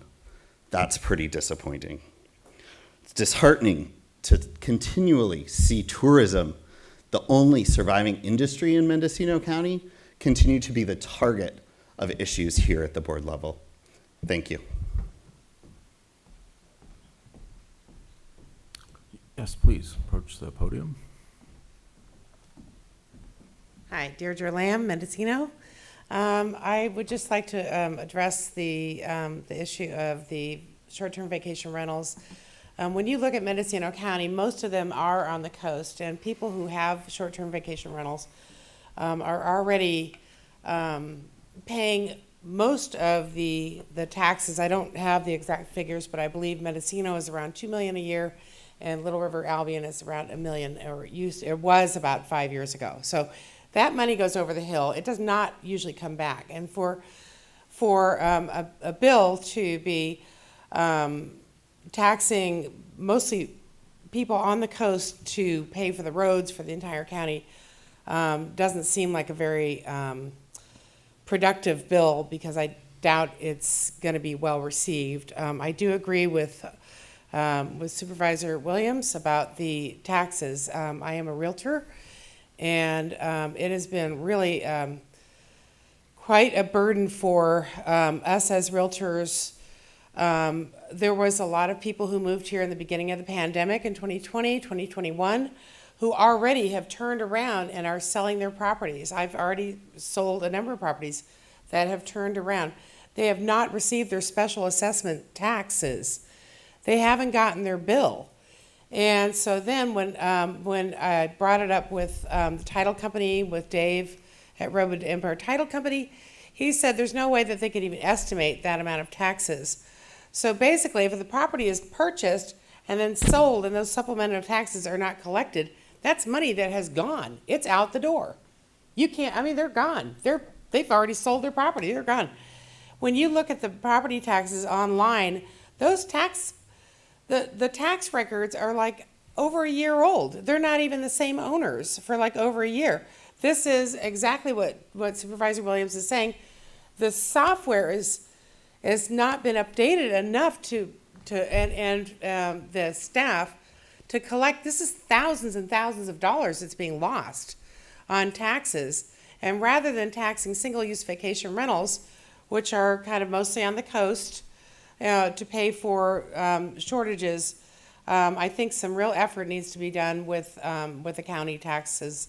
And thank you so much for meeting with the assessor, Ted. I appreciate that. Thank you. I just want to let you know this board totally supports everything you've said, but remember, it's other elected officials who are in charge of that. We do everything we can to support them and help them and offer them resources, but they have to step up to the plate too.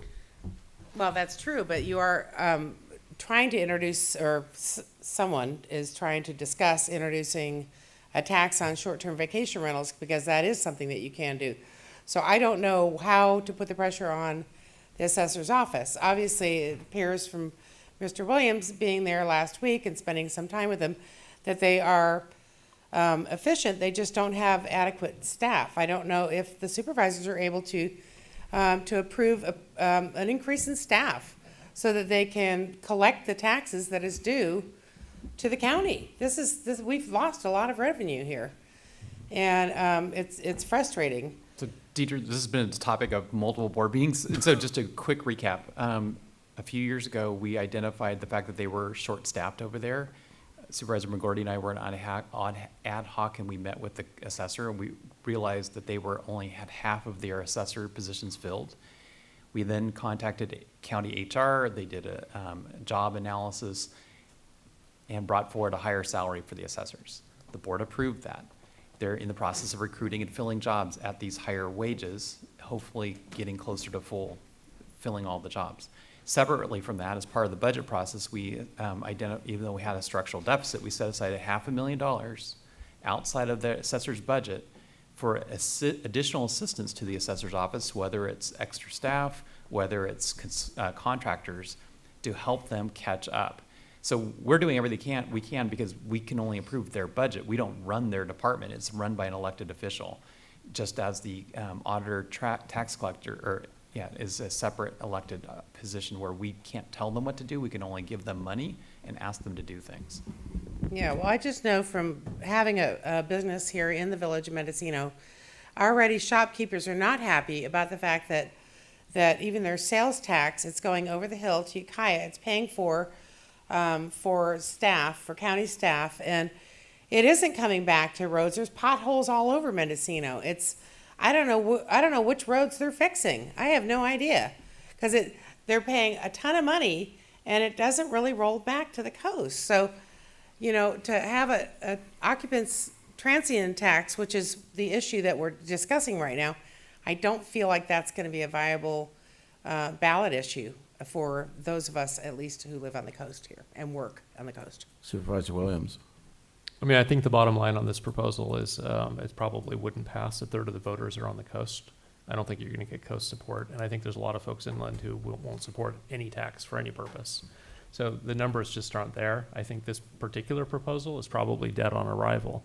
But getting to the larger question of how do we address the tax situation, what I saw in the assessor's office is willingness. They're eager to get this task done. They don't have enough space. Great. I mean, if you hire more people, where are you going to put them? The county moved the walls. That office is smaller than it used to be. There's physically isn't this space. The software doesn't have the property descriptions. They're having to override on every entry. Wow. It doesn't have any of the descriptions in. They don't have the staff to go enter all of that, right? And it's not that anybody failed. It's that there was never a plan. The county 7 years ago made a decision to adopt software, didn't populate that software with all the data, and now we're paying some of the consequence. I mean, the bottom line is we probably need to pay a firm to do all of that data entry and get the bills out. I think when the public is telling us 2, 3, 4, 5 years goes by and they don't get a property tax bill, it doesn't matter which of us is responsible for it. It needs to be fixed. And I think the board... They want to pay it. Trust me, they want to pay it. I've sold houses and they're like, I haven't got my supplemental bill. It's been 2 years.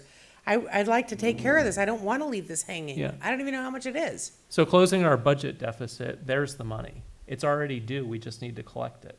And so maybe an item could come back to focus us on how do we collect the taxes that are due and unbilled. Yes, well, you don't get it anywhere unless you have a plan, correct? So we can talk about this as the cows come home, but at some point, we need to take action. CEO Antela, I see you kind of wanting to maybe say something. Yeah, I appreciate the comments that Supervisor Jurdy brought forth about the history and where we've gone, and that there is $500,000 set aside. And this is the initiative that the Golden Gate Bridge Association, Golden Gate Bridge Initiative team is taking on. And so we have met with the assessor, and they will start working there with them to look at the new tool and how to improve the process. And it literally, I think, may have even begun yesterday. I know John's in the back of the room. He's shaking his head at me, yes.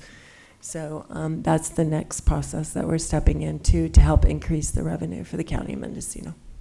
Supervisor Jurdy. Yeah, just want to clarify though, I do not believe that if the county assessor's office is successful in getting buildings, not only the people who came through the front door that you're talking about, your clients, or people came through the front door, they bought a piece of property, the property was have already recorded to sold, tow. yeah. Yeah, but then we also have the buildings that were built without building permits.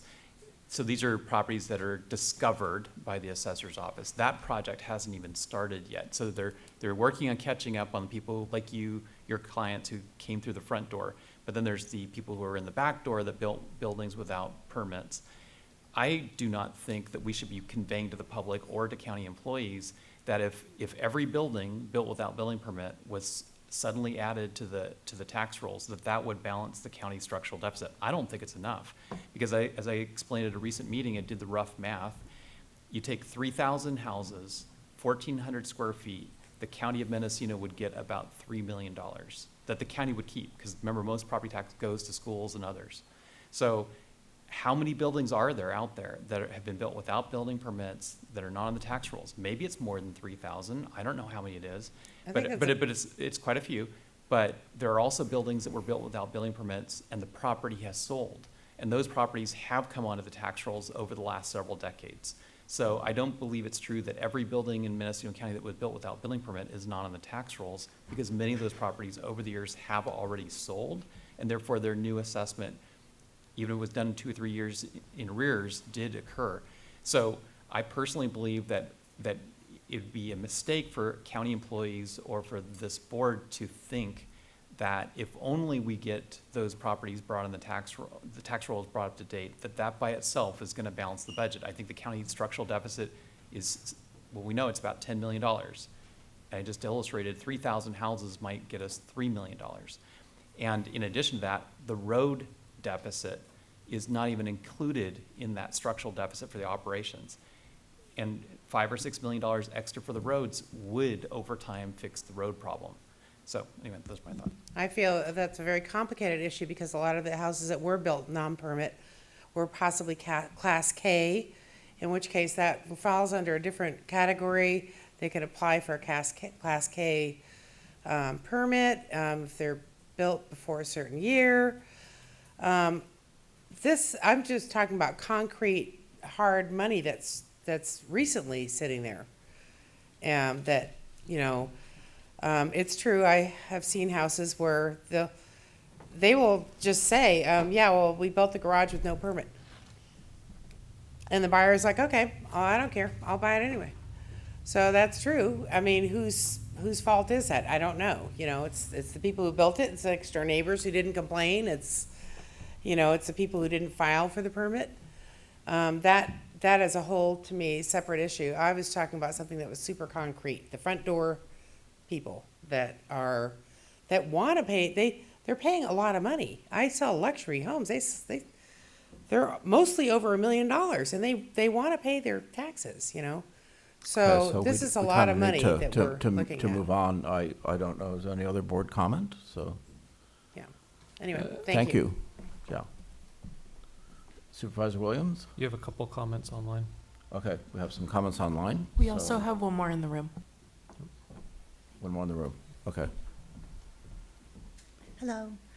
My name is Suzanne Limley-Shine from Mendocino. TOT taxes are currently paid at the same 10% rate by all styles of lodging: hotels, short-term rentals, room and board, campgrounds, RV parks, and in incorporated areas, there's the additional 1% bid.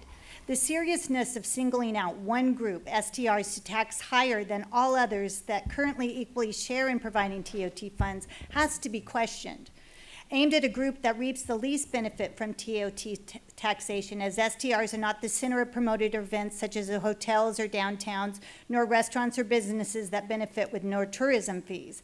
You've never seen a promotion promoting short-term rentals for everyone to come and stay in short-term rentals. So additionally, TOT paying short-term rental owners have a limited representation because the Mendocino County Tourism Commission is primarily hotel properties. And hotels often, or some, prefer travelers not to have the option of staying in STRs. So asking for a tax election is serious, and I view this as a last resort only for urgent, unavoidable measures. Reasoning for weighty county actions hearing that they do this in other counties, so we should do it too, is really a red flag, because we are Mendocino. So usually when a government asks or takes money via taxes, a major avertible reason is identified first. Based on an identified, then a lengthy concrete factual plan precipitates, and a clear specified budget with detailed allocation of funds, certain benchmarks, oversight, and costs versus gains. This is not the case here. This proposal is funding at a whim. Bring the money and we'll spend it. This could tremendously backfire, costing more for consultants, elections, monitoring, staff, and collection based on unsupported numbers, diverting any benefit for the county, possibly in the red. In the host compliance presentation, the fine print, it stated, "We will expand our search by several hundred yards beyond the borders of Mendocino County to capture all relevant listings." Wow, that's being overly ambitious and self-serving in providing inflated numbers. And as this type of contractor is often paid per listing, seeing green too. The request for increased taxation on short-term rentals is a backlash penalty. Desperation of the county to produce fund partially due to other business types, operational taxes and fees being waived and minimized.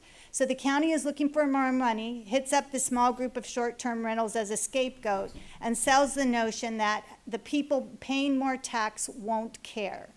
But knowing that it will hit the bottom line unequitably of local short-term rental owners. The tax increase proposed on STRs is not a good idea, which I do not support. I join in supporting with the supervisors stand to ensure a positive outlook for our county and growing local businesses, including all lodging styles, while supporting housing as a separate issue, knowing that short-term rentals are not directly connected to other housing concerns. Thank you very much for your time. I spoke really quickly, and thank you so much for coming to the coast. You're welcome. Okay, so online we have Deanna from Mar Vista Farm. Can you hear me? Yes, we can. Okay, it's actually Christopher and Deanna Betcher, but this is Christopher. I'm representing both of us today. Anyway, I was there a little earlier today and was unfortunately too optimistic in the ending of the tent discussion, so I had to go. But I'm glad I could come back online and talk about this subject briefly. We're new innkeepers. We came to Mendocino County about 3 years ago, working on year 3 here at Mar Vista Farm and Cottages. And it's been going great, and we've almost doubled revenues since we first got here, and paying our TOT on time, by the way. So, I mean, we're eager and excited and happy to be in the lodging community and collecting those taxes for you.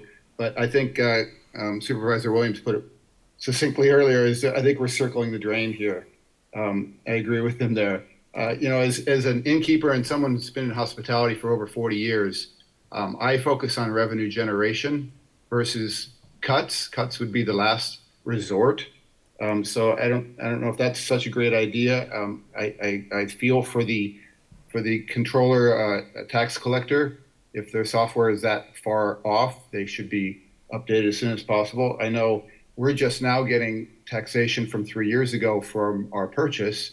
So thankfully, you all approved a extension program for that, so we took advantage of that. But in any case, you know, the investment in marketing is your best return on the dollars, and that's what I've always found in hospitality. And that's why I fully support Visit Mendocino and feel for Travis being disheartened at the podium today. But yeah, I think just the STRs is a no-go. You've heard all the feedback. I don't need to reiterate it. You know, I think if you get the bid in line, get your house in order, start collecting taxes that should have been collected already. And then once the business is in line and you start getting some financial statements, which we heard earlier, we're not getting very quickly. I think then we'd be happy to collect more TOT for you, you know, given obviously everyone's approval of that. But again, I think once you get the house in order, then you'll be fully ready to go. So anyway, thank you for your time, and thank you guys for all your dedication. Thank you. Supervisor Williams. Maybe we could promote the county and reap the reward of the sales tax and the TOT from more people spending money here. Mm-hmm. I would move no action. Is there a second? I'll second, but I don't think that you need that. Counselor? I think that's, procedurally, that's fine, right? That would be essentially to end the discussion and move on. Yeah. Okay. All right, so any further discussion before we call for a vote?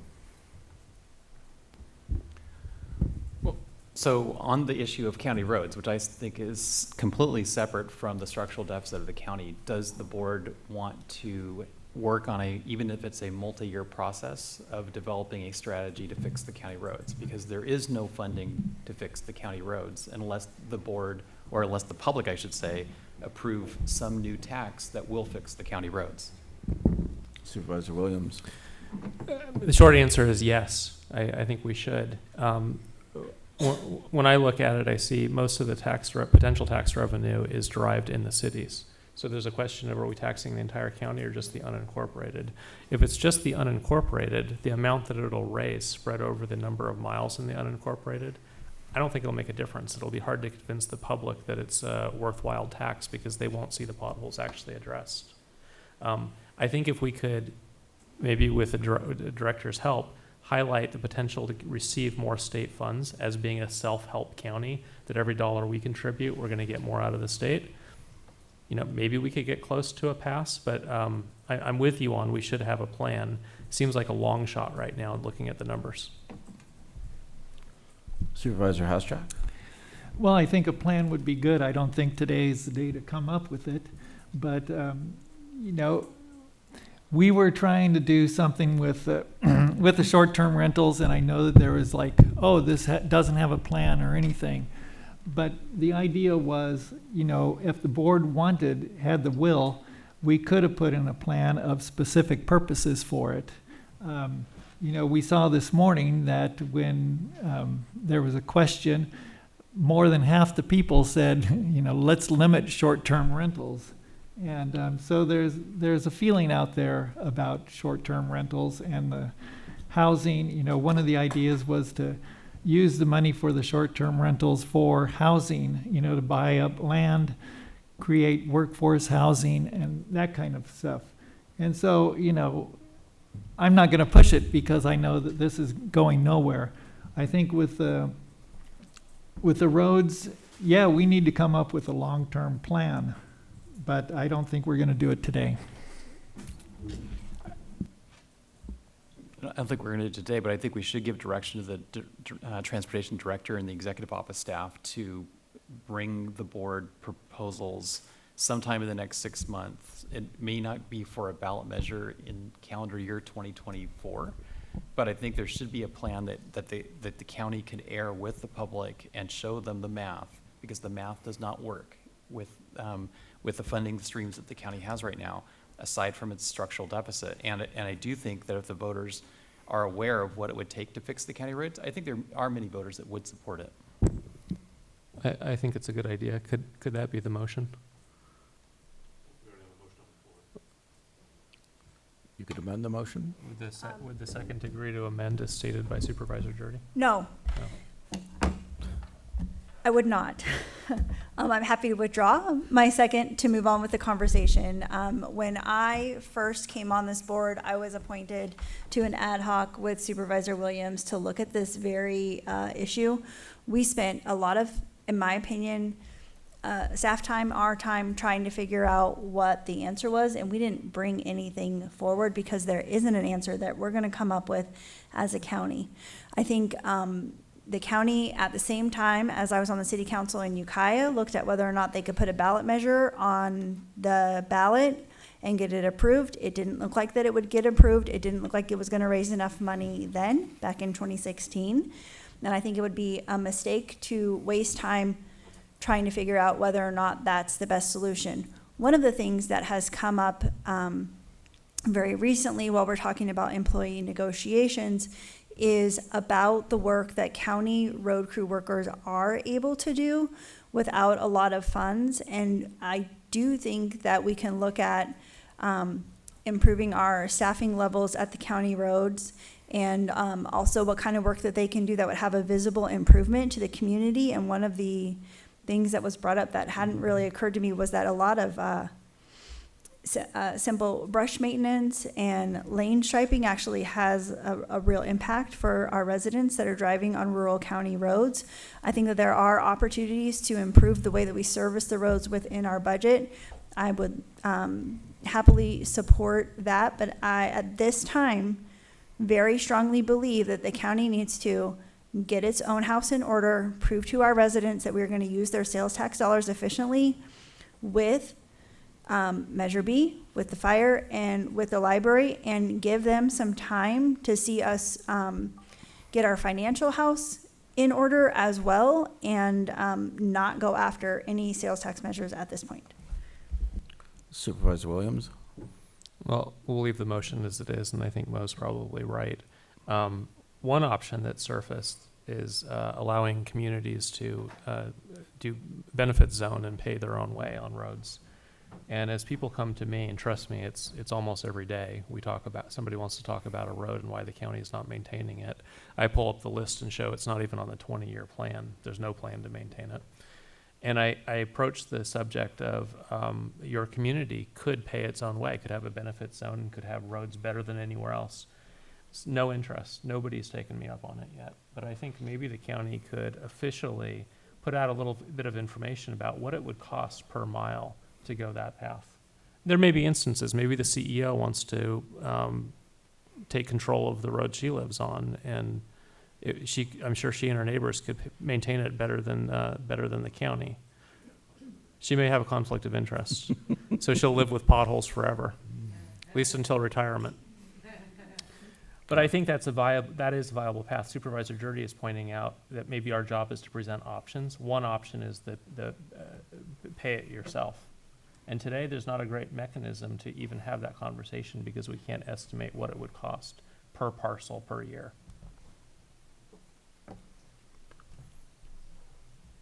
Call the question. Supervisor Williams? Yes. Supervisor Dirty? No. Chair McCourty? Yes. Supervisor Mulhern? Yes. Supervisor Hashak? The question was. Take no action. What? To not no take action. Yes. Right. Yes. The motion carries with Supervisor Dirty dissenting. Okay. Agenda item 4L is discussion and possible action, including the restructuring of the Economic Development Standing Committee. Oops, I'm sorry, we jumped one. So we're actually on agenda item 4K, which is discussion and possible. 4J. Oh, did I cross that off already?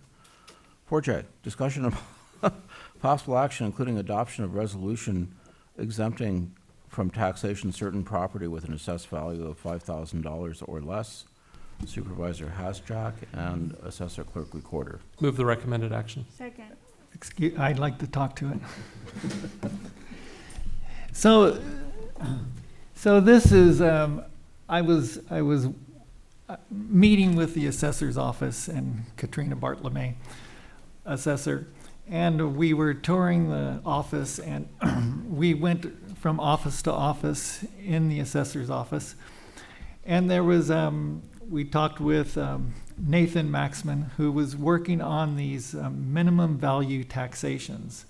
And it turns out there's two people in that office who are working, and they're spending lots of time trying to tax people's boats or tractors or anything that's valued at $1,000 or more. And each time they do that, it has to touch their hands 4 times during the year. And so if there's a piece of property that's worth $1,000, the county gets $10 in taxes for it, and of that we might only get $3. And so we're spending all this time, we have 2 people spending all this time because it's the board policy to tax these things that are worth $1,000 or more. And so the idea basically is, let's just increase to $5,000. That was what Assessor Bartlemay and I agreed on, and that was their recommendation. And it would alleviate all of that taxation for minimum value items. And so hopefully that when we're talking about the assessor's office and freeing up time, this would free up time so that they could do, the properties that aren't being assessed properly. So, Okay, Assessor Bartlome, anything to add to the conversation? No, not really. They, it costs us over $60, almost $62 to process one of these. And that's just a simple one that only takes about, 25 minutes to process, or 15 minutes to process, I should say, I'm sorry. But, I think that, we're working with the Golden Gate Bridge Initiative, and I think that this would be one thing that they would recommend as well to streamline things and to get us on to bigger and better projects. Okay. Supervisor Jerde, comment? Yeah, I support this. Just question to County Council. Is there a way to index this? For example, there's a state law that says you cannot hire a handyman or handywoman to help build, let's say, a fence if the materials and the labor cost more than $500. I think that was a state law passed in the 1970s, and it still says $500, which probably there's very few Mendocino County residents that abide by that law. And this, in the same regard, setting this at a fixed dollar amount, and then probably no one will even notice the resolution except someone in the assessor's office for 10 or 20 years. Is there a way of just indexing this so it goes up with inflation? If I may respond through the chair, we'd have to look into that. I do know that there was some flexibility that was baked into the statute. I think the cap as to how high you could go in terms of exempting it was, I believe it was 10,000, but please don't quote me on that. yes, it's 10. Okay. So there may be a way to be able to structure it within that realm. If you'd want, you could give us direction. We could come back with potentially another resolution on consent to modify that language if desired. Why don't we just go to 10 now if that's allowed? Because it sounds like even at 10, it may be a wash. We're spending more in staff time to tax than the revenue we're collecting. That could Well, be Go ahead. Katrina Bartlome, assessor. Personally, going from 1,000 to 5,000 is one jump. Most of the counties, there are a couple real small ones that are $1,000 with the low value exemption. Most of them are 2,000 to actually to 10,000. But we'll do whatever you want us to do. But I think that the 5,000 is a good place to start for right now. Supervisor Hashtag. And I think one of the considerations was a lot of properties such as in Brook Trails that were valued around $5,000. That was a consideration for the assessor's office. Yeah, thank you. We do have a lot of those unbuildable lots that are valued right now at 5,000 that they're all on Prop 8s. So we review the Prop 8s every year. So we'll start reviewing those for the next, for next year. And we will most likely increase those a little bit so they stay above. And so all the special districts and up there and special assessments are still being allowed to be paid and go from there. Okay, any further comments? Supervisor Jerde? Well, it sounds like maybe the best thing is to stick with the 5,000, but then hope that Katrina or someone else in the assessor's office in the next 5 years will be bringing this forward again, perhaps going higher than 5. Okay, so we have moved and seconded. Public comment? Public comment? Anything online? None? No. Okay, call for the question.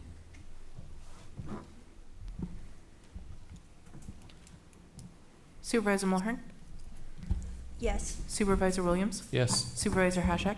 Yes. Chair McGordy? Yes. Supervisor Jerde? Yes. Motion carries unanimously. Thank you. Okay, so now we're going to move on to... Chair, if I may, Yes. can we take a quick break? Yes, we can. Let's Thank take a you. 10-minute break. We'll be Thank back you. here in 10 minutes. That will be 10 after 3. No, wait a minute. I'm sorry, my computer's not right. Hold on. That would be, let's just say 5 minutes of 3. I don't know why my clock's off in this. 2:55.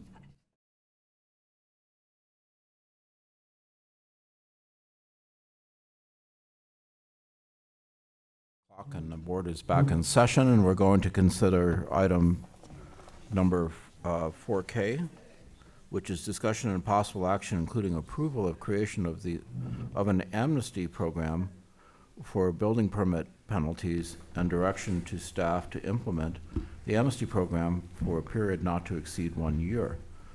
Supervisor Hasjack. Yeah, so the impetus was Mr. Scott Ward bringing this to the board.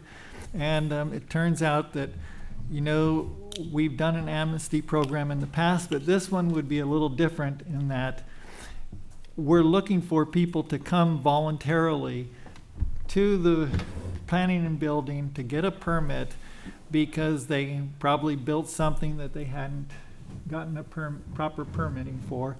So instead of having the penalty and fees and all that for it, they would come in, you know, pay the appropriate permitting fee, and that way we could get these onto, you know, they would be assessed, the permit would be, you know, provided if it was appropriate, and we could get these people onto the tax rolls.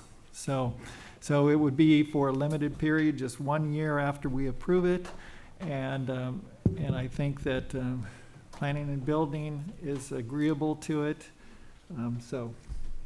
So I think it's a good way to move forward. And thank you to Mr. Ward for bringing one of these ideas forward.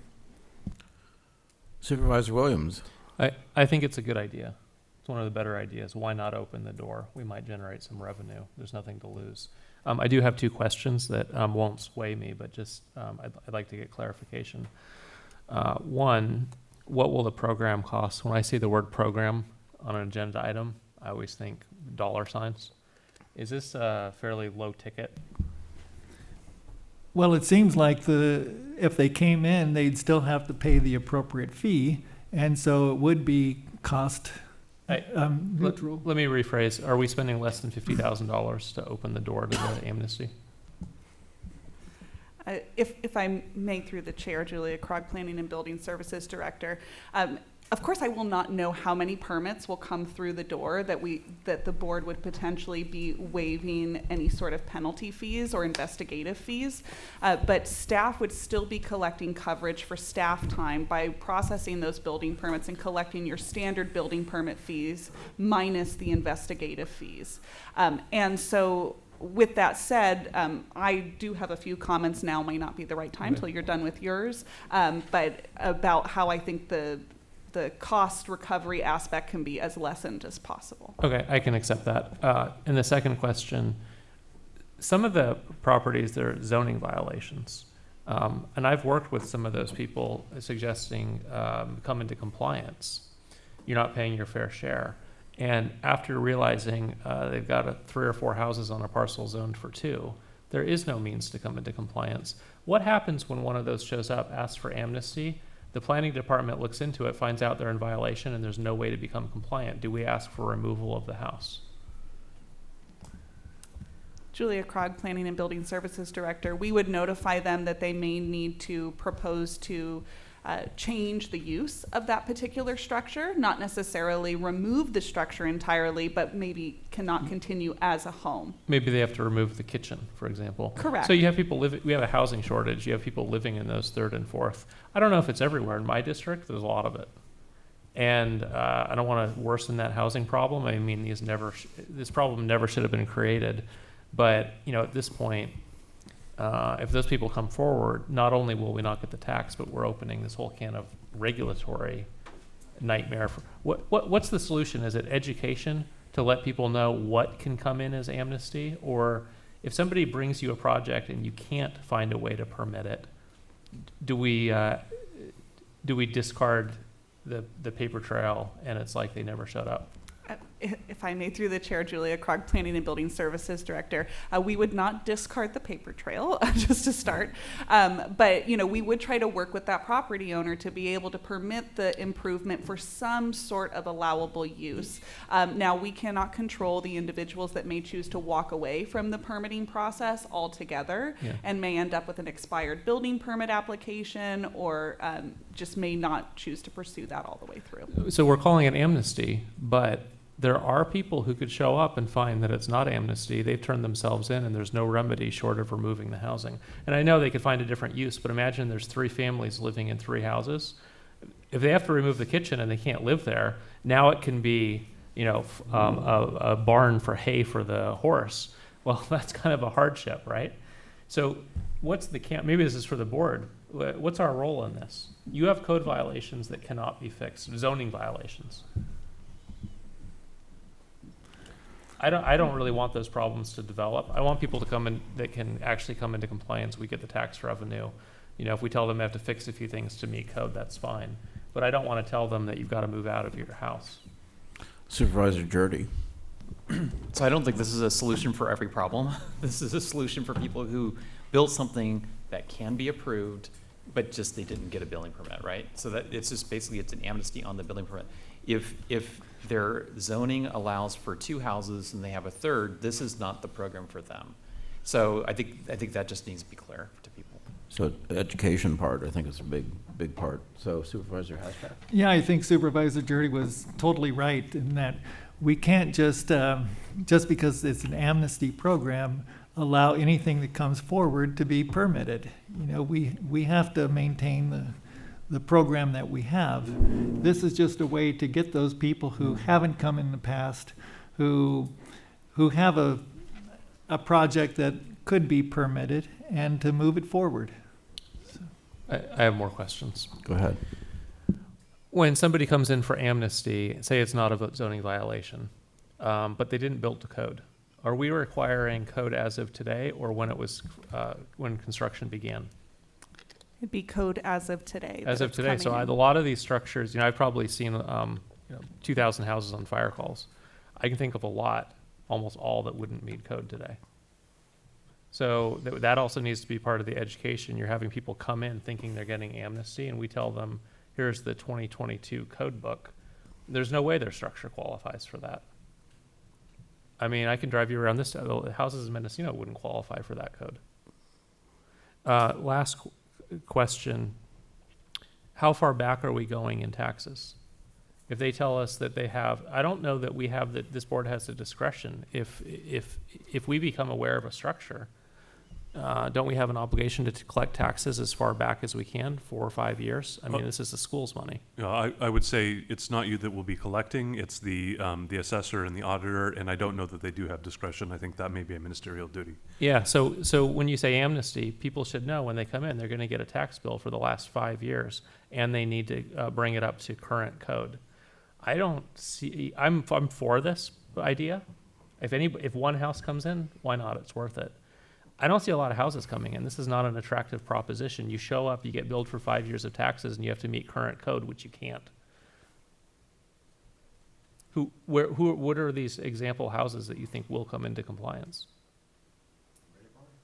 No, Julia has not spoken yet. Please. Thank you. Julia Krog, Planning and Building Services Director. So I just have a couple comments. So while I have no objection to this program going forward, if that's what the board wants to do, my suggestion would be that we make sure that it is limited to those that are not currently under code enforcement with a confirmed violation, because we have expended staff hours. So the investigative fees that the board would potentially be waiving is the cost recovery for the staff time spent on those investigations. And then secondarily, I would suggest that the start date of this amnesty program be delayed by just a bit of time to allow staff to gather appropriate guidance materials for the public, also do a press release so that way the public has time to also prepare those plans to maximize the use of the 1 year building permit amnesty program. And then just confirming, because I know we've talked a little bit about zoning, or just reaffirming that this would solely be for building permits. So not if somebody required a coastal development permit for violations that would be double or triple feed if it was for after the fact. And I'm happy to answer any questions the board may have. Supervisor Hashtag. Well, I agree with everything that Ms. Krog said, that if the person's already in code enforcement and there's been action against the person, then we're not waiving those fees, right? I just wanted to be clear on that, okay? And the other, I could accept those too, right?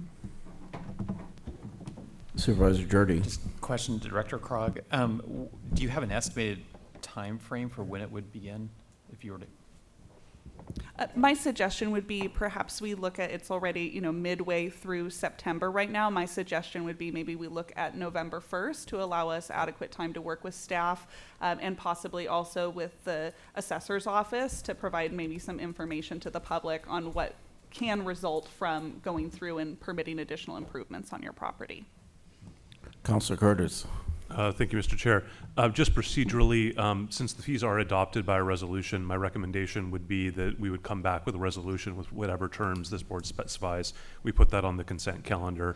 We can put the start date, we can put the specifics of the program in there, and then it'll be very clear what would be authorized. Okay, thank you. Supervisor Williams. I would like the terms to, well, can I make a motion? Sure. I move approval, amended, direct staff to return with an educational package explaining to the public the terms of amnesty, that back taxes may be due, current code standards will be required, and that it is the fees and penalties that will be waived. And the zoning is non-negotiable. Zoning code must be met. Well, the fees, you said the fees would be waived. Penalty fees. Is there a second to the motion? I'll second. Okay. All right, public comment. Mr. Ward. Thank you, Supervisor Hash, bringing this forward. The penalty fee waiver is an enticement to get the people to come in. If the county hasn't expended any efforts in code enforcement, investigating and writing letters, a penalty for the investigative fee, which is in the California Building Code, is just punitive. So, of course, you're going to have to pay back taxes. That's part of the punishment the government gives you for doing things swimming upstream, right? Class K is a great tool for these houses that do not meet current California building code. Most of these houses that are built without permits are not visible from the street. They're not in the smaller parcels, which are not eligible for Class K. They're the back in the hills, the end of Spy Rock, Road 409, or wherever. I've gotten a couple of clients lately because Assessor Bartlett had sent out letters saying, hey, we looked at your parcel, you got these buildings, how big are they, what are they for? And these people are calling me going, oh my God. Right now I've got a resident in Redwood Valley, she's got a house in and 3 accessory buildings for permits. And she came in because of that letter. She's gonna get a penalty fee. If she waits, maybe we can, this will apply, I don't know. It's just a way to get people in, get them on the tax rolls, bring in a little bit of money, and the retired building official in me says also, we need to inspect these buildings for safety, for electrical and plumbing and wood stoves and any kind of heaters. We need to regulate. Our role as government officials, me as a retired one, people think we're just revenue collectors, but the building department has a very important role for life safety for people that don't have any control over their environment, like kids and elderly and guests and the public going in the buildings. So the only way to do that is through the building permit process. So I think it's important to get as many people under the permit process and get their structures inspected, just for the greater good of the community. And if we can do that by waiving a penalty fee, which isn't earned if it's not in code enforcement, I think it's a win-win. Okay, thank you. Anybody else in the room? Anyone online? Nope. Any last comments for the board before we vote? Looks like we're ready for a roll call vote. Mr. Chair. Oh, sorry. It blends in with your... That's okay. You're only looking to the right. I just do have one comment. In order for this program to be successful, we are going to have to partner, I think, with stakeholders, contractors, North Coast Builders Exchange, Chambers of Commerce, et cetera, to really make sure that the community knows what's happening and why we're doing it. So hopefully when the press release materials or what have you are ready, we can share those with our partnering agencies. The educational component is real important in this, so And if I may, through the chair, I'll just add that, yes, I'm more than happy to reach out to the North Coast Builders Exchange and have been, I have met with them as a group several times, so. Very good. Okay, we're ready for the call.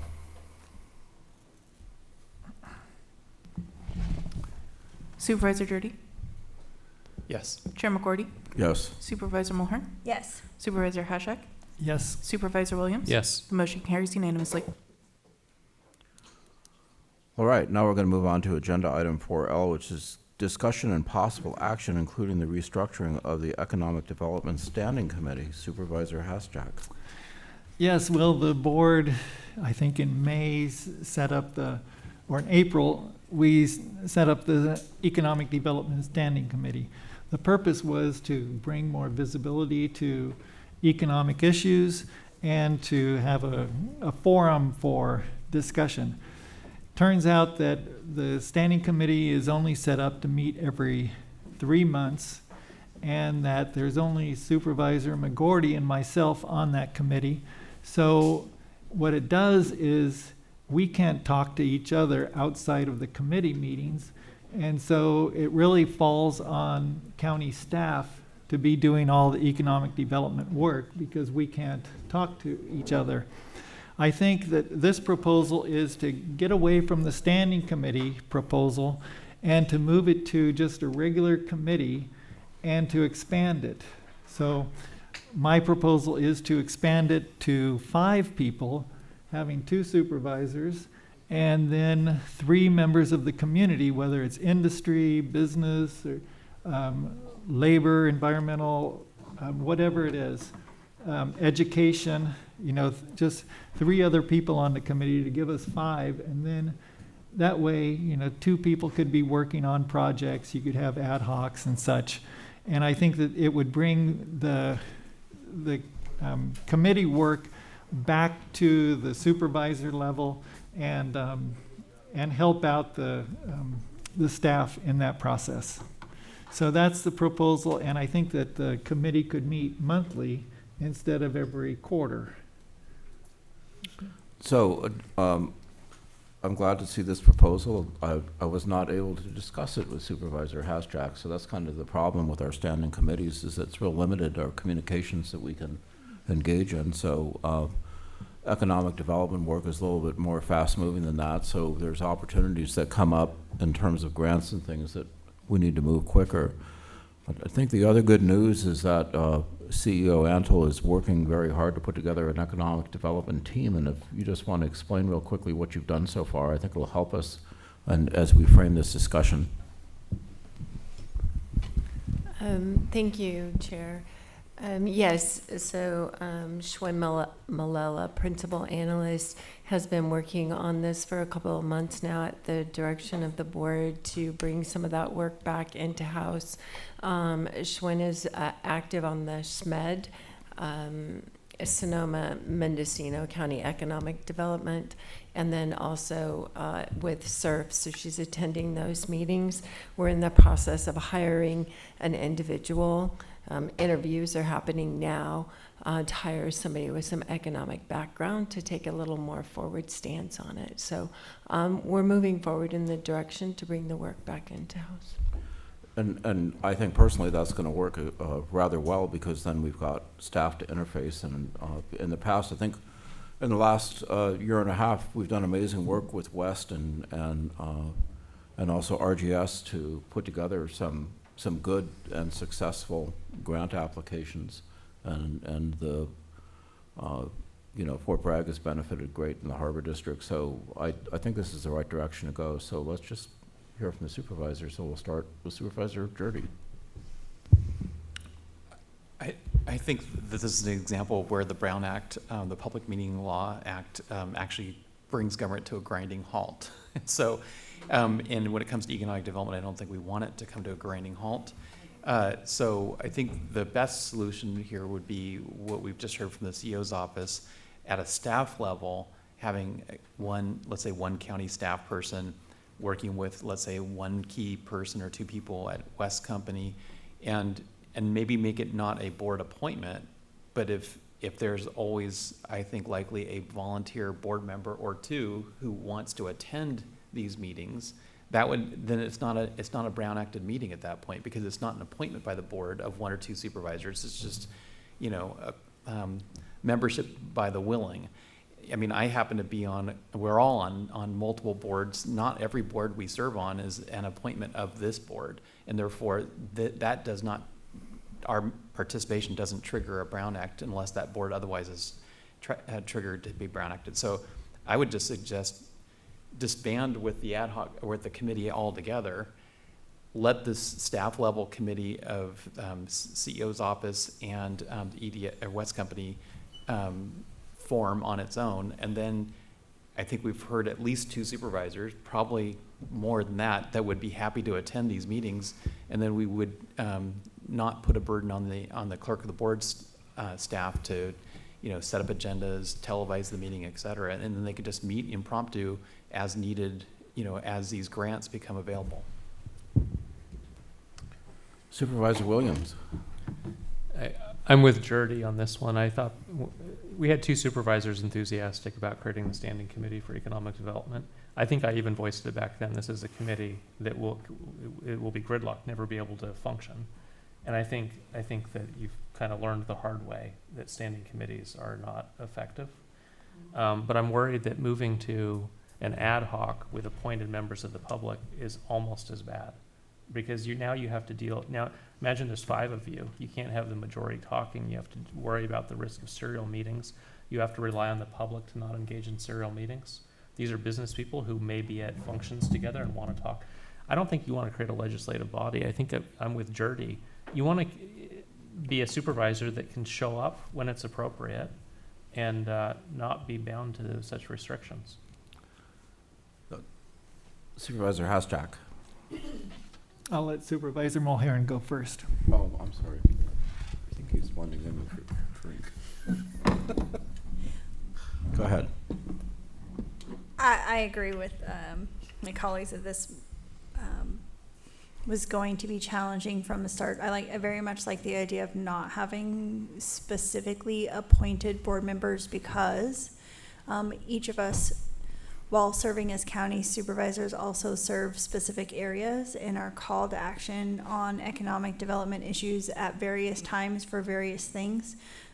Whether that be the work that I did with our partners at the Army Corps of Engineers on Lake Mendocino recreation, or working on the Russian River confluence. I think that there's a variety of initiatives that bring economic development to our county, and I'm very excited to hear that the CEO is moving forward with interviewing somebody to help facilitate that role. And I think that if there is an opportunity, for instance, that there needs to be a letter of support from the Board of Supervisors for a grant, I think that our CEO and the executive office would certainly be able to facilitate that with the chair of the board using our legislative platform and her knowledge of the county and our wishes and policy direction, that she could simply implement that, and it would be much more effective as far as economic development than trying to gather a meeting or choose whom to appoint in which category, et cetera, because I could see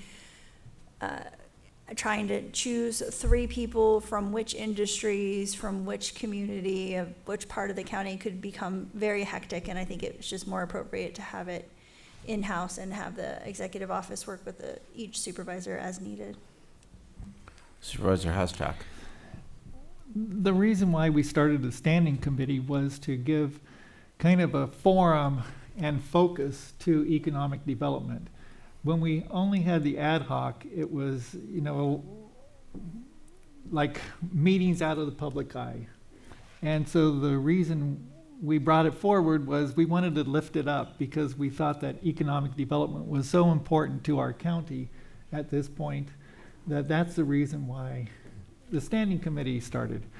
Well, we're just finding that there's a glitch to it, and it certainly takes, when we have a standing committee, that county council has to be there, the CEO has to be there.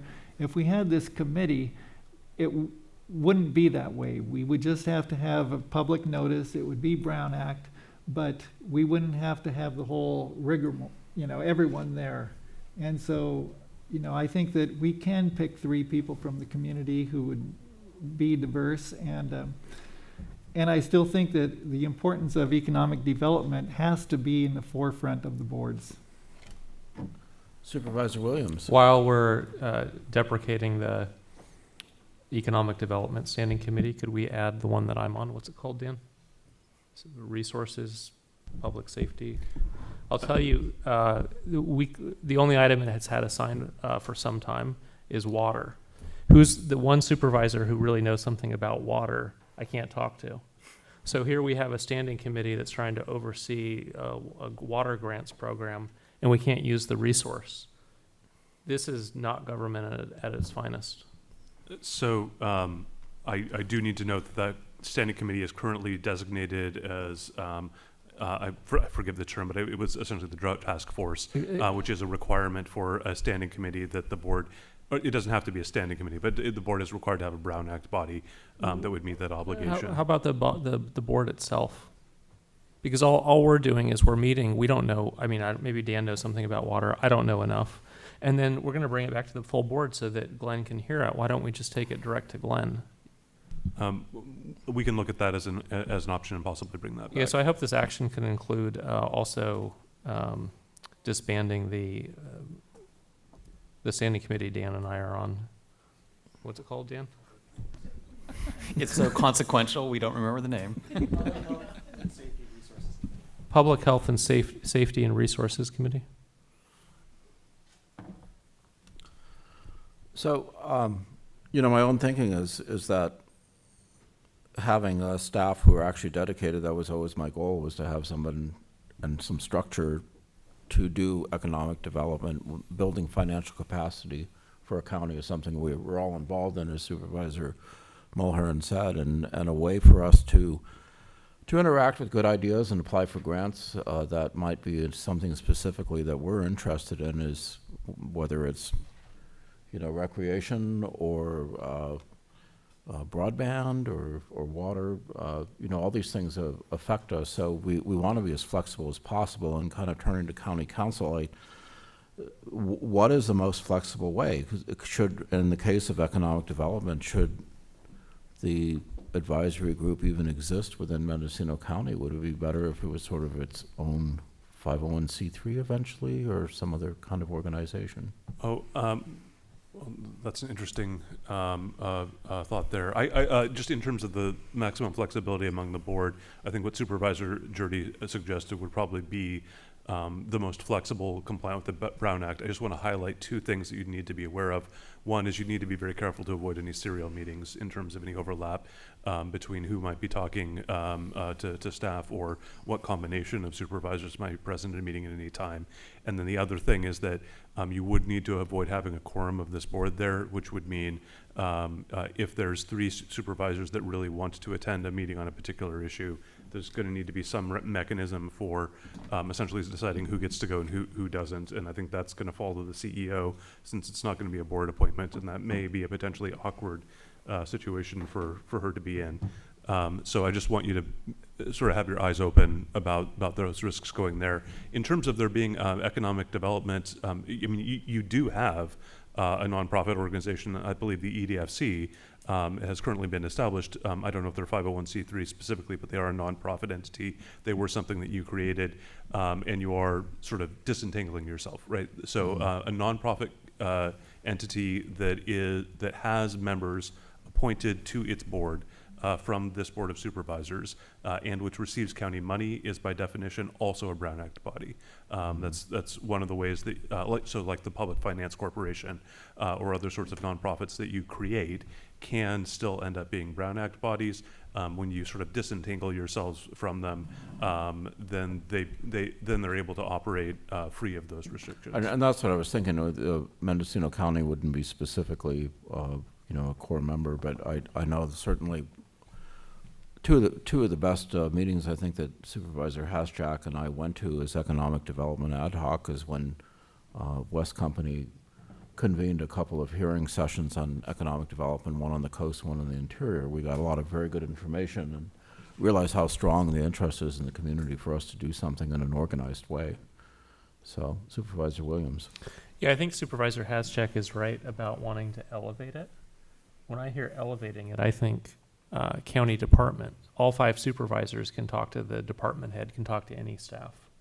And as soon as we go down a committee path, it's becoming something where at most 2 supervisors are involved.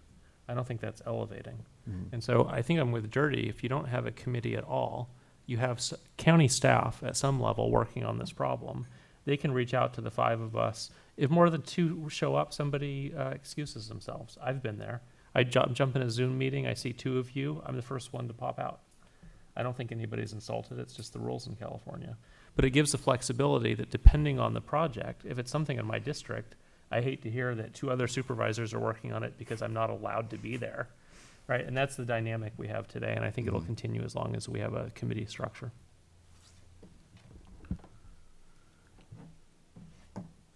Okay, so what I'm hearing is that we want to do away with the standing committee for sure, and then our next option is just to simply go with the economic development division that's being created inside of the CEO's office, and then that kind of solves the problem of Brown Act violations. Is that acceptable to the board? That works for me, and as long as maybe we have some sort of check-in with this new staff person, maybe Schwinn and if there's another new person, we could then remind them of the committees that we are all on. I don't know that everybody in the executive office even knows what we all serve on, because then as they see things, that they realize that we may have some information that could be helpful. Supervisor Haschak. Yeah, I'm really glad that we are hiring this economic development person. That was one of the things that Supervisor McGordy and I heard from the community, was that they wanted a point person in the county to deal with economic development issues. Just the whole thing about having a committee or not, I'm not totally attached to it, but we were thinking, like at the next standing committee meeting, we have an agenda item to have a presentation from the Community Development Corporation. And that was to talk about housing and what they're doing and hear their presentation. So we were thinking that if it's, the role of the committee is to deal with some of these issues that we don't want to deal with as a full board, but we can bring back the ideas and presentations. And we do that in the General Government Committee all the time. So that's the purpose of having a committee, where you can really delve into issues more in depthly than you can in a general board meeting. Just a final thought on that. So that's an example, though, you could also see it, that's an example of 2 supervisors who had a conversation, they saw a need, they saw a group that perhaps could play a role in that. They could then take that presentation to the staff meeting that could be convened, making sure that the county's economic staff people are aware of this information. And if you still, if in this case you want to give a presentation to the full board, you can still do that as 2 supervisors. So I think what you just described can go forward with what we're talking about. Okay, let's go for public comment. Is there anyone in the audience who wishes to address the issue?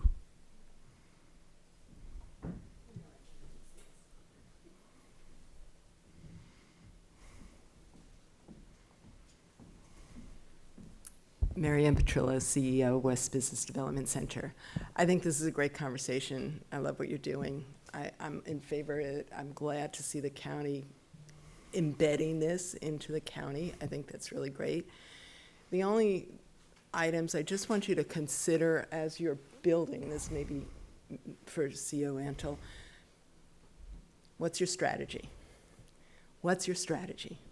And the reason I say that is because I remember when I first came into this county and got this position, the first thing I wanted to do is, where do I hook our work onto? Who's doing it? Like, I'm helping all these businesses. Like, who do I hook this work onto? What's the plan? Where is it happening? And I've now heard this same sentiment from a lot of other organizations that are good organizations, the quality organizations that they have, but they just don't know where to kind of put their mission and their energy. So I just want to, encourage you as you're thinking about this and you're thinking about items and grants, have the strategy, let the community know so we all could help you with that strategy.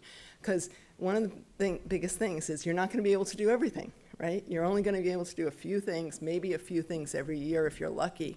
So we've already started something you heard today about the blue economy, but that's one item, right? You have the SEDS, you have the Move 2030, you have some pieces, but help the rest of us know where we can help and how we can hook onto the work that you're doing. So it makes our mission worthwhile, and it also helps the county.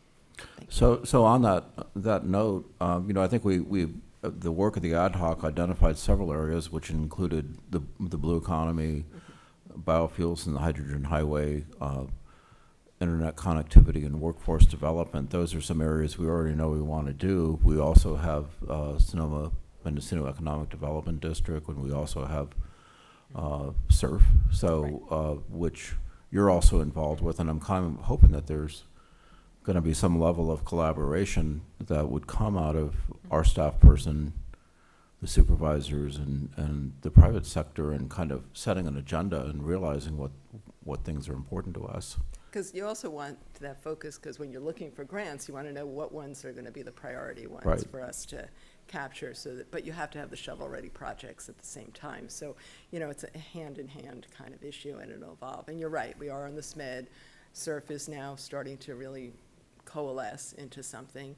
Plus, you already have your own agenda items. But you've got a lot of other organizations who have specialized fields that can help. I think the economic endeavors, and I think that's what the community ultimately at the end of the day wants to see. It just wants to see the county moving forward. You're not going to be able to do everything, obviously, but we can certainly get a lot of things done. And if we're all looking out for these opportunities and we can bring it to the CEO's office and say, look, this is what we have. We need a mechanism to also keep you informed on the work that we're doing. Well, I think that's where John and I were thinking about some kind of a group that convenes periodically, even if it's not our group. If there is a group in Mendocino County that does that, I don't know if West specifically convenes kind of economic development discussions on a regular basis, or if you're willing to do that, or. Of course, we're always willing to do that, and we have done that in the past, especially around particular grants, right? We built a huge partnership. There is one thing I do want to mention that is tangential to this, but you talked about the amnesty program. We are actually working with the Sonoma Clean Power. There's a group down there that's doing e-contractor workshop, and we're going to try to bring that to Mendocino County, as well as doing a kind of roadshow about rebates and stuff. So this is a good example. It's like hearing this, I had to sit here and I heard about the amnesty program. That's when we could share about the amnesty program there. I mean, there could be a lot of different things that you'll be doing. I point to you because as you develop your department, as long as we can get that information about what the department is doing, then we can work it into our plans. Don't, utilize all of your organizations that way. Okay, thank you. Thank you. Supervisor Williams. Well, I have a follow-up question. It just kind of hit me that I don't know what our strategy is. And I don't know what the county is intending. What is the goal here? What do we think we're going to do in terms of economic development? Is this just a venue where we talk about what other people are doing? I mean, we don't have money to throw after it. If it's applying for grants, we have a grants division that would be more effective than another economic development entity. Well, the grants division and economic development are going to be working pretty close together. Darcy, how do you envision it? I mean, you already have people sort of doing the function. Yeah, currently, CEO Antal, currently both those divisions are under Schwen Malala, and they will be working very closely together. So we have a Kelly Hansen that's working in the grants division, pulling all that stuff together for us. And then we will be reaching out, and again, to businesses and other agencies in the county to see. But also you have your ledge platform of what is a priority for this county along with your strategic plan. And then if you all hear of something, you can refer it back to us and we can work with the appropriate. We would love to see a large industry come here, but there's a lot of barriers to having that happen. What do you expect the results to be? How do we know if we're successful? I mean, are we building a bridge? What is it we think we're going to, the final result will be? I know we're. So that's something I can work with you all on to formulate and work with Schwinn on. I think it's, for us, it's getting started and getting the agencies and the collaboration going, and then tracking what's happening with SMED and SURF and getting up to speed in those two areas. So I would say the most successful program to date has been our interest in the broadband accessibility, which is something that it hasn't been entirely focused through just one area, but it was identified in Move 2030 that if we wanted to see Mendocino thrive in a new economy, we had to have better connectivity. And I think that's been the policy of our board, is to pursue that. It hasn't been John Haschak and me, but it's been you and you know, other members of the community who've done that. But that's also you know, a state mandate, broadband for all. It's the state pushing it, and you know, we're doing our part in response. I guess since I've been on the board, I haven't seen the county move economic development. Other entities that we've funded have made a difference. They've applied for grants. They're doing economic development. I actually haven't seen our county. I can't think of any projects I would say are economic development. Maybe we're talking about finally making that happen, that jump. But what does that look like? Does the board have any sense? We're telling staff, go do economic development, but I don't see us providing a strategy. So Marianne, if you would just address with the funds that we allocated to Weston RGS and that were pretty much expended, what do we have to show for our efforts? And basically that was aligned with our economic development ad hoc. Yeah, so again, I don't have my slides, but we did bring about $10 million in. But remember, what we brought in was brought into the community. It didn't go straight into the county, it went into the community as a whole. So the work that we did for SURF, and we had NCO, the work that we did for the Blue Economy, we got a grant for that. The work that we're going to be doing down in Noyo Harbor, and we got a grant for that.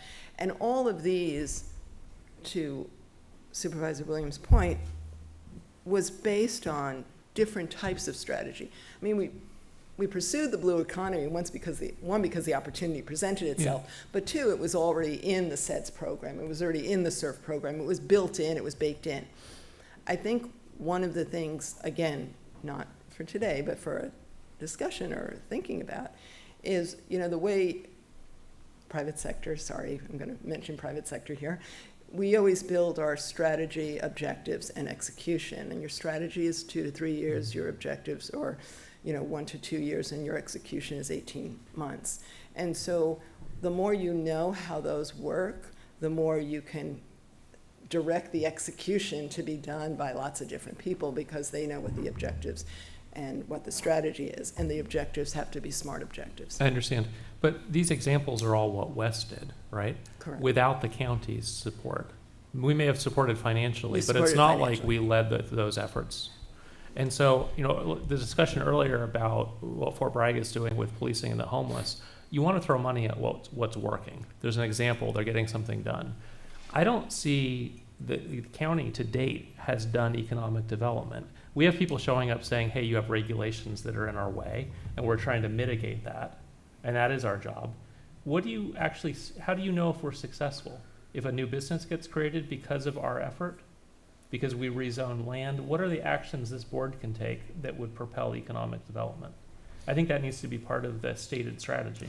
I think so too, and if you go back in history and we look at the time that Pamela Swan was here, who was a very energetic economic development officer for the county, she created an overall economic development plan for Mendocino County that basically stated, these are the things we're going to do. These are opportunities that we have that we should pursue, and tourism was one of them, and that's how Visit Mendocino was created, was through grants that she obtained from the USDA. So that's usually how you ultimately get somewhere, is with a plan, which if we have staff that are able to do that, working with stakeholders. So that would be something that an economic development person would be encouraged to do. And I would say that it's a very different world today, and one of the things that this new department or division should be doing is listening to what's happening on the state and federal level, because that also guides you. You have to line up, what does Mendocino County need? And then what's being done out there? And, you know, wherever that juncture happens, you kind of try to take advantage of that. But if you could have some kind of plan that everybody, all your community is on board with, I think you'll get faster momentum, because that's how you develop your partners. Your partners then in turn get you more grants and so on and so forth. So it rolls into each other. CO Antle. Again, the County of Mendocino is not reinventing the wheel. We will be working and jumping off from where Marianne and RGS has, and we are currently working with SMED on a comprehensive economic development strategy. So it's happening. It's just not today.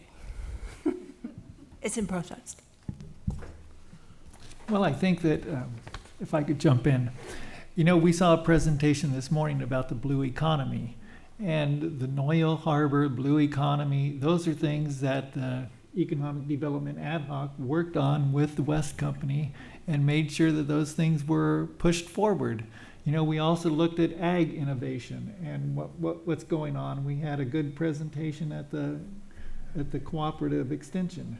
You know, and we met with looking at hydrogen, you know, plant and what we can do with that. Those are all things that we've been working on because we want to have a green economy in Mendocino County. We want to have a vibrant economy, and those things take planning. They take, you know, a lot of discussions and bringing in the private industry to see what they need. And so those are things that were happening and have been happening for the last year and a half.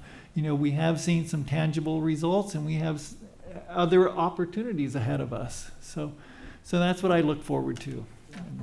All of those things, Supervisor Haschek, you mentioned, are things that have taken and evolved over time, and we're still at the beginning of it. You know, I think everything about the hydrogen highway and about renewables is just beginning.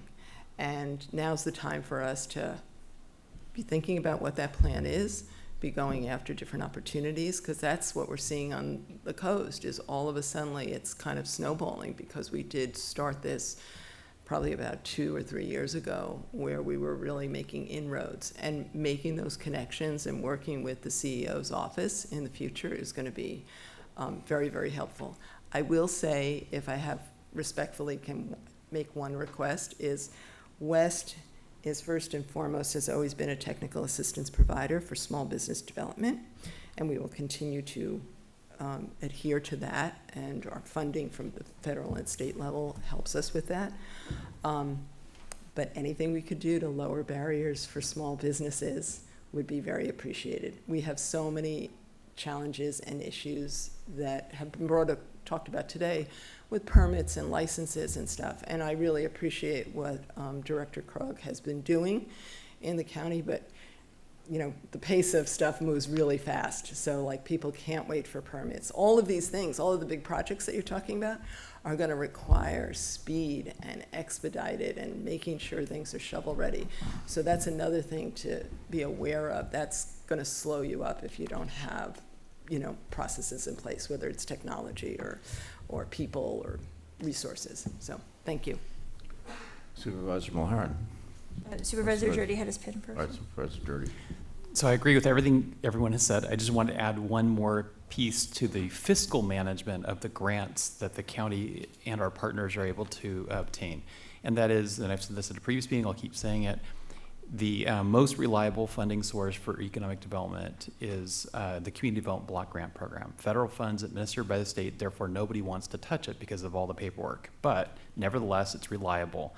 And if this county were to ever have a successful CDBG program, what we would be doing with those funds is we would be getting the grant, making the loans to businesses. We don't even have to charge interest. We should loan every penny out because we don't have to charge interest. The state and federal government don't require us to charge interest. But what we should do is we should have a short-term loan. Maybe it's 3 years, and then ramp up the interest rate so they pay it back. Then once it comes back to the county, we don't reloan it to businesses. We spend that money now because now we can legally spend it on infrastructure projects. And we could then be taking care of our neglected infrastructure, whether that is a civic building of some kind, a road or whatever. But then what we should be doing is we should not be applying for a community development block grant once every 2 or 3 years. We should be getting that grant every single year. So if we were to have better fiscal management, which requires us to take that program out of the planning and building department and putting it in this grants division, so that's the message I have for all of our partners that we're working with is we want to loan the money out. We want to get that money into the hand of businesses, but we also want them to pay it back quickly so that we can spend it on infrastructure. Can I second Dan's motion? Okay. CEO Antle. Yes, if I may, through the chair, that process has already begun, with the exception of a couple of CDBG grants that are near the end of their term. Planning and Building is running those out. And then, of course, the larger multifamily grant of over $6 million. Those are going to stay with Planning and Building. The other ones are coming over to the grants division. Those meetings have been taking place, and we're in the process of doing that. And just to show how sad our performance has been with CDBG, between 2016 and 21, County of Mendocino obtained a mere $1 million in CDBG funds. City of Ukiah, $2 million. City of Fort Bragg, $6 million. Why didn't we get $6 million from CDBG? You know, that was a failure of that program, the way the county administered that program. So there's one of your strategies. So I'll take that. yeah. Supervisor Mulhern. I was going to comment also on Supervisor Williams' strategy conversation, and you know, being in business in this county for the last 25 years, I can just tell you how many plans sit on a shelf somewhere. Meat plant studies, hydrogen studies. I mean, there are so many studies, and having one person within the county as an agency that's helping to not only collaborate with the agencies that are working on that, but also just, you know, keep a running tabulation and connection for communication so that we all know what is out there and what the opportunities are. But I can't say enough for small businesses and industry in particular, for local government, all government, getting out of the way. So please don't discount the work that the board has done in improving a housing subdivision that will not only bring more housing for professional level staff, but will also be a workforce opportunity, particularly for people that may have been in an industry that's no longer viable and could then get their contractor's license. The actions that this board has taken to improve economic development through getting out of the way should not be dismissed. Supervisor Williams. I agree. I would like to see this board commit to every meeting having at least one item that's about removing regulation.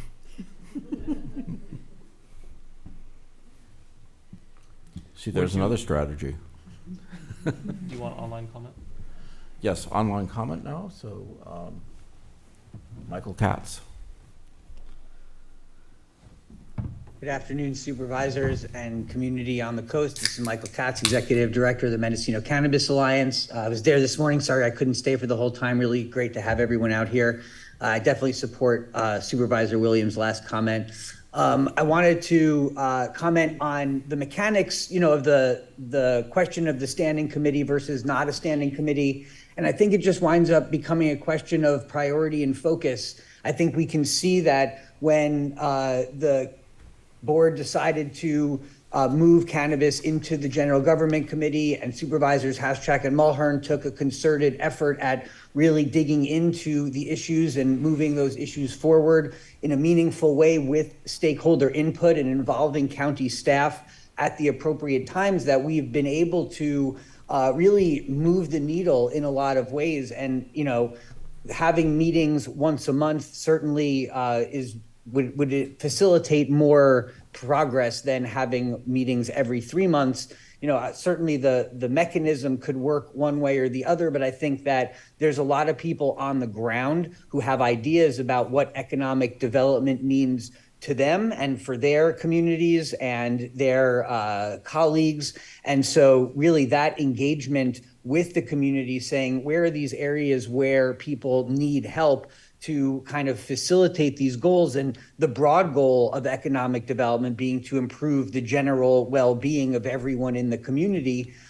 through economic opportunity. And so that can look like a lot of different things, certainly removing unnecessarily overly burdensome regulations in every arena to facilitate business development and engage and encourage people to set up and maintain their businesses here while considering the impact on the environment and resources and all that. Those are the kind of the hallmarks of Mendocino. So I just wanted to comment that there has been, in my eyes, success in taking the cannabis issues, which are broad. There's a lot of them, but they're also very specific, like how do we actively address them? That mechanism has been successful in identifying and moving those things forward. And, there's the potential that mechanism could also work for economic development in that way if the same, focus was put on it, and inviting and engaging stakeholder community to participate and bring suggestions as well.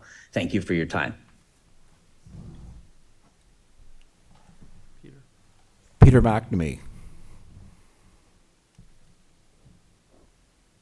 Well, I'm back on Zoom, and I appreciate this discussion today. I want to make a few comments based on what supervisors have been discussing. The Grassroots Institute supported the creation of the Standing Committee because we saw it as, really for two reasons. One is, as the Board of Supervisors, your role is to act as the sovereign authority representing the people of Mendocino above all other interests. Your job is to be the people's guardians.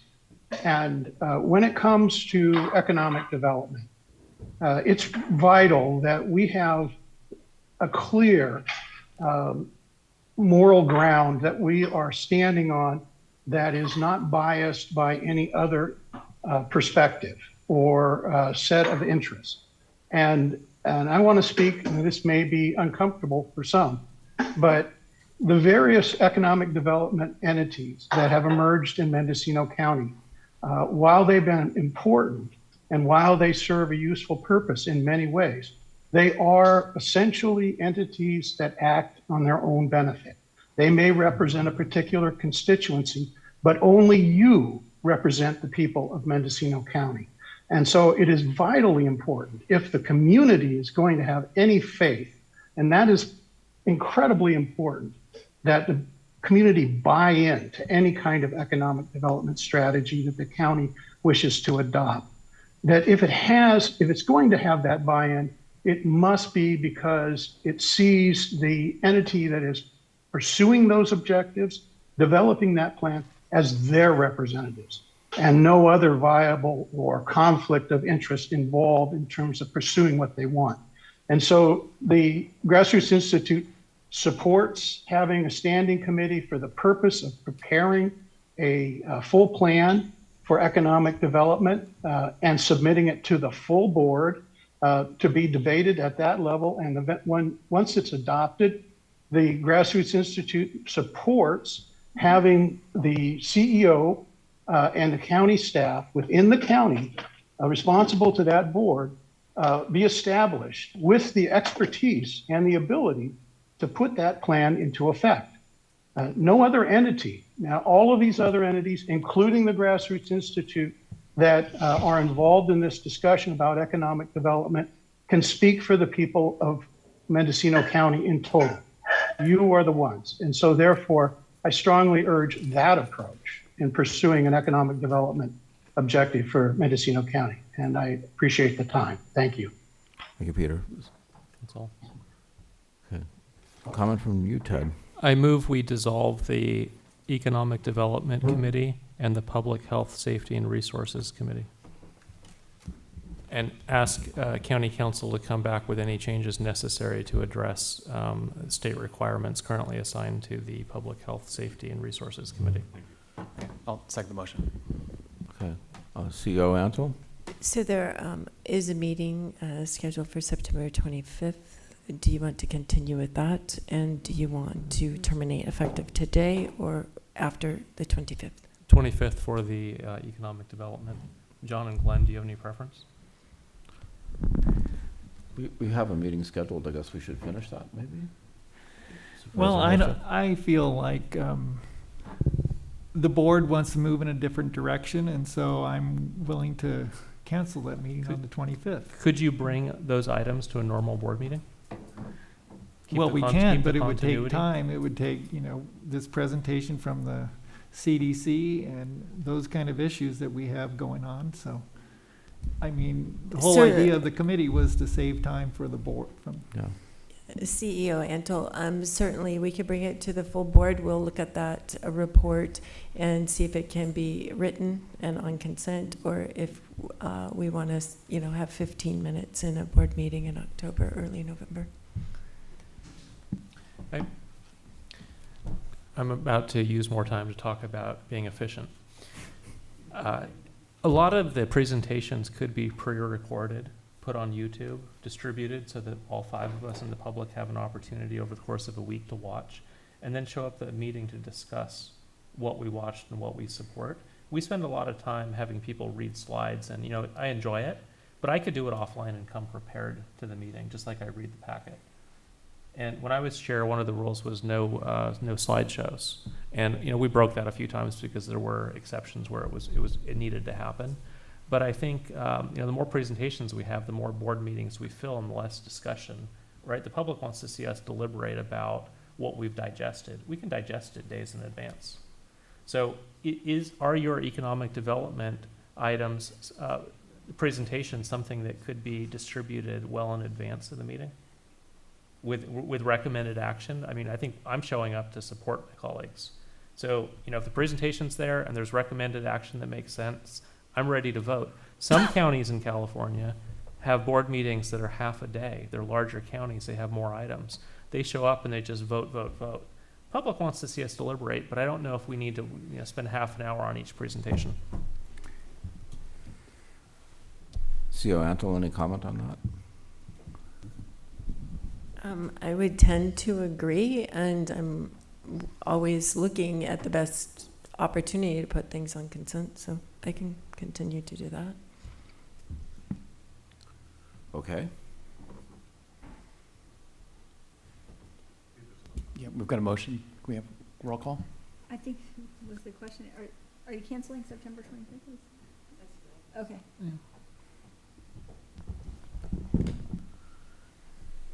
Okay, I guess we're ready for roll call.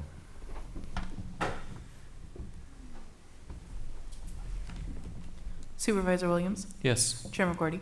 Yes. Supervisor Drudy? Yes. Supervisor Mulhern? Yes. Supervisor Hashak? Yes. Motion carries unanimously. Okay, thank you. So, looks like most everything's been canceled except for item 4O, which is Sorry, what about the consent item that needed to come back for Oh, approval? okay, well, that too. So consent item that we needed to review. Per Deputy CEO Sherry Johnson, the new wording has been uploaded to your packets. Okay.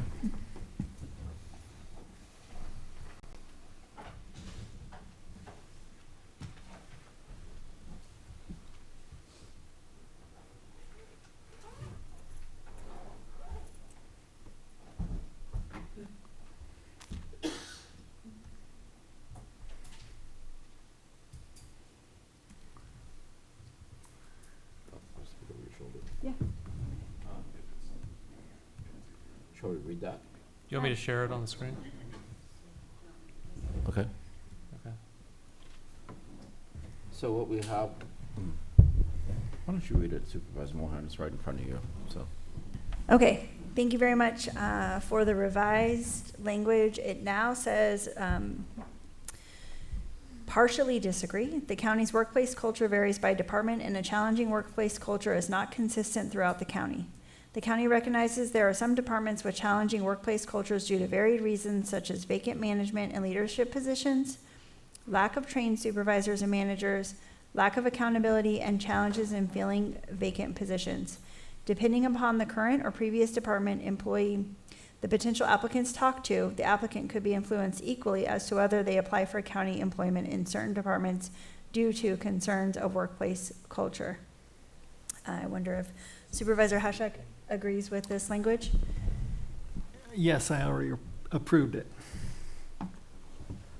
Supervisor Williams? Is this partially disagree or partially agree? Does it mean the same thing, county council? Yeah, I believe that's the same. There's the language that's used in the statute. We will modify the report to reflect whatever the statute says. Okay, so do we need now to vote to approve this item? Move approval. Yeah. Second. Okay, moved and seconded. Well, I think we're ready for roll call.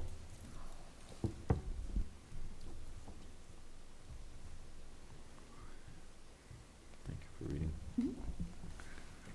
Sorry, my computer is being a bit slow. Supervisor Hashak? Yes. Supervisor Mulhern? Yes. Supervisor Jordy? Yes. Chair McGordy? Yes. Supervisor Williams? Yes. Motion carries unanimously. Okay, thank you. So now we can move on to agenda item 4.0, Supervisors Reports regarding board special assignments, standing and ad hoc committee meetings, and other items of general interest. Starting from Supervisor Hasjak and going to the right. Well, I just wanted to comment about the consent calendar item that we just approved. Is that really, you know, the grand jury did a lot of work on this, and they did notice that there were some issues in our human resources within the employment of 1,100 employees. And so I appreciate their work on it. And, you know, I think the board's commitment is to try to resolve those problems and to figure out how to do it better in the future. And I'm appreciative of Deputy CEO Sherry Johnson for her work and stepping up and taking over a lot of the responsibility for human resources.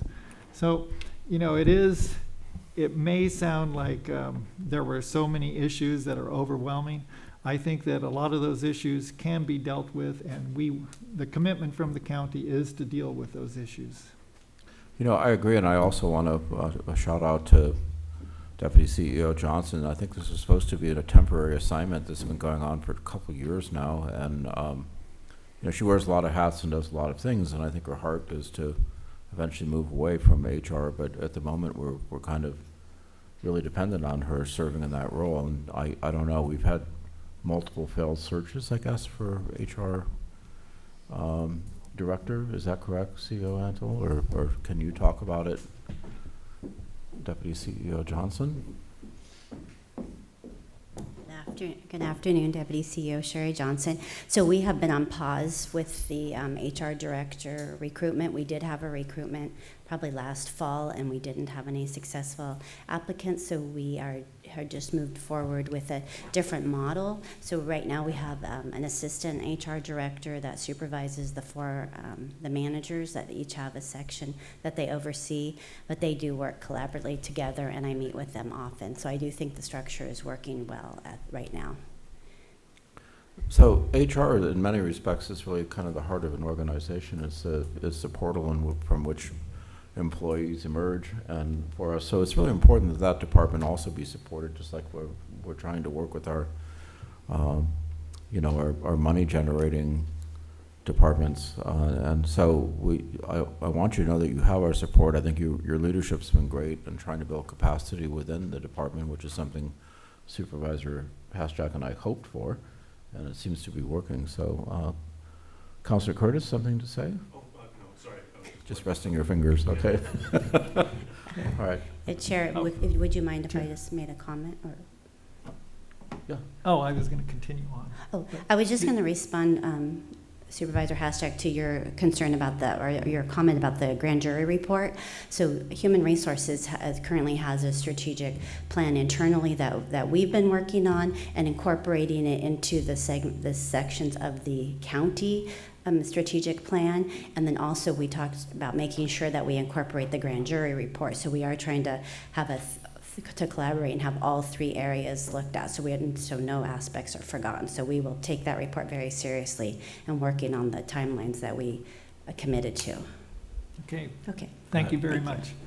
And I'd just like to say that, you know, I appreciate Sheriff Kendall, Sheriff Tuso, and Sheriff Allman for the fallen police officer or law enforcement officer memorial that was opened on Friday. 3 of us were there, and it was very moving ceremony, and it's a beautiful memorial. So I hope people, it's out at the entrance to the sheriff's office, and I hope people can go, honor it. Okay, thank you. I will include in my report in writing, but there are a couple of things that are happening that I would like to just note. Yesterday was September 11th, and in Ukiah, between September 11th and November 11th, there are Hometown Heroes banners that hang on Perkins Street currently. This is a project that I started when I was on the Ukiah City Council with then Police Chief Dewey, to recognize, and especially for our youth, that military is an option if college is not your path, and that our community does support our military personnel. So if you are in Ukiah and you drive down Perkins Street, you will recognize some faces on those banners, thanking them for their service in the military. Also, the Russian River cleanup is September 23rd. There are cleanups throughout Mendocino and Sonoma County. If you are in the Ukiah area, we are meeting at Logat Park at 8:30 a.m. to be dispersed to a variety of sites, and I believe that there are 12 sites that we are going to clean up on Saturday, September 23rd. Okay, so for me, I think we already discussed the positive developments of an economic development division in the CEO's office. I'm really pleased with that. It's something that was a campaign promise, was to try to build our financial capacity, and I think we're going the right direction with having contracts and grants and now economic development under the wing of CEO Antle. And I think that's going to be really good. Supervisor Williams. I think I've said enough today, but I want to thank the owner of this building for making the space available. Yes. It would have been hard to pull this meeting off elsewhere. And I want to thank our staff for coming over last night to set everything up. There's a lot of value in the Board of Supervisors holding remote meetings. And I don't mean just here. I think we should do them Walla, Covelo, Laytonville. It really brings the public into the process in a way that they can't get by watching YouTube. Supervisor Jurdy. Yeah, one thing that we did not put in the response to the grand jury, but I will say here, in offering my own opinion, I think the grand jury did offer a good public service by providing some helpful suggestions for the county to have a better approach to HR. The one area where I think they kind of missed the mark is they seem to kind of skip over the fact that there are people in that department and who aren't just low-paid clerical staff. I mean, there are people in that office, as there are in essentially every county department, below the department level, below the deputy department level, that are still paid well over $100,000 a year, that do have analytical skills, or should have, and they do have, capacity to take on leadership roles. And I think what we've heard from the acting HR director, that she's got work assigned to each of those 4 managers.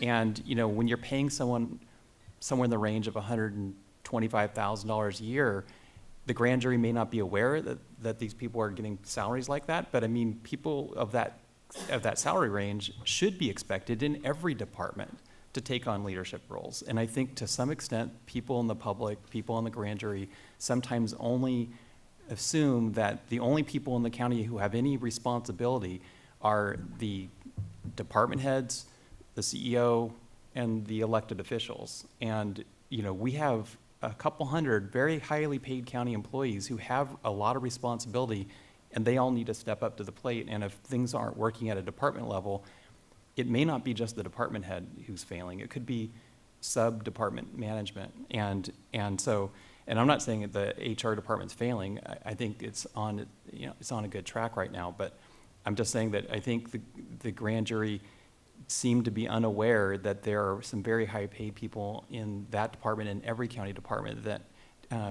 even if you ignore the department head.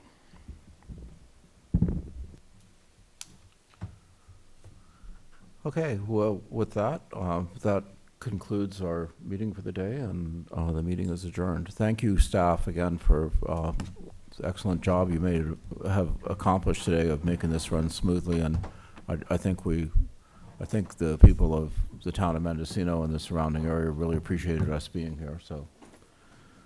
All right, thank you.